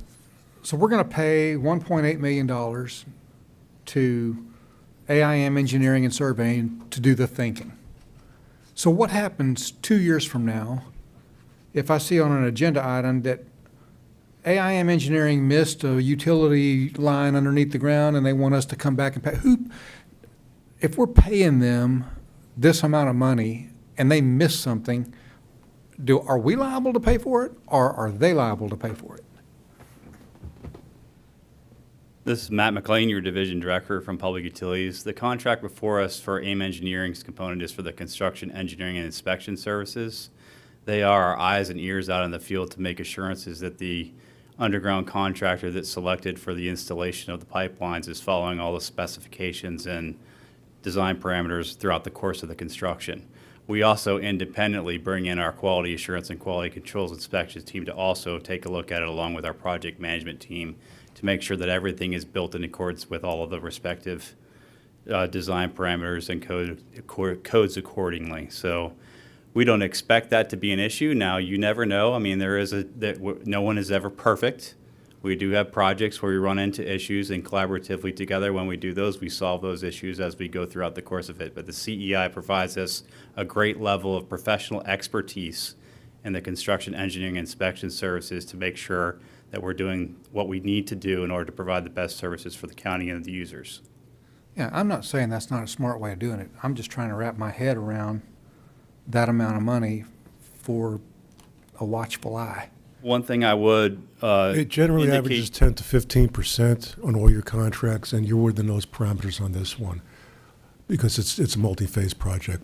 Okay. Right. For clarification, the contract before you for AIM includes not only the Phase 1A portion, which is the $4 million construction cost, but also when we brought to the board the construction contract back in November for Phase 2, that was a $6.7 million construction contract. And currently have out on the street right now the final phase of the transmission project, which is a engineer's probable opinion of cost of $15 million. So in sum, all of the projects to provide the foundation for the water lines within Golden Gate City is essentially about a $26 million construction contract, of which AIM's contract will handle all of the CEI services, which is approximately 7% of that overall construction contract. Okay, that helps me. I remember why I was wondering this, because I remember, 2 months ago, when the Goodlet Frank project, there was a pipe in the ground that we didn't catch, and so they were asking us to come back and approve more funding for it. That's what I was thinking about, so I was just asking that question. But thanks, it makes more sense to me. You're welcome. Commissioner McDaniel? Make a motion for approval of all three. Second? Second. Okay. All in favor? Aye. Aye. Aye. Opposed? Passage unanimously. Thank you. Item 11D is a recommendation to approve the purchase of property, boiler and machinery, terrorism, and watercraft hull insurance as outlined in the executive summary, and authorize the county manager or designee to complete any applications or other documents necessary to bind coverage and services for a 1-year period effective April 1st, 2023. Additionally, approval to purchase a 30-day coverage extension is required in the event it is required for the purposes of avoiding a gap in coverage and to better negotiate the terms and conditions of the renewal. Mr. Michael Quigley, the Division Director for Risk Management, is here to answer questions. Commissioner McDaniel, you have a question? My only question was, is there a capacity for us to do this longer than a year? There has been times, but at this particular time in our, I guess, the way things are today, I don't see that. In my past history, we have done multi-year contracts, yes, sir. Okay. Okay, well, I would like for us to explore that more if we could, and be that this is just for a year. I want to have this discussion in advance of 2 weeks before the expiration of the current policy. This is set to expire, I think, in April of next year, if I'm not mistaken. So Yes, sir. I'd like to have this discussion in the early part of the year, at least several months in advance. I feel like I'm behind the 8 ball on it. And you know, and I'll just say to the county manager, and we've had this conversation. We've had quite a few of these come up, and there's been sometimes reasons for it, but you know, approving something that's about to expire in 7 days isn't the approved solution. So let's really keep a lookout for those. And you know, it's not the most efficient way to do business, especially if we have an issue with it. You know, we feel like we're backed in a corner. I'll make a motion for approval. Okay, got a motion for approval. Do I have a second? It's seconded. Okay, got a second. All in favor? Aye. Aye. Aye. Okay, opposed? Okay, passes unanimously. 11E? Item 11E is a recommendation to accept and approve an amended and restated disposal capacity agreement with Okeechobee Landfill, Inc., a Florida corporation, for a term of 5 years, beginning July 1st, 2023, with 1 5-year renewal option, providing for the transfer and disposal of biosolids and to reserve airspace for storm-generated debris from a natural disaster. Ms. Carrie Hogston, your Director of Solid and Hazardous Waste Management Division, is here to answer questions. Good afternoon, Commissioners. For the record, my name is Carrie Hodson, your Solid Waste Director. I've prepared a presentation, but I also am available to take any questions that you may have. What was amended? The major parts of the amendment for the contract are that it locks prices in for the first 18 months of the contract. It also provides a minimum and a maximum CPI in the contract, and has a 5-year term agreement. We didn't have that before? We did not have minimum or maximum CPIs, and we did not have a price locked in for 18 months. It was an annual price change. Okay. That's good. It's better. Questions? Okay, motion. I make a motion to approve. Do I have a second? Second. Okay, motion and a second. All in favor? Aye. Opposed? Aye. Okay, I know he's passes unanimously. Thank you, Commissioners. Item 11F is a recommendation to adopt a policy for the use of the workforce housing land acquisition portion of the voter-approved local government infrastructure 1-cent sales surtax. Mr. Cormac Giblin, Interim Director of Economic Development and Housing Division, is here to answer questions. Good afternoon, Commissioners. Cormac Giblin, Interim Director, Economic Development and Housing. I've got a 4-slide show if you would like me to give you a little background on this. Yeah, why don't you give us some background? Sure. The voters approved on November 6, 2018, the 1% local option surtax, infrastructure surtax. Part of that funding was set to some community priorities, one of which was workforce housing land acquisition. $20 million of that surtax was set aside. There are certain statute requirements in that infrastructure surtax statute. One is that the county own the land, and the second is that at least 30% of the residential units that are built on that land be affordable at the 120% or less of median income level. The AHAC formed a subcommittee and to recommend some policy highlights for the board to consider. Some of those highlights are on the slide in front of you now. That they include a preference for plans that can contain a greater percentage of affordable units and those that target lower incomes. It's the recommended policy is also to discourage properties that are in flood zones, evacuation zones, or those with wetlands and other environmental concerns. It encourages shovel-ready properties with zoning, infrastructure, and transit routes already in place. And then the last one, the AHAC was specific in that they determined that, or that they felt that it was important to look at the whole picture and not just send our real property team out looking at land, but also to combine the land with the developer in the project to make sure that we can move it forward in the most expeditious way possible. The AHAC formed that subcommittee, as I mentioned. They met a few times this spring, and they approved the policy unanimously at their meeting last Tuesday. And with that, the staff recommendation is to adopt this policy for the land acquisition using the surtax dollars. The next steps would be that we would work with the surtax committee, the procurement division, and the real property division to seek and solicit properties and development partners for the use of this money. Commissioner McDaniel. Yeah, go back to the previous slide, please. Oh, all right, one more. That one, the second bullet point down, discouraging properties in flood zones, evacuation zones, or with wetlands and other environmental concerns. I don't want to discourage anything.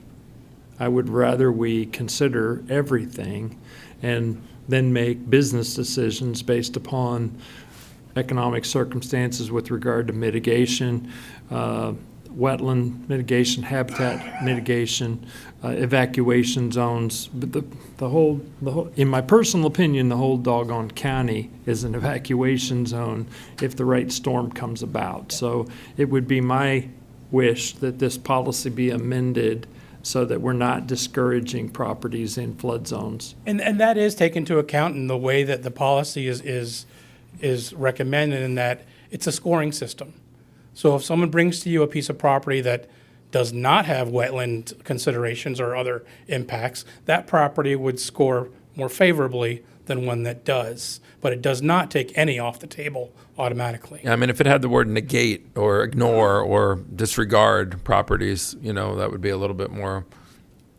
This is I understand.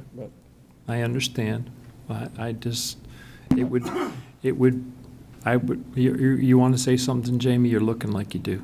Commissioner, thank you. For the record, Jamie French with your Department Head for Growth Management and Community Development. As Cormac said, this is only scoring criteria. All of these would be brought forward to the board for consideration for your final decision. Staff is only looking at that with regards to if you've got mitigation credits, and this is consistent with your already adopted growth management plan, especially with affordable housing criteria, that when they're looking for density bonuses, we're primarily focused on that. We're going to call that coastal fringe, because those are areas that your growth management plan speaks clearly that this is not where you would want to see affordable housing bonuses go forward. So this lines up with your already current adopted program, but yet it is your decision as far as what you would exercise those dollars for, and staff would only grade to this criterion, which would be available for you at discussion. In that light, when it comes back, every piece of property that is developable in Collier County is not going to come to us en masse. So the scoring system discourages properties that are in flood zones or that are in evacuation zones or that are coastal high hazard areas, wetlands, environmentally sensitive areas and such. So I have a concern about the discouraging aspect of what that is. I think any and all should be brought to the committee, reviewed, and analysis done. Certainly, if we get to a point where we're running out of the $20 million that we've currently appropriated and need to do something different, then we can have that kind of a discussion. But I don't think we should, at this stage, with the enormity of the need, I don't think we should discourage anything. Sir, we take those comments to heart. This doesn't discourage, it just gives a lower scoring on staff criterion, because those why don't you word it that way then, and it keeps the paragraph, but it says properties in flood zones, evacuation zones, or with wetlands and other environmental concerns, run the risk of scoring lower or whatever the right words are. Still considering yeah, properties. are considered, but can receive a lower score, whatever the proper verbiage is. I'm sorry. Thank you. Is that a better way to do it? That is exactly how it's identified in the scoring criterion. Perhaps the presentation doesn't match the actual attachments that were provided to you for consideration, but this is just on a basis of scoring points, that staff would consider higher criterion. So, for example, if you've got wetland areas where we know you're in a slough, for example, and you're going to, and the developer or the development would be required to buy mitigation credits, you may only have, out of a 9-acre tract, you may only have 3 acres that's developable. So this is a loose summary of the whole thing, right? These are Yes, just sir. bullets. This isn't the actual verbiage, right? This is not the verbiage, and again, this is a scoring criterion, and staff would give rationale as we brought this back to you. Now, as Cormac said, it still has to go to your surtax committee for blessing before we could, but this gives us now an avenue to access the $20 million that the voters put in place in 2018. Okay, Can I ask a quick question? Yes, sir. Commissioner Saunders. Jamie, in terms of the state, pardon me, state and federal incentives that are available for this type of housing, do they prohibit those types of projects in wetlands and high hazard areas? No, sir, but it would just be their cost of development on the return on investment. They would still be required. They may not qualify for the density bonuses, but they would in fact require those same mitigation credits that they would pay back to the Department of Environmental Protection to offset the filling in of wetlands, and they would still be required to go through the same environmental resource permitting through the DEP. Commissioner Hall. I'm sorry. Yeah, it's basically a scoring matrix for every property, for a broad picture from a 50,000-foot view, like a property that was already have the zoning, already have utilities, already have ready to go and be shovel-ready, would score a lot higher than a wetlands property that might have to be doctored up a little bit. So I want to send the kudos out to Cormac and Jamie and Mike, because what they came up with was really brilliant, and it's really a good tool to take this, to have a tool to take the 20 million and be able to start applying it. We've had this money now, and now it's time to start applying it. And I think it's a great tool, and it's been well thought out. I agree with the comments about changing the word from discourage properties to consider properties. Don't change your language, just leave it alone. Like you said, those are shortcut bullets. We're not precluding anybody. We're not precluding anybody. We have This is just a rating system. one public comment. Yes, sir. We have one registered speaker, Michael Pucalla. Who? Never heard of them. Good afternoon, long day. For the record, Michael Pucalla, Executive Director with the Collier County Community Land Trust. And as you can imagine, here to speak in support of this process. And just so you know, kind of what's anecdotally happening, we do have a number of developers that specialize in housing affordability that are out there finding the subsidies and are looking for the incentives to come in and build in Collier County. And they're excited to see what we can do with this. And I really believe that moving this initiative forward, you're going to see activity, and it's going to be the type of activity that we are looking for in terms of encouraging that mix of affordability. It's the developers that I've spoken with that are interested in working with this process.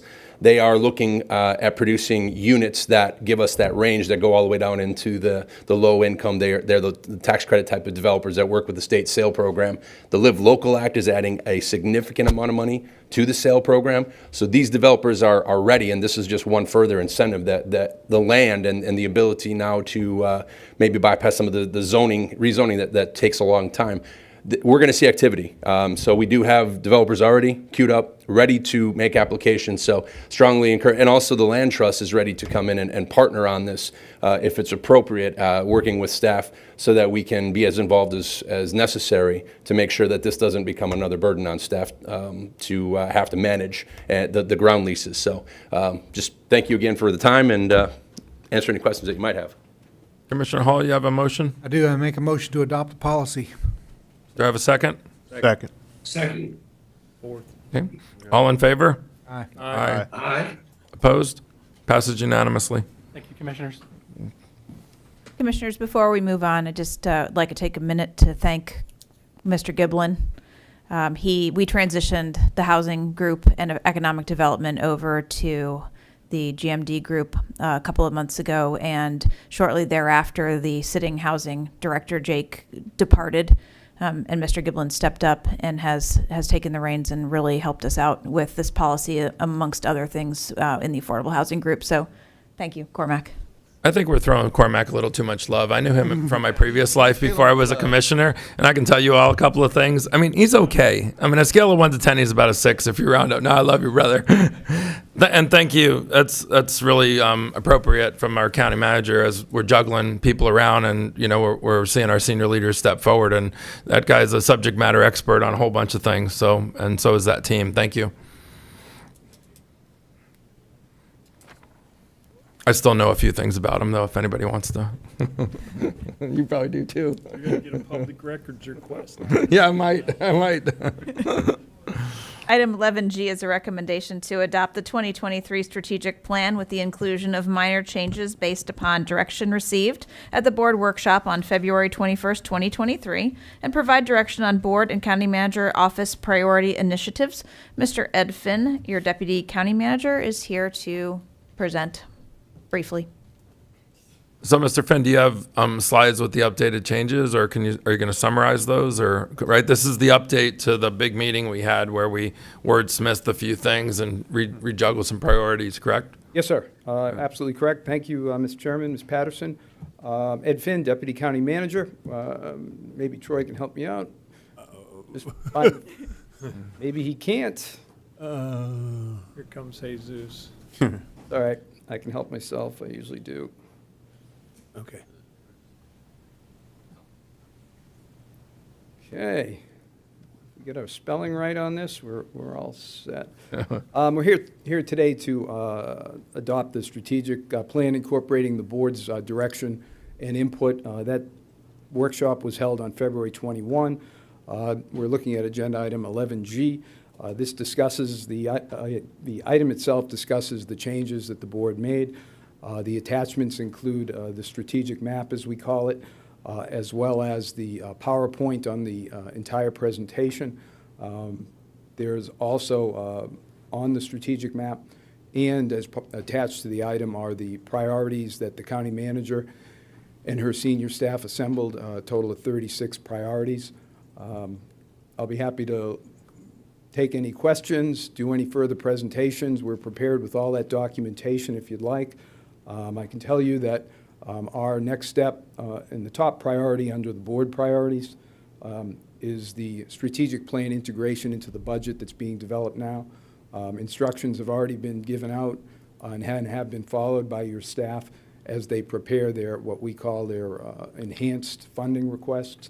Those funding requests are kind of the tip of the iceberg. They have been instructed to explain how and describe in what way they will advance the strategic plan.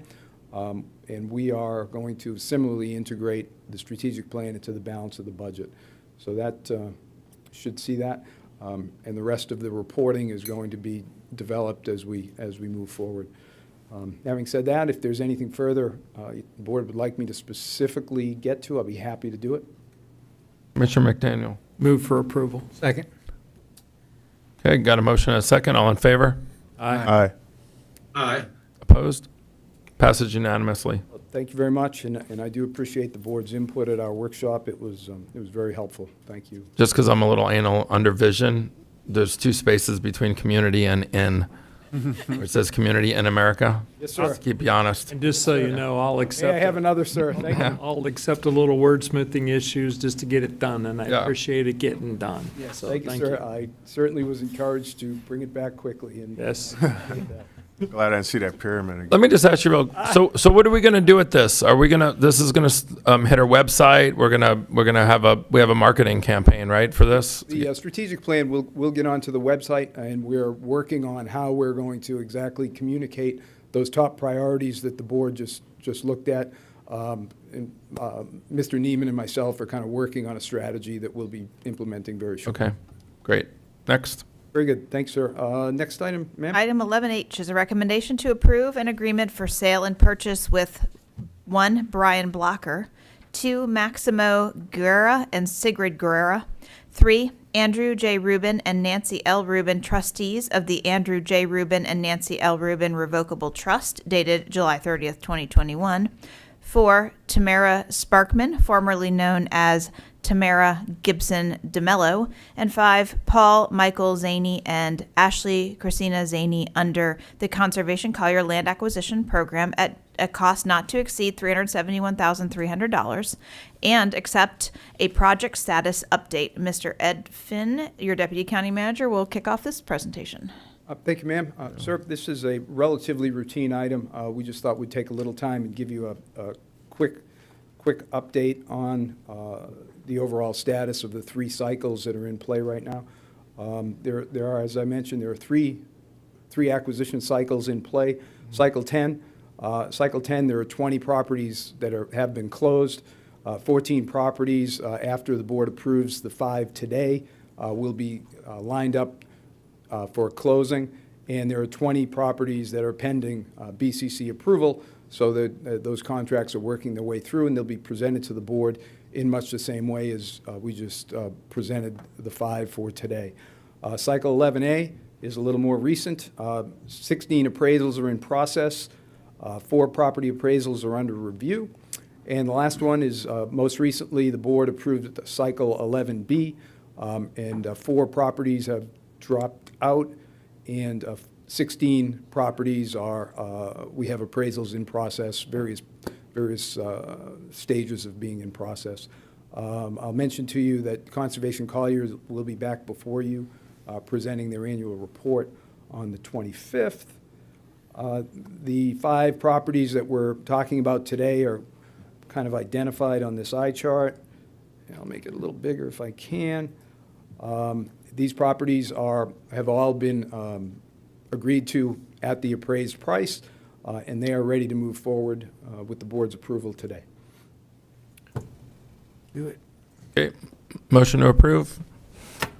Do I have a second, or do you have a question? I'm sorry, Commissioner McDaniel, go ahead, sir. No, I'll second your motion. Okay, did you have a question? No, I was going to make the motion.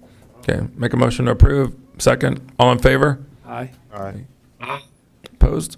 Passage unanimously. Thank you very much. Commissioners, that brings us to item 12A, formerly 16K1. This is a recommendation to approve and authorize the chairman to execute a settlement agreement with Naples Golf Development LLC for settlement of a Burt Harris claim filed pursuant to Florida Statute 70.001 related to application of the county's golf course conversion ordinance on the links of Naples Golf Course. This item was moved to the regular agenda by Commissioner McDaniel's request. County Attorney Klatskow. And I can start or I can answer your questions, sir. Your prerogative. You go ahead and start, and I'll ask my questions if you don't address them. It's How your about prerogative, that? yes. Yeah, it is my, yeah. Okay. I put a location map up on the viewers so that the public could have some idea where this is. It's a golf course off of 41. You can see the development pattern around the golf course. So it's not like the golf course is in the middle of nowhere. We got served with a claim under the Burt Harris Act. The way that works is that before a claimant can file a Burt Harris Act, he has to give a notice of claim, which gives the parties the opportunity to sit down and see if they can't negotiate some sort of settlement. There's a 90-day period for that, and it took pretty much all 90 days plus an extension to get there.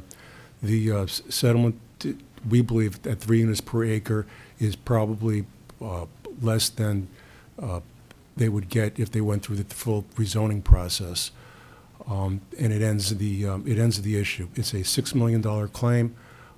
If I thought the claim had no value, I wouldn't be coming here to you, but I do think there is some value to that claim, and by accepting this settlement, we had the county's exposure on this.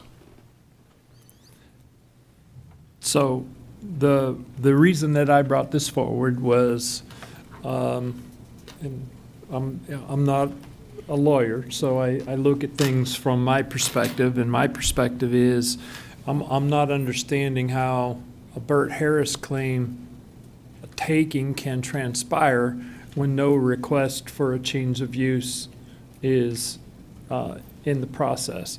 And I understand that the theory of the golf course conversion ordinance that I expressed concerns about when we adopted it years ago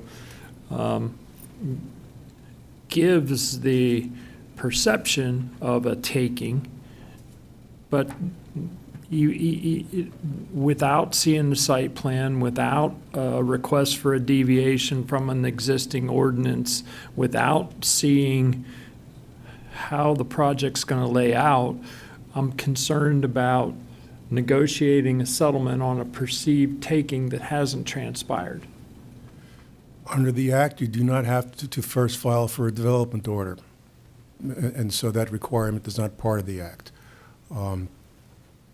I can tell you that there is exposure here. This gets rid of the exposure. We work with our development services team, Mike Bosey and his people, the development standards. They're within the parameters of what we normally would grant. They have to file the LDC. The big get here is it's 3 units per acre, which I feel is highly reasonable for this area.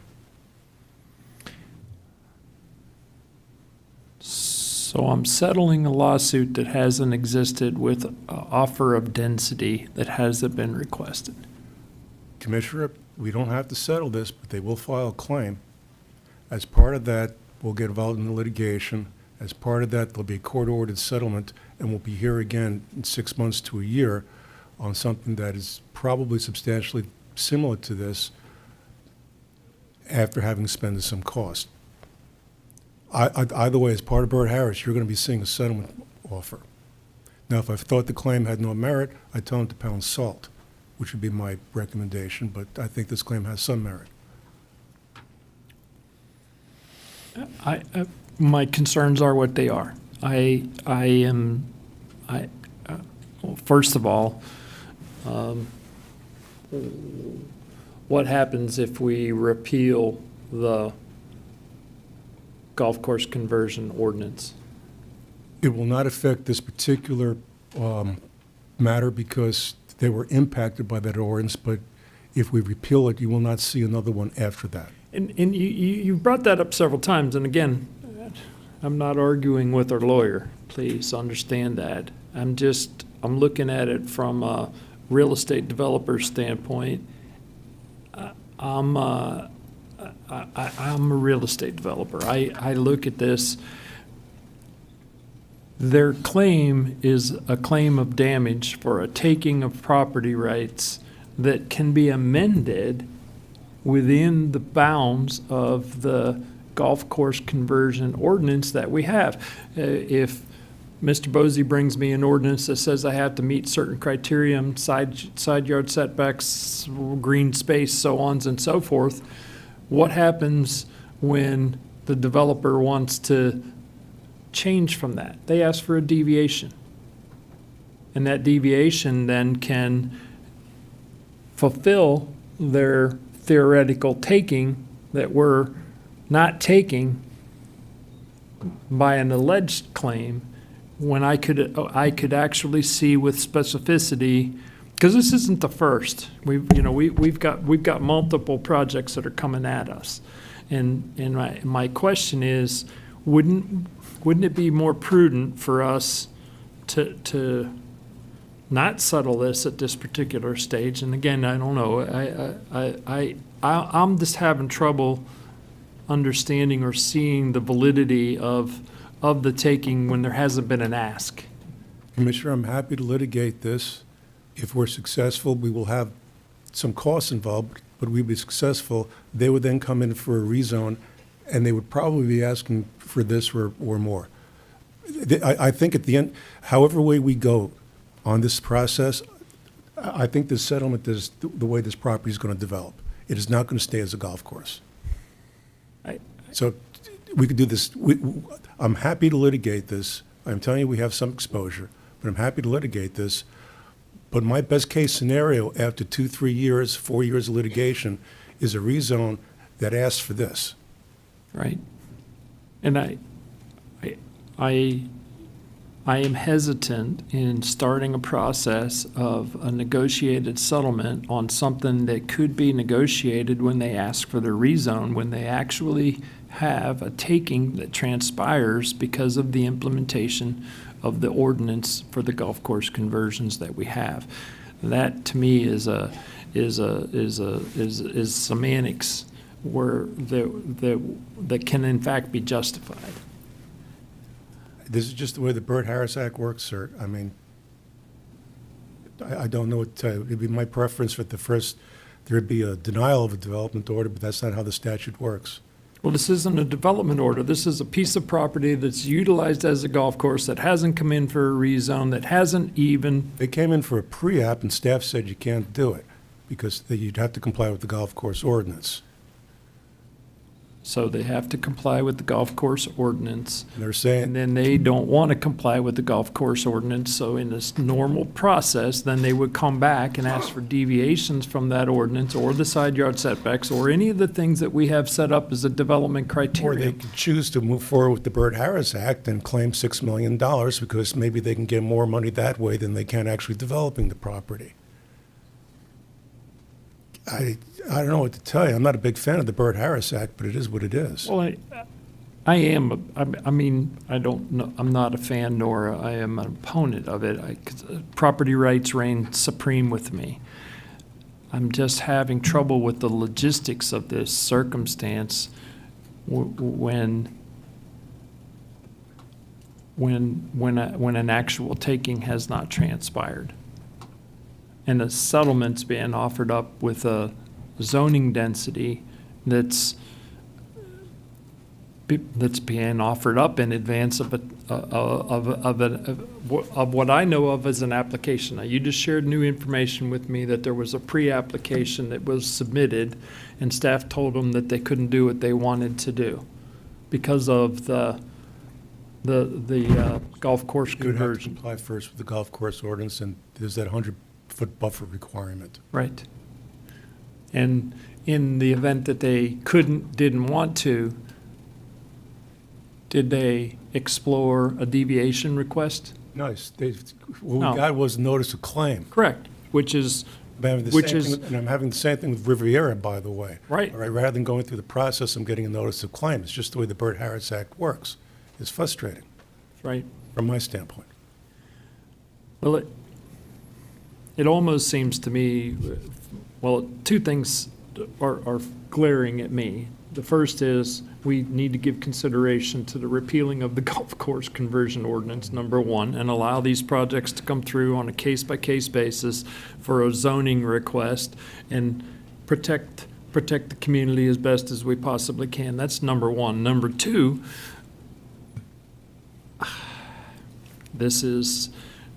they certainly may be within the bounds of the law to ask for a Burt Harris claim, but I have trouble seeing where they have a validity in the claim when they haven't asked for any kind of a deviation away from what the stipulations are that are set forth in the code. Every single development, not every single development, many of the developments that come before us have deviations. It's a common occurrence that transpires in my world regularly. I can't say every single one, but virtually all of them have some kind of a deviation. And without that being tested in advance of a $6 million claim for a taking that hasn't transpired on an unzoned piece of property, I'm having difficulty in seeing how that claim can even be given validity. And I'm not telling you we don't have any viable defenses to this, but what I'm telling you is a $6 million claim. If they choose to pursue it, there will be a settlement discussion. I will be coming back with some sort of proposal substantially similar to this. If we win this thing, they're going to be rezoning, and then we can go through that process, and you're going to wind up with something like this. Or if I lose it, we'll be buying a $6 million piece of property here, in essence. I don't know. How does the rest of you feel about this? How do the rest of you feel about this? Again, this is Commissioner McDaniel sitting over here, looking at it from my I agree with you, Commissioner. I mean, I'm lit up. I just, Commissioner Hall, and then Commissioner Cole, and then me. Commissioner Hall. No, I hear the frustration. I think the same thing. I mean, there's no real ask, so there's no real taking. So what basis do they have? But that's the nature of the Bert Harris beast. They don't have to have a real reason. They get to make a notice of claim for the $6 million. And so I think what the county attorney's saying is, we have this golf course conversion in play right now, and so until we get rid of it, that's the liability that we have, and we can settle now for free or settle later for mucho money. And so, We just approved $20 million for the Affordable Housing Land Trust. You gonna use it for this? Just talking. Yeah. I'm not, I don't want to have to go buy a piece of property. And I don't disagree with you. It's just my sticks in my craw. My argument, my discussion point is, I understand the law, I understand the Bert Harris rights, but for someone to make a magnanimous claim that they've been damaged by $6 million when they haven't tested the system to see if the system can be adjusted to effectuate what their actual request was, there's no damage.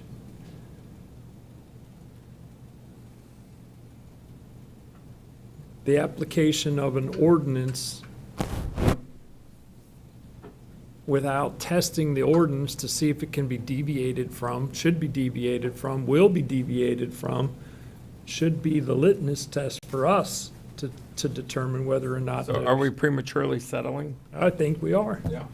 What's the market value of the property? $6 million.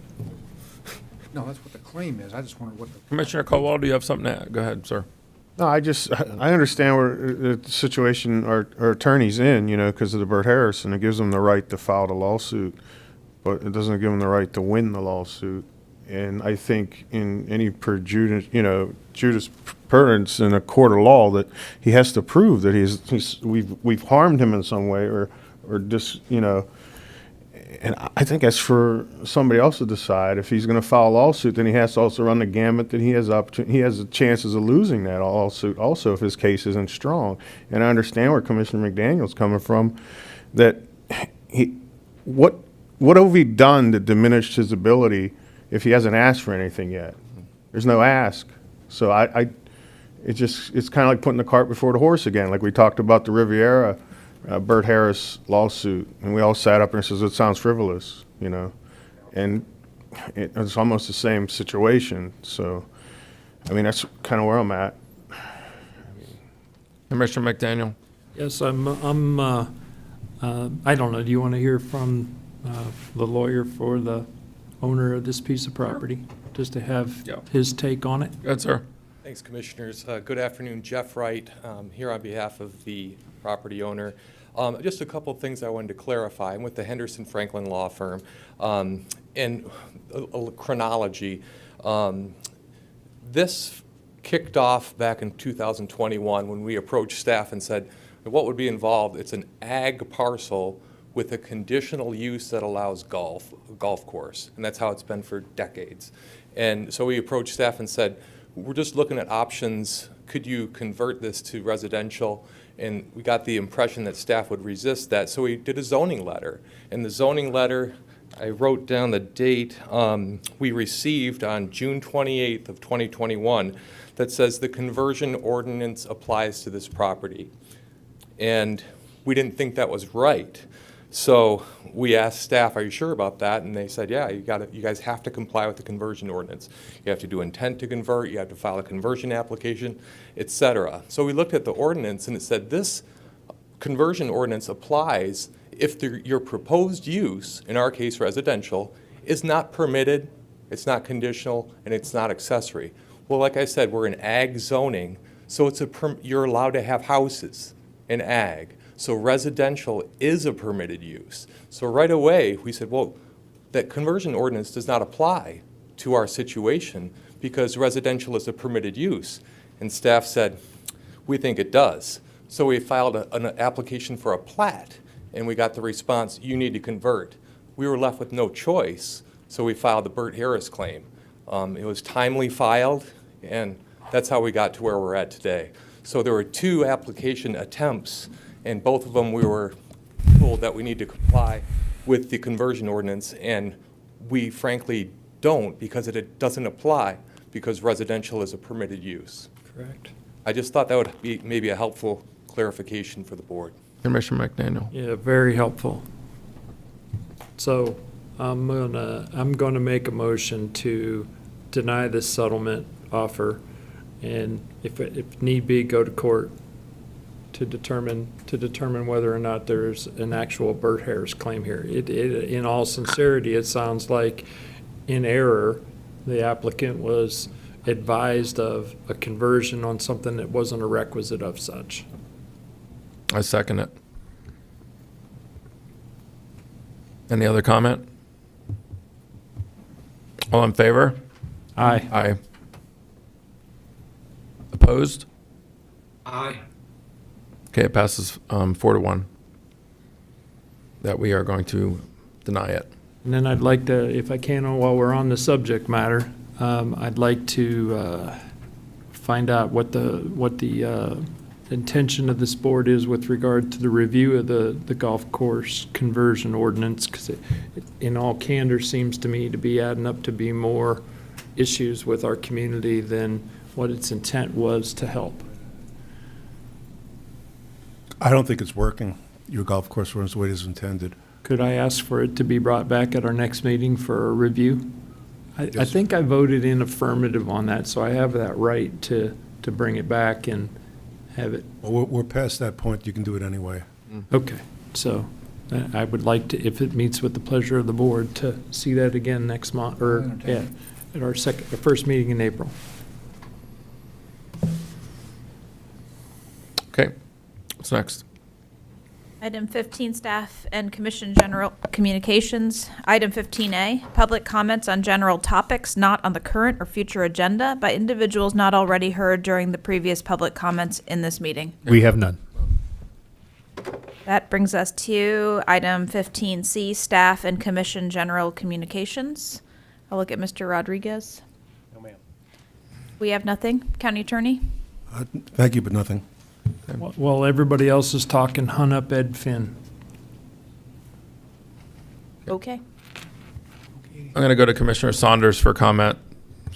Sir, anything to add? Thank you, Mr. Chairman. No, I have nothing to add. Thank you for your courtesy. Let me participate. Hope you feel better. Commissioner Hall. Thank you. I do want to bring up one thing to see if there's an appetite for the board.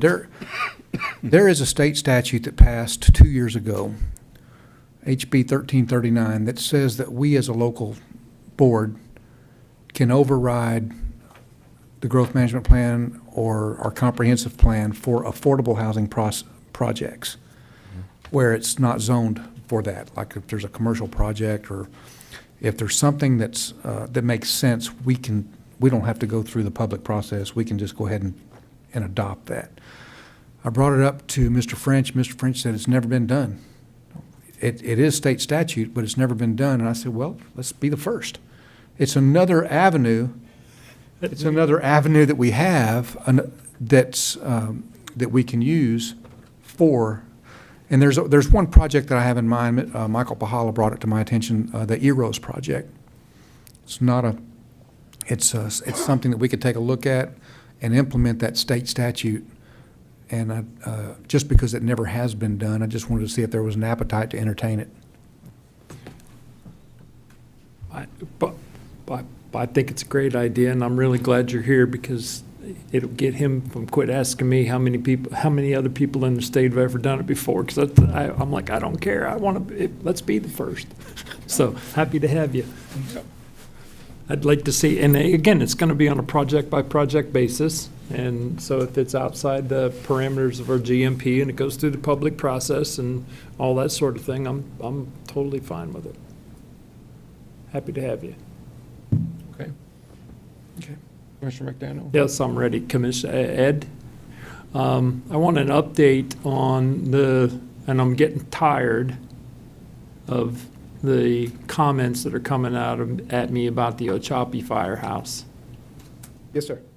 I want an update on that, please. Yes, sir. Now. Yes, we've been working diligently with the attorney for Greater Naples Fire District to try to achieve some solution on that. The fire district is meeting on the 30th or the 31st special session to approve the terms that they want to present to us. We have met with them on several occasions. Most recently, they kind of adjusted the goalposts a little bit, and it was the suggestion of the county attorney that they kind of huddle among themselves and decide what they need. So we've kind of been working, following along with that. So on the 30th or 31st, when they meet, we'll be there to discuss it with them, and hopefully we'll have some clear direction. The county manager has been clear in that we cannot disrupt public safety down there, nor disrupt the residents, nor disrupt who's involved. We've got Ochapi, Port of the Isles, as well as Everglades City. All of them. Our intent is to maintain the appropriate level of public safety, particular fire service. EMS would continue either way, but the fire service also provides for medical as well. That's our intent. And I want, if it meets with the board's pleasure, I want a full report on this at our first meeting in April, which is 2 weeks in advance of their supposed withdrawal. It would be our intent to bring to the board on the 11th an agreement. 11th is our meeting on the 11th. Forgive me, I said the wrong date. My bad. But, so, You know yes, what I sir. meant. We will do that. Okay. And obviously, it'll, like you said, there's several fire stations. Yes, sir. Yeah. There's two-man stations, Yeah. two-man stations and essentially a maintenance storage facility also. Have we looked at this from a legal perspective with regard to the exposure? Because my understanding is their board was given inaccurate information, misled, that we were delinquent under the terms of the existing contract. I will tell you that this is all on them, not your staff. All right, this is a management agreement. They don't know that they want this. They don't want it. All right. They have. So if they don't want this, they may decide to walk away. So we told them, just give us a deal. What do you need to stay here to manage this? And that's what we're waiting on. Okay.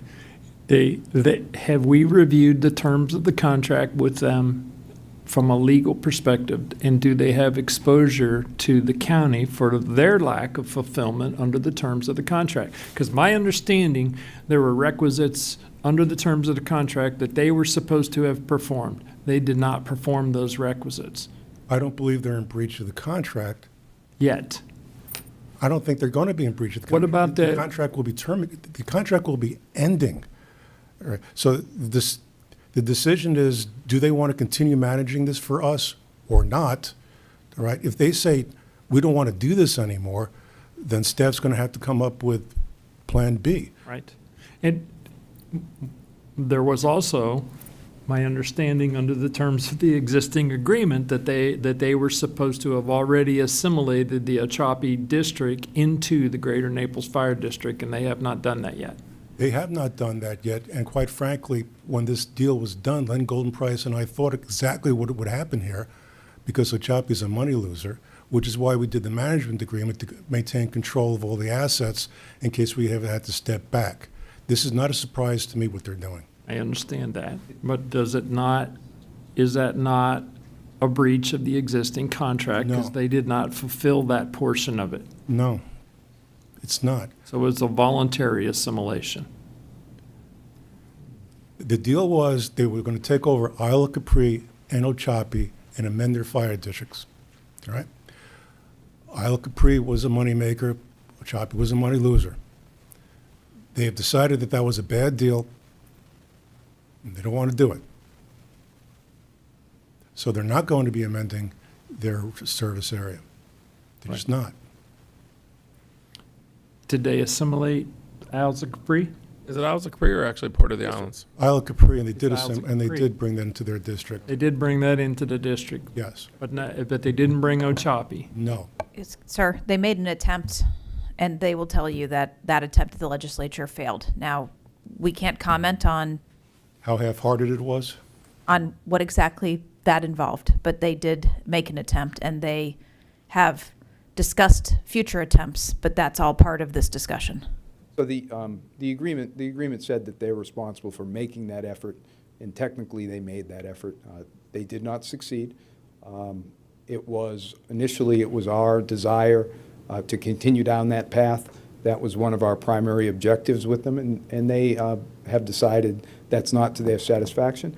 Now, I'm going to quickly say that Greater Naples Fire District has provided good, high-quality service down there. They've been down there for in excess of 8 years. They do a good job. They provide the kind of level of service that I think those people out there, the folks out there, deserve. It's my thought that we put the best possible face on it. The increase in cost was a result of two things: collective bargaining and industry standards. When that contract was initially developed, there were 2 firefighters on a piece of apparatus. The collective bargaining agreement, as well as industry practice, suggests strongly that they should have 3 people on an apparatus, and they have shifted in that direction, and that largely accounts for the cost increase that we're looking at. Now, it is substantial, but this is a low-density area. It's quite large. It's quite a large service area, and at the same time, you have a few areas that are fairly dense, Everglades City and in the Port of the Isles. Certainly, this is not perfect, but I kind of hate to see us throw the baby out with the bathwater on this one until we can kind of get this thing settled and see what they come back with. We're not throwing anybody out with anything. It needs to get settled. I don't think we need to be threatened in any way, shape, or form, and I'm feeling backed into a corner right now, and I don't feel rightfully so. Yes, sir. It was represented in an open public meeting that the county was deficient and delinquent for years under the terms of the existing contract. It was asked if Commissioner McDaniel knew that we were delinquent. And it was represented that I knew. I don't want to have this discussion anymore. I want to get this thing settled in any way, shape, or form that we can, give the people of Port of the Isles and the Ochopee area some semblance of order, that they know they're going to have the necessary fire protection, and then go forward. Yes, sir. Okay? Yes, sir. I'm very disappointed that the facts were misrepresented. Because when we were all up in Tallahassee, this is when that information came to me, and that's specifically the reason that I was asking if we were delinquent under the terms of the existing contract, and we are not. Is there delinquencies because of policy changes, because of collective bargaining, because of administrative expenses, and so on and so forth, that there are deficits under the terms of the contract, but they're not delinquencies? You are correct. Okay. Did somebody write that? Oh, Terry wrote that down. Did you hear him say I was correct? Okay. Thank you, sir. You're very welcome. Thank you. Yep. Item number 2. In advance of the Army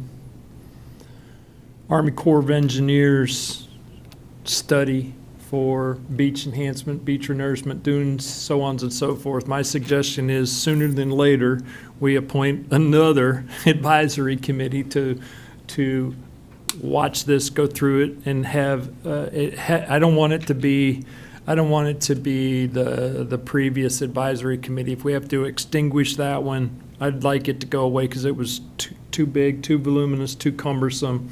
And I'd like a committee of 5, 1 from each district appointed, and then 2 at large. 2 at large, or 2 from each district? What do you think?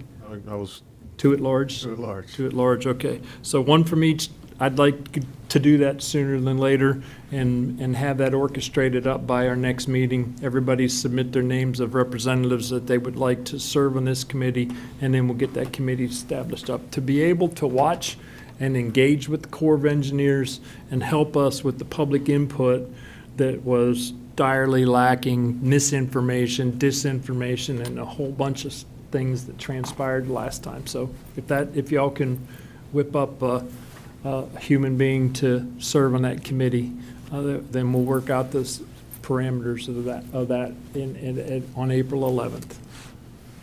Okay with that?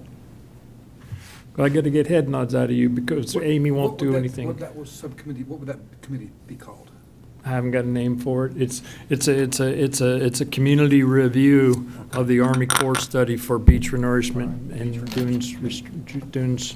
You want an ad hoc committee? Army Corps like advisory committee or something like that. Pick a name. I'm not, all I want's the committee. Beach dudes. The beach dudes, dudettes. We have to take. County manager, can you or someone send us a tasker so that this doesn't fall through the crack and we have Yes. a spreadsheet with names missing? Yes, sir, and we'll also get you the exact name of the study so that it doesn't, because the Corps does a lot of things, so we'll get you the exact study name. And there's it's not just picking a random. There's specific people we want to target. I mean, they need to have some knowledge, and they need to be serving us well on this committee. So you got to do it your due diligence to advertise it. If you don't have an exact name at the tip of your tongue, to try to shake your trees in your district to find a person who. And they're poking would be a around. good They're ad. poking around. They're over in Immokalee doing a study on Lake Trafford and the drainage that comes through the reservation. They're over here on the berm and the emergency berm that we've got going on. And they're also coming in with information with regard to the old study that they had in cost feasibilities and so on and so forth. And I want to get ahead of all that so that with the community, so that the information's being disseminated and we're in advance of what's being promoted. Understood. We'll get you a tasker on that one.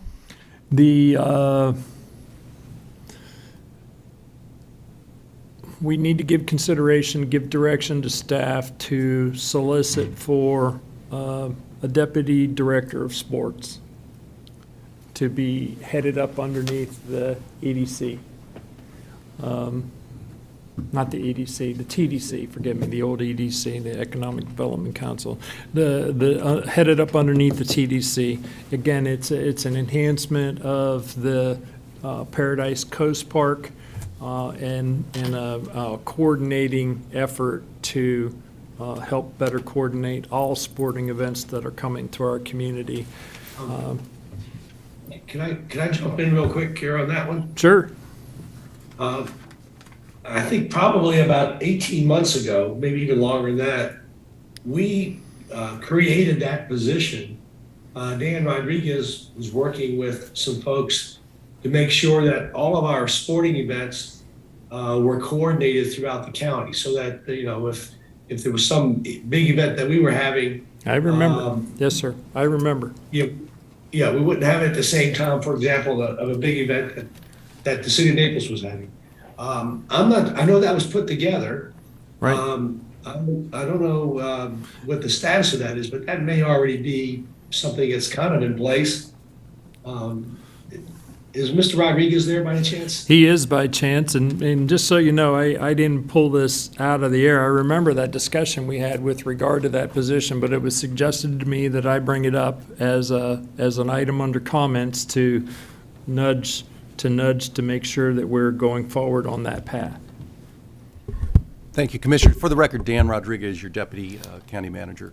Yeah, that position's created. It was placed on hold pending the outcome of this sale, and during our last one-on-one with you, Commissioner McDaniel, you kind of gave us the nod to move out. And if I'm not beginning and the end with regard to the decision-making as to how we go on our transactions, but non-binding letter of intent is never an issue to be making business decisions on. No.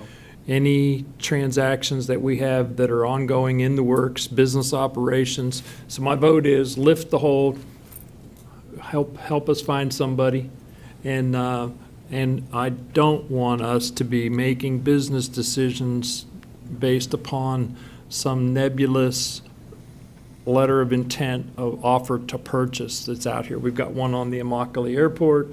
We've got one on my next subject item that I'm going to go to. So I have heard that there have been inklings of holding off on moving forward with our business plans on this premise of a sale. No. If we get a sale and it meets to the economic viability of what we think we ought to be doing for our community, and we hire a sports director and we don't need them anymore, then we'll deal with that when that in fact comes. But I don't want to hold off on making our facilities, our community, the best that it can possibly be. And Commissioner Saunders, your memory's a little better than I. I knew we had it out there and it created or set the position up some time ago, but I didn't realize it had been 18 months, so. Yeah, and there were several people in the hospitality business that were working with Mr. Rodriguez to come up with the description of that position. So I think that's all in place. Quite frankly, I thought that had already been filled. So I'm glad you brought it back because I didn't realize it was put on hold. I wasn't either, and just for further direction, I don't want any of our business decisions being made operationally around supposition of a non-binding letter of intent. It's not a deal till it's a deal.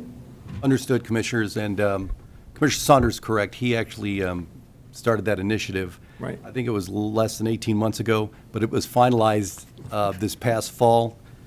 Just so you know, Commissioner Saunders, he winced when he was correcting you on your timeline. He didn't want to say that, but he winced when he said there were a lot of reviews involved in that. Well, it may not have been 18 months. It may have been 17 and a half months. Thank you, I'll give you that. There we go. Last but not least, we did receive, and I'd like to pursue it, we did receive a letter to purchase.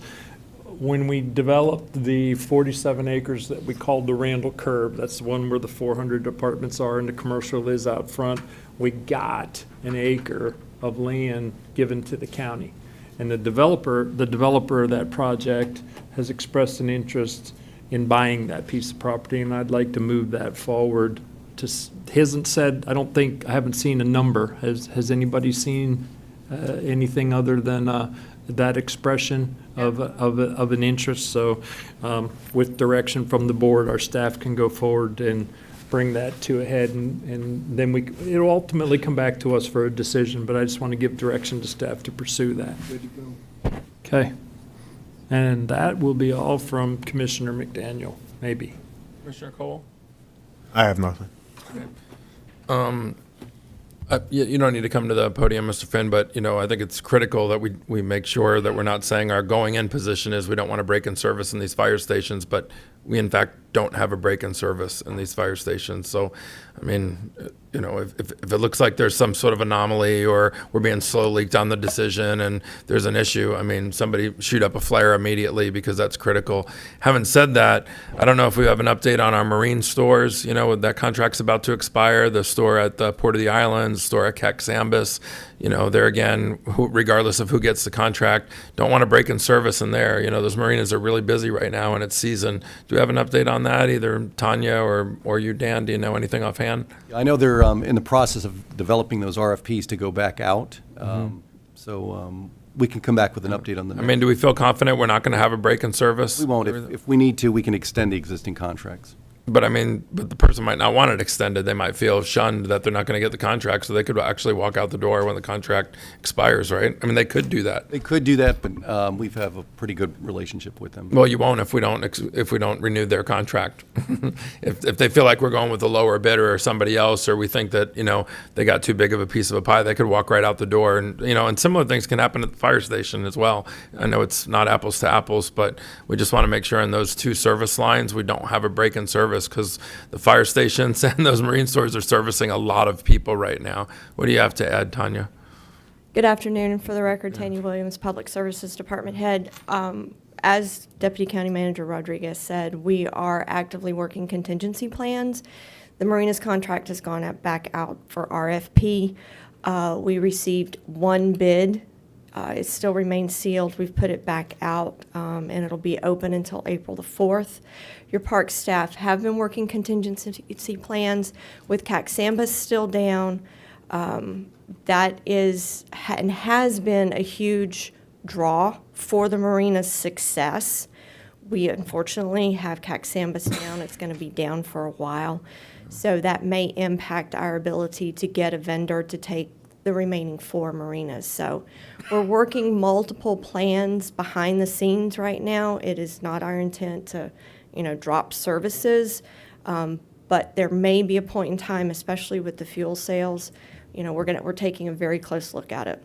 Yeah, I mean, I'm really concerned during the season here. If we did drop services, you got, the marina's full of boats, but we can't sell gas. Marina's full of boats, people can't buy water, that sort of thing. So, okay. Can I ask a quick question? yeah. On the contract, are we giving credence to individual bids for the different marinas? That has been a thought process too, Commissioner McDaniel. That's an idea that is on the table, depending upon if we get any more response when we reopened the bid. If we don't see any further response, we are prepared to break those marinas up. I really think it'd be advantageous to break them up because someone might get scared off by they don't want all four. They can't man all four. A couple of them aren't big money makers, that sort of thing. Like the picking and choosing winners Yeah. and losers. Was the RFP set up for one bid for all the marinas? Yes, sir, it was.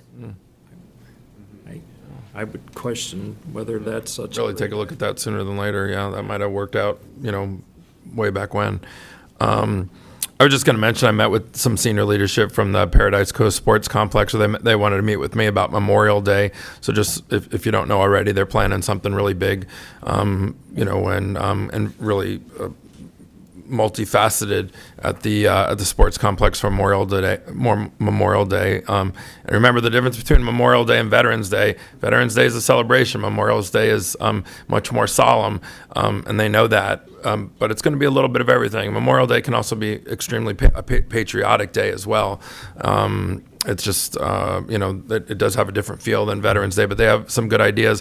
One thing I just wanted to mention, and I mentioned it to them, I have a lot of town hall meetings in neighborhoods that are around the sports complex. A lot of people still don't even know it's there. I open every town hall meeting saying, did you know the county built a $120+ million sports complex called Paradise Coast? Raise your hand. And I just had a town hall meeting and had over 200 people in it, and I think 8 hands went up. One of the things I mentioned to the leadership team there was, and we've talked about this before, the name really doesn't market that footprint very well. We're doing concerts out there, car shows, and when you say Paradise Coast Sports Complex, it sounds like a stadium. And granted, it is a lot of fields, but I think the football field there, the big stadium, has seen more non-football things than football things. It's had Ben Allen out there. It had a fireworks show. It had a car show. So, people that I talk to, they even that have heard of it but have never been there, they think it's some sort of just, like I said, sports complex. And I think, we're trying to make it more successful, so it's more than that. So it's not something we need to vote on here, but What's your proposition? You want to rename it? Well, Paradise Coast Entertainment Complex or something. I mean, I don't think it's named properly. And, when I talk with citizens, those that have heard of it, like I said, they're like, oh, I never go out there because that's where they play football and soccer. And it's like, well, they actually might be bringing, they might be having a Beatles reunion there on Memorial Day, or there's a lot of other things that are being planned, and it probably wasn't named. I mean, maybe in the early stages when we had a whole different crew here, it was going to be this big sports complex, and it is. But with the new contractor that we have, they have a much bigger vision, and really the things that are I don't say the money makers, but the things that aren't big, huge losers at times are the things above and beyond the sports stuff. Let me tell you what my thoughts are. My thoughts are, why don't I bring it up at the next TDC meeting? Because again, a lot of our advertising and dollars that are spent are come to Paradise this, Paradise that. So it's pairing into the name that's already there. But let's. And it could be something close. It's not, you don't necessarily start it from scratch, but Paradise Coast, the logo is very paradisey. You look at it, it's palm trees and whatnot. But the sports complex thing is the one thing I think that's confusing a lot of folks, especially with our renewed direction of, hey, that's ground zero for all kinds of things, right? So. Yeah, I think that'd be great to hear what the TDC had to say. Bring it up and get an answer from our staff as well, and marketing folks as to how it pairs together. And with the realignment of the sports complex under the Paul Bierns with the TDC, he's actually looking at that branding. So he and his group are already looking at some ideas. And you had mentioned that before, so. You make a note to remind me so that I do bring it up, please. And I like their ideas for Memorial Day. I'm helping them in a couple of areas too to try to pull some things in from some veteran contacts I have. And then I'll just end it by saying I really appreciate all the commissioners and the staff and even, the citizens are all gone, but if anybody is in the sound of my voice, we had a real professional, detail-oriented discussion today on the healthcare ordinance and the resolution, and that's the way they should go. Whether people were on the pro side or the negative side or what have you. I mean, everybody's very professional, and what I would say is we're obviously going to hear this on April 11th, so I would just encourage all the commissioners. We're going to get tons of emails from people. Doesn't mean you have to answer each one. You don't have to answer any of them. Everybody does sort of their own thing, but it behooves us to at least read what the citizens are saying so that when we come back here on the 11th, we have even more information from our constituents. We've got varied ideas from folks that feel a certain way, and in the end, obviously, we'll decide here with that input. But that's going to be an important meeting on the 11th. But it was really great discussion and worth staying a little bit extra. And I appreciate everybody's input, and especially that of our citizens. Having said that, anything else? No, sir. Okay, adjourned. Thank you.